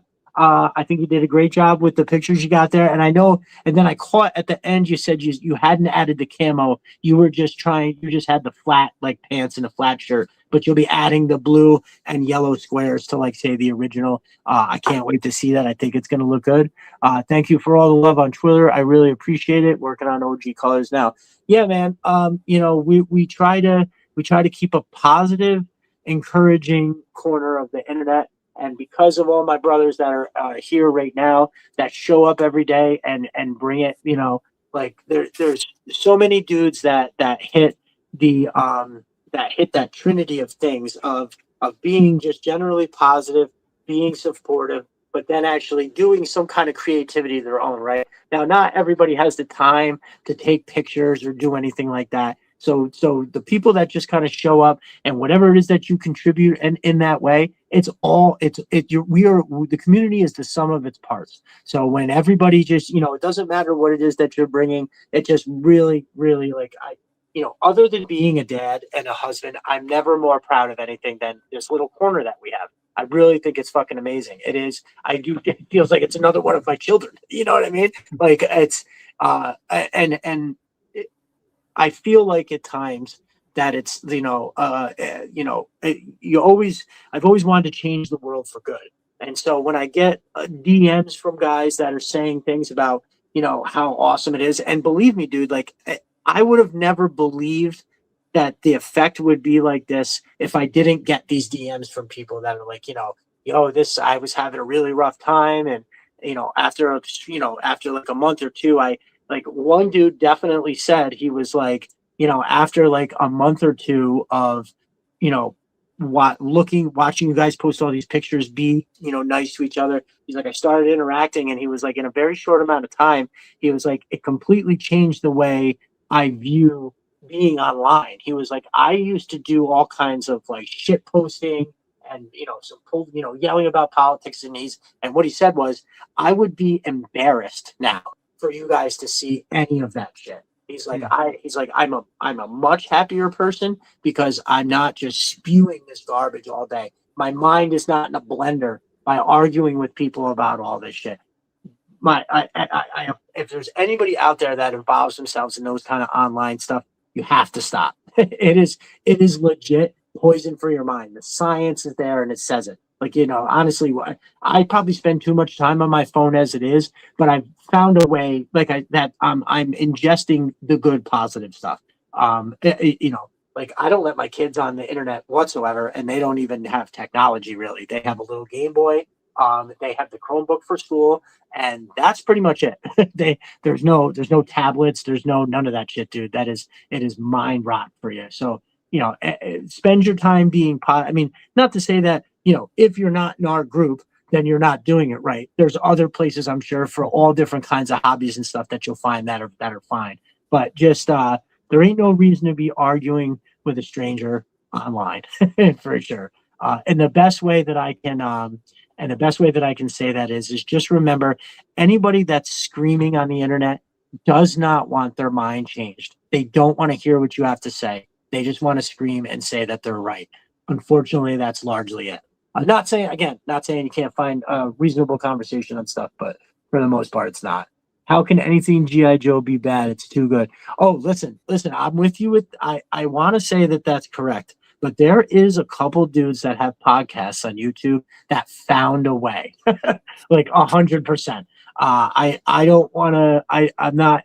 I don't know if I should be mentioning anybody by name, given certain events that I think are just so out of control. But the very first. I told the story last night. The very first podcast that I found, when I got into all of this, was I went and I pulled up on YouTube, and I don't remember what I punched in, but it was definitely the first one I pulled up. It was sounded like a cool name, and within 3 minutes, I had decided that not only was I never watching this podcast again, that I'm going to do it, and it's going to be the literal complete opposite of this. It was a dude just like absolutely screaming about a bunch of shit that, like, how can you have like $2,000 worth of figures behind you and then just talk shit about them the entire time? The cognitive dissonance was just crazy. It was very clear that it's rage bait, all that kind of stuff. You know what I mean? It's not anything that you're trying to engage in a positive way. You're trying to get people to be outraged because, as we all know now, that's what sells. There's people out there who make a post saying the wrong thing because they want you to come and tell them how dumb they are, because they'll get money from that. And talk about a broken system. That's just some crazy ass shit. I'd like to say that I've been watching Destro's My Spirit Animal this week. Yes. I've been going through his ranking videos, and they are awesome. And like, I think it's so cool getting to see figures that I didn't even know existed, and really like the new classified line. Like, I'm getting exposed to like Vipers that by the time that I had quit collecting, there's these all cool ones. Like, I didn't know a Grim Viper, when I was collecting, and that's one of the coolest Vipers now, so agreed. That's been an awesome series. And then there was something else I was going to say. Well, the Full Force with Diagnostic 80, Chris, I can't think of his last name, or I don't even know if he said that, but that is also pretty good. My dude he's very positive, super informed, and does a very good show as well. Those are like, Toy Kind of Mood. Travis over there is pretty good. And then, of course, don't forget the boys from Figure Fight Club. But right now, that's like my wheelhouse. Now, I know there's a couple others. I just don't have time, to dial into any. I can't say any more than that. But no, that's okay. So everybody knows who it is. Chris from Sister also says, "Do not." Go ahead. Sorry. No, that's it. No, he definitely said do not, and I'm sure that's referring to me saying I shouldn't be saying names, and you're correct, Chris. I'm absolutely not. Oh, my brother Jay Antonio is here. What's up, my dude? Glad you could make it in a little bit. Where are we here? I'm a big Destro is my spirit animal fan. Love Lyco Mercy too. Very chill dude. I'm not familiar with that. Maybe I'll try to give that a tune. So I'm sorry, Evan. What were you gonna say? I loved Destro is my spirit animal story about the aircraft carrier. So my brother-in-law actually had an aircraft carrier. Okay. He had to share it with his other brothers. And Destro's my spirit animal, when he was talking about the aircraft carrier, he was like, I told this to my wife, and she actually laughed. He's like, no, I wasn't a spoiled child. I was a child of divorced parents. It was just the funniest story. And I enjoyed that so much. I didn't have a aircraft carrier. I wish I did, but for sure. Yeah. So I just thought that was a really funny story. Yeah, dude, that is absolutely hilarious. Yeah, he has incredible content. That was Full Force got recommended by my brother Jeremy, but I found Destro as my spirit animal just searching. And first of all, obviously loving Destro, I was like, dude, Destro is my spirit animal too. How cool is that? And then I can't. The first video I watched was, I don't think it was a ranking video. It was just some other. He was talking about something. The first one, oddly enough, for searching for GI Joe, it was like, oh no, 100%. That's what it was. The first one I saw with the mythology of GI Joe, which is a fucking dude. How do you get that much pertinent information said so succinctly into 30 minutes. Like, if you think about the ground that he covers in 30 minutes to talk about all these different facets of a incredibly huge world of G.I. Joe, but he does it in a way that he leaves nothing out. It's still like you get to hear all the important stuff. I don't know. I've always praised him for that because I think it's just a killer way to make content. Obviously, that he has a background in media and stuff, so he's able to really crush it. But I think you have to also like just know how people want to see it. Another one that I remember he has said it. He has said it on a couple times that he's like jokes that he made the Predator video, and he's like, yeah, no, in comparison to the other videos, nobody's ever really watched it. And dude, that is a crazy video where he just goes into the lore of the Predator. Like, there was easily like 12 things that he said that I had never known about the Predator. Yeah. That I was like, dude, where he calls them, they have a name. They're called a Yautja. What? I didn't know that. And of course, I'm going to draw a blank on the rest. But for sure, I saw that video literally like an hour before I went on with him one time. And I was like, when he said that, he was like, yeah, nobody watched that one. I was like, dude, that could be one of my favorite ones. It's fucking awesome. So yeah, how he gets it in there. And, he does what, like, so, it's okay to dislike something, right?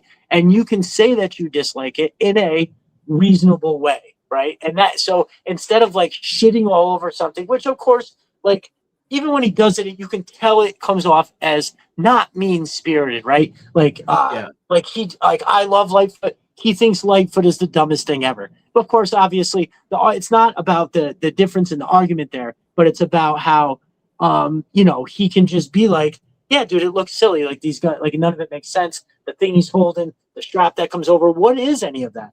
All legitimate criticisms and questions, right? So it's you can tell, and I think that's what it boils down to, say, not just between him and other people, but almost in general, is that it comes across and you can tell who's being a jerk off because they're jerk offs and who is just having a conversation, Yeah. And I think that's the difference. So I was glad that I was able to find those, and even happier to have made Mark's acquaintance, to had spent some time over there. And for everybody, I will be on there on Monday. So yeah, it's a couple days of podcasting for sure. I don't mind it though. It's a good time. Jay Antonio, I know you just got here, brother, but I think we are wrapping it up. We're just hitting 3 hours and 45 minutes. Okay. Hey, brother, thank you so much for making it this whole time. That's not an easy feat. I know it's not. It's been great. It's been a blast. Good. I'm glad you liked it. I'm never more complimented like Matt from Mosemine. He came on.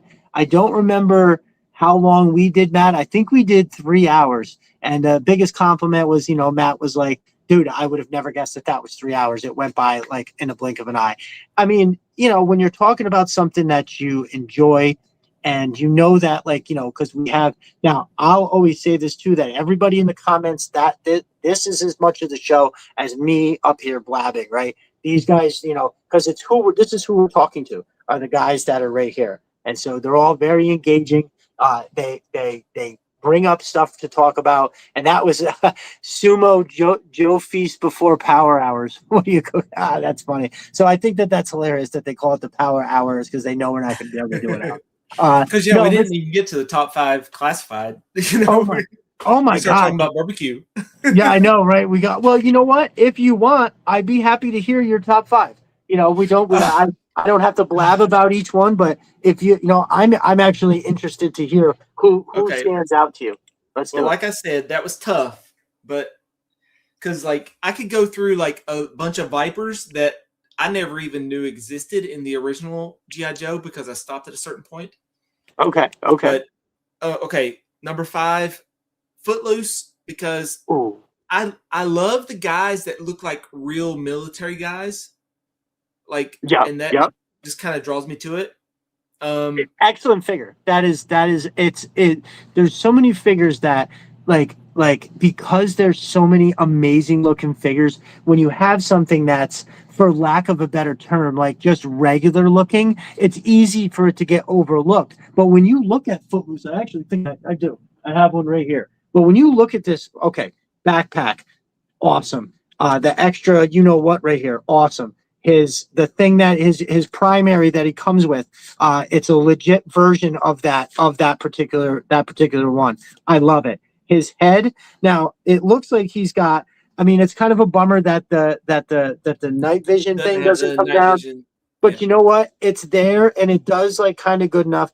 And his strapping, the webbing, this is all amazing. And when you really get down to it, and you look at like his helmet and the camo, the colors of green, it's fucking awesome. It's a fucking awesome figure, for sure. That's like the SEAL figure and the infantry figure from the. Oh. I mean, I would love to have like multiple of those guys. Like those are so cool looking, and just amazing. All the stuff they come with are awesome. That infantry is crazy. The soft goods that it comes with that Mod Deuce, the tripod. He's got a couple other weapons that are all like some of the best ones that they make. No, that infantry is God. And I say this about a lot of figures, but truly, that's got to be like the most. I've always said it was the Techno Viper, but the more I think about it, I think the most underrated figure is that 60th anniversary infantry. It is an ideal like action 5 or 6 figure. of him. Yeah, me too. Well, that's another one that you'll know. It's so hard to find below like $40. And when you think about it, you're like, you know what? Look at all the stuff that you're getting with it. Like, I get it. Yeah. You know. But yeah, good call. That isn't that the Footloose and that 60th are great fucking figures. Number 4, I say the Desert Viper. I mean, he's just. I actually have 3 of him now. Yeah. I'm trying to troop build and get like at least 3 of the different Vipers. Okay. Perfect. And I love it. Desert Viper is awesome. Like, so go ahead. Oh, number 3, I got wait, I forgot number 2. Number 3, I got Tunnel Rat Night Force version. Okay. I don't know. Tunnel Rat was just always a cool figure to me, and that Night Force version, I love compared Tunnel to Rat. the regular version, is just cooler. So Okay. Yep. I don't know what I had for my number 2. So, well, actually, if you want, I do want to say something about that Desert Scorpion. So on New Year's Day, I jumped on real quick. I wanted to show off. I think it was the gift package that I had got from Roadblock, but I also wanted to, say Happy New Year. But I literally made it a point to say one of the reasons that I got on here too is I thought I had it right here. I don't. Is I wanted to tell everybody, hey, get yourself a Scorpion before they just accidentally like disappear, because that figure is absolutely. I thought I had it here. I don't. That figure is absolutely amazing. Nope, here he is right here. I'm glad that you had him on the list. So listen, the soft goods, forget about it, right? The soft goods are absolutely insane. And dude, this backpack I think is one of the coolest parts about him. So I love how it's got the two-tone, right? We've got the different colors. Then we have, or the base of it at least anyway. Then we've got the red detail on the flare. And dude, this thing right here, because you know what this is to me? Speaking of the Predator, that's what it looks like. It looks like the Predator plasma cannon type thing. And it's really, really posable. You can do it just, I don't know, man. And then, of course, when you get into all the pew-pews that he comes with, he's got the Alley Viper loadout, which I think is dope. And if you take this out, you can take the grappling hook one and stick the scope part right in here, and it will stay in there. Not perfectly, but if you're taking a picture of it or you just want to pose it like that, it actually, if you've got like this in his hand and then you've got that in the back or something like that, and it actually makes for something really, really awesome. But I think it's a top tier action figure, but then like without the soft good, and then when you add the soft good to it, it makes it something different altogether. But yeah, once I finally, I as well have 3, and once I got it out of the package and just kind of had it like that with the little thing draped over his shoulder, and then the face, how like the whole helmet and everything, I was like, oh fuck, this is crazy. And then I started looking at the detail, on his boots, like all the different colors and everything. Yeah, man. Excellent call. And I didn't even know there was such thing as a Desert Viper, like till right. classified line. So There, that's awesome. there's a handful of figures that I like, just like you said, like, oh, I didn't know that was a thing. I thought that was like a brand new character, and they're like, no, that's actually one. Yeah. Helix was one of those. I thought they just classified made up. Now there are ones that are made up. I think what actually one of my favorites.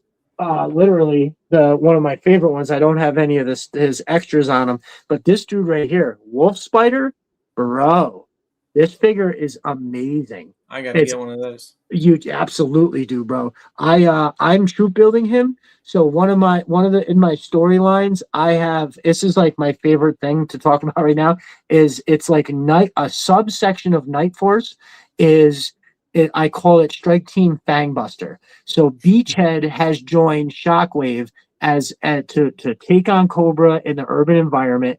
They're both door kickers now, and I have three of these guys is like the troops for them.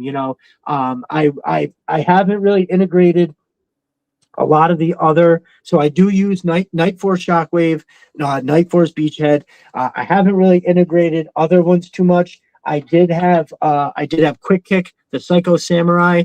I had him in on one of the shoots. But I will be adding more Night Force as we go. Now I know there's like a lot of people that talk about how like the Ghost Viper and the Dire technology are being counteracted by Night Force, and I think that's cool. And I'll probably try to weave something in like that. But no, I know that.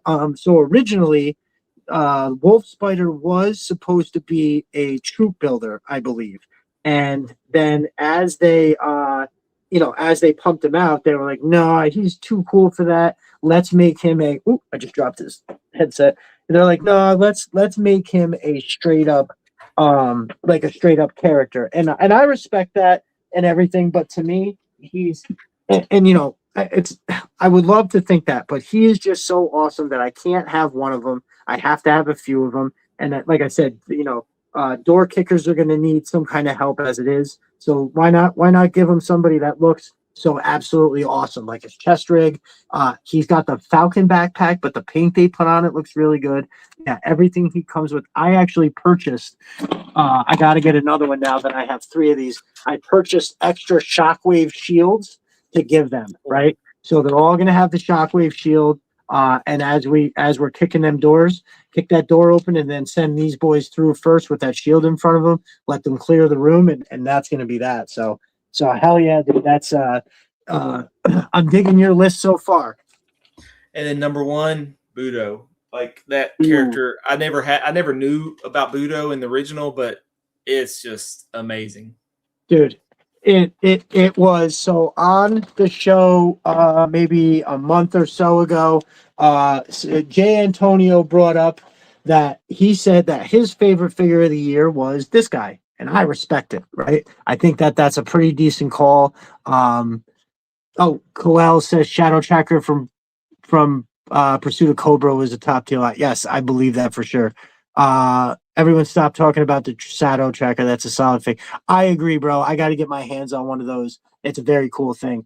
But Jay Antonio said that this was his favorite figure of the year. And I was like, really? I was like, I do very much enjoy it. I just never looked at it as like a figure of the year. So I then kind of floated it out there. Like, what did everybody think? Everybody think that their favorite figure of the year was. And some of the answers that I got back, I thought were just kind of cool. So I took a poll, and what we did is we added up. It was a fifth place vote got you 1 point, fourth place vote got you 2, third place got you 3, etc. And then when we added it all up, boom, the number one figure was this guy, my dude Budo. So he is absolutely amazing. Something that somebody at Evan, this might blow your mind. Somebody brought it up on Figure Fight Club last night. We were talking about it. So do you see his top knot on this head? It comes out. You can twist it and pull it out. Oh, I didn't know that. The hell, I didn't know either. Somebody said it in the chat. I have 2 of him now, so I actually picked up a second of him when we went up to Virginia. They had him at the Walmart near my parents, so I got 2 of him, so I can deck him out in all the samurai gear, and then I can do one that's kind of more military. Yep. I love it. They've got it's like it's kind of distinct in the way that they do it, where this does have this Asian samurai feel, but it's clearly modern day tactical, right? With the stuff Yeah. that's on here. But then it comes with this one that is still looks super badass, but is clearly more of a samurai type thing. And arguably my favorite part of an absolutely stellar figure is the nod to the is that the GI Joe logo right there. So I think it was the Japanese version. That's the GI Joe logo that they had on all of their figures and stuff, and they put that on his arm. And I think that I thought that was just an amazing move. But dude, you're really not lying. Listen, I think it is a perfect choice in the way that it really represents. I mean, he just has so much stuff. I mean, so much crap. It's unbelievable. I think Jay Antonio said, he's like, yeah, no, when you really break it down and you look at the options, you can basically upgrade 3 different guys, right? If you spread it out right, you can put enough stuff on 3 guys to say it's outfitting 3 guys. I mean, look at that long sword. Look at how it sits. I think it's perfect. His sweet scarf, the red extra scarf here, absolutely perfect.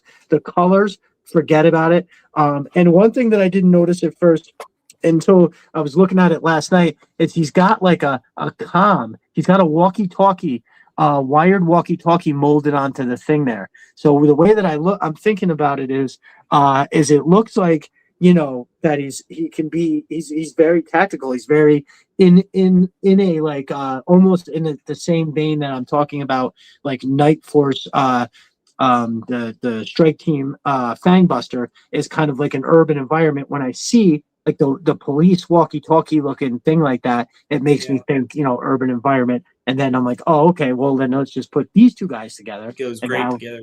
Yeah. And now we've got a great pair. And the colors match so well. But there's just, yeah, man, I love this as that kind of a choice. Dude, I've gone back and forth about who, if I were to have a list of classifieds, I don't know if I could do it. As you know, I was saying that at the beginning of the show. It's tough because like I could go like I love the Ghost Vipers. I love the Crystal Ball was like, who would have thought Crystal Ball would be as cool as he looks in the classified? It was Pulse did a fan vote, and that was what they said was the #1 figure of the year. So just I don't know if you heard what I was saying. We did a point system on my show where everybody voted for their top 5 figures, and it was like a 5th place vote was 1 point, a 4th place vote was 2 points, and a 1st place vote being 5 points. And this guy was the winner. And so he was figure of the year, and everybody loved it. Bottom knot and a mic in the helmet. Oh, nice. Okay. I'm scared to ask where he carries it when it's not in his head. Yeah, I know. That is the thing.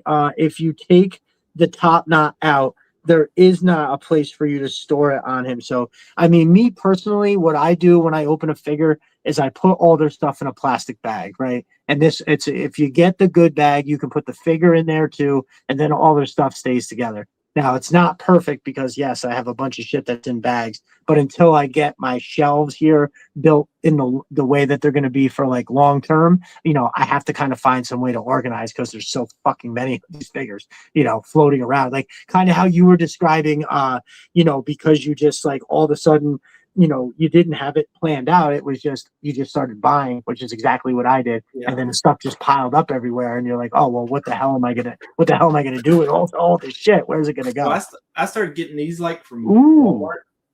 Hold on. Let me see what accessories in. And then my wife had all these like little baggies for like, okay, that she just had accumulated from different things. So I'll label those and put those in there, but those are pretty handy. Okay, nice. That's pretty cool. Fucking A, I love it. I looked at excuse me. The one thing I did get was my Home Depot had these. Instead of it being like a regular size tote, right, which would be like this big that you would buy to put stuff in for a household, they made very mini ones that were like this and like this. So what I'm going to be able to do is I'm going to wind up standing my figures up on a shelf. I can probably do it right here on this once I get it cleaned up. Stand all the figures up and then have their extras and all their stuff in the baggie, right? And then I can have it separated per things. Because the reason I just don't want to have the weapons and all that stuff just kind of flopping around haphazardly is because the shit could sit for a long period of time, and then the next thing you know, I got a rifle that's bent.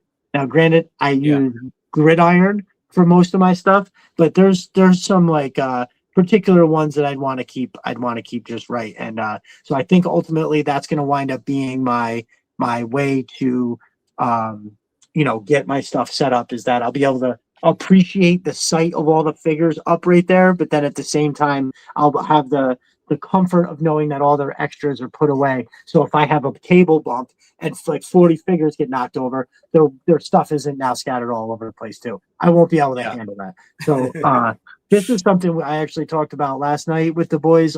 Abby, he kind of has a lot of stuff still in boxes. So I've got over here right now stuff that I imminently have to open because they're troop builders that I haven't opened yet. A lot of them are actual figures that I want to open so I can use them in shoots.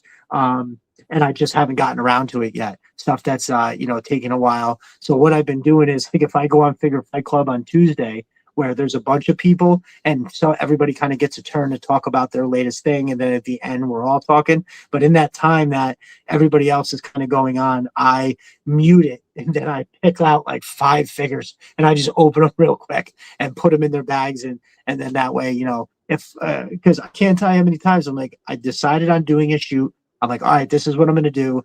And then I'm building the dio. And then I'm like, all right, I just got to slap these figures on here. And I'm like, oh, all 8 of these figures are still in the box. What the fuck? And not that I want to complain. I don't want to sound like I'm complaining. It's a great problem to have. But it doesn't take 30 seconds to open the thing, take all the stuff out. A lot of it has tape on it. And of course, you want to make sure that you're taking care and not fucking ruining the damn thing. So, Jesus, holy hell.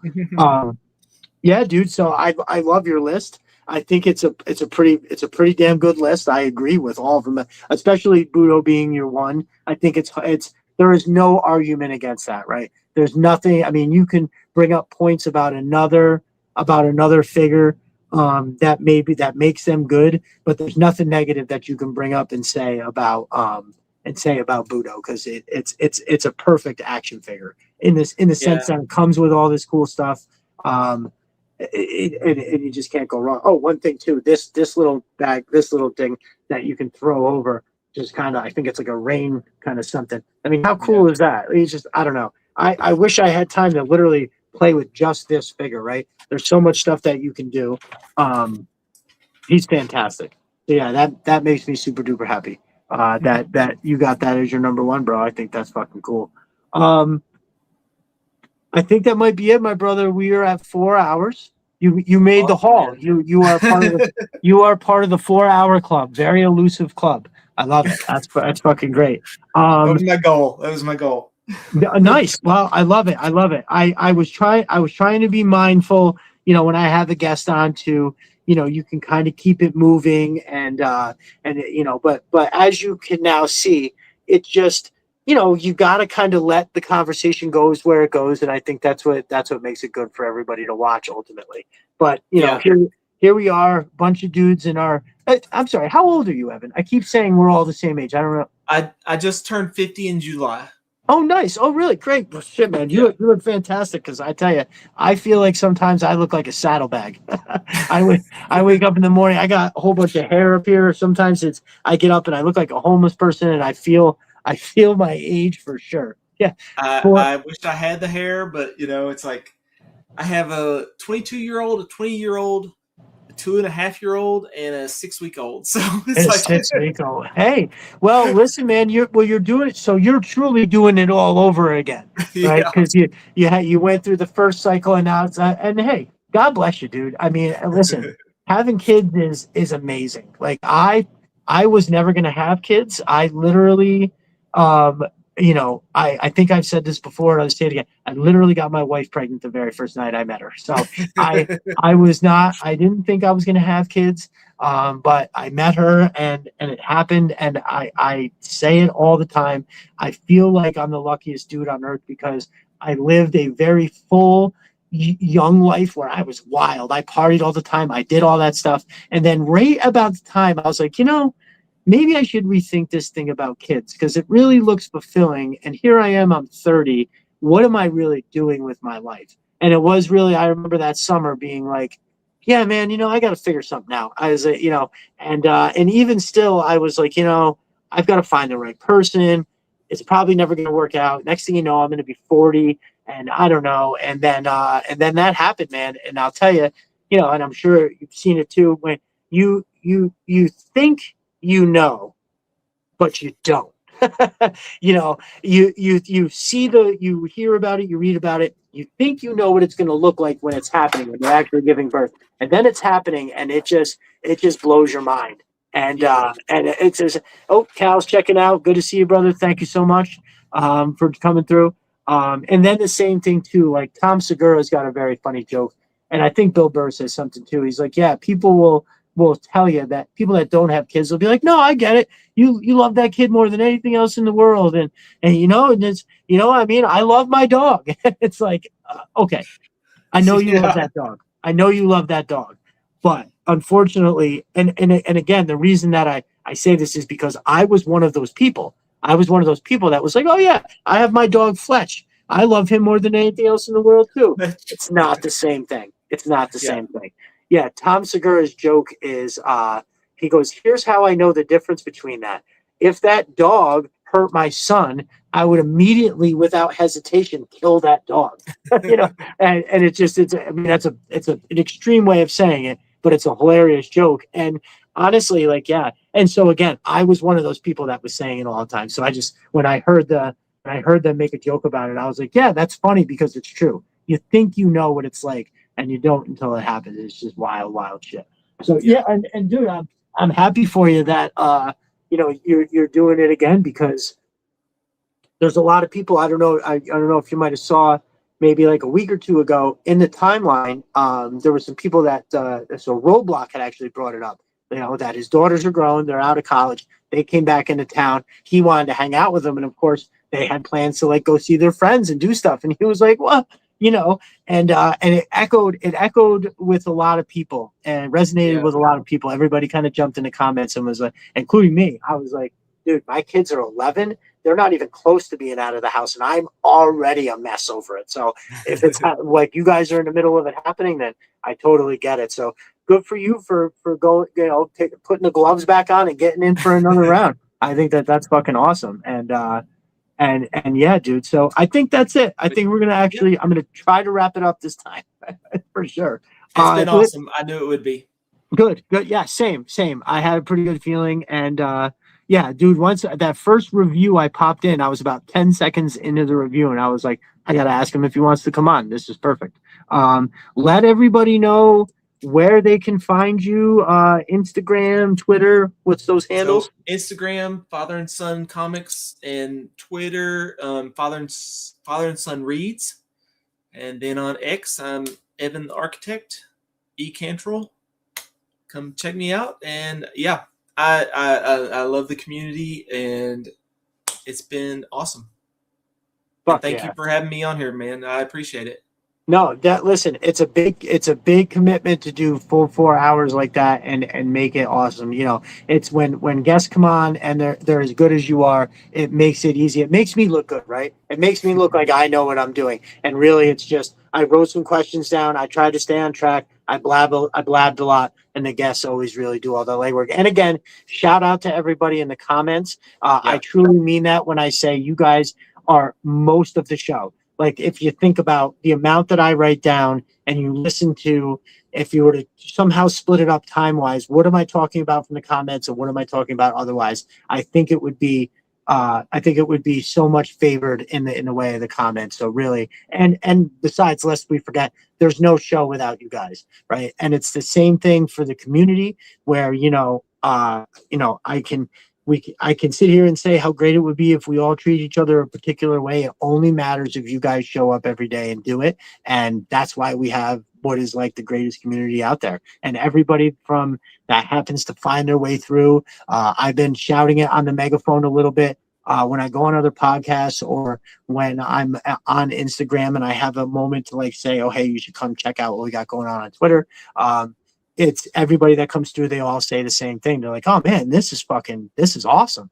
And so it makes me happy. Like I said, besides being, being having a family, there's not much more I'm proud of than everything from like the holiday drive, to just the general day-to-day way that we all kind of help each other get through this bit of life by sharing our shared love of these crazy plastic toys and the comic books and the cartoons and all the different stuff. So yeah, dude, thanks again for coming on. I super appreciate it. Thank you all for joining us, and especially y'all that hang out for like the whole 4 hours, dude. It's amazing that I know it's a cool Saturday night hang, and I love that you guys enjoy it as much as I do. So yeah, that's fucking great. Just real quick, remember next week I have Chris from Sis 3D Arsenal coming on. I cannot wait for that. That is going to be fucking awesome. I also have Evil Dookie coming on the week after that on the 24th. That's going to be pretty cool. He was in the comments earlier. The dude makes a bunch of stuff. Big shout out to my previous guests, which would be Jay Antonio last week, my brother Aaron Sparrow the week before. They were both amazing guests. And again, to you, my dude, for coming on and joining the elusive 4 Hour Club, dude. I think that's fucking fantastic. So everybody make sure you're following Evan, especially even if you're over on Instagram. He was talking about those new pages he's got. Let's show up and show out for our dude for sure. And yeah, we will see you all in those Twitter or Instagram streets coming up. Thank you so much again, y'all. Have a good night. Good night, everybody.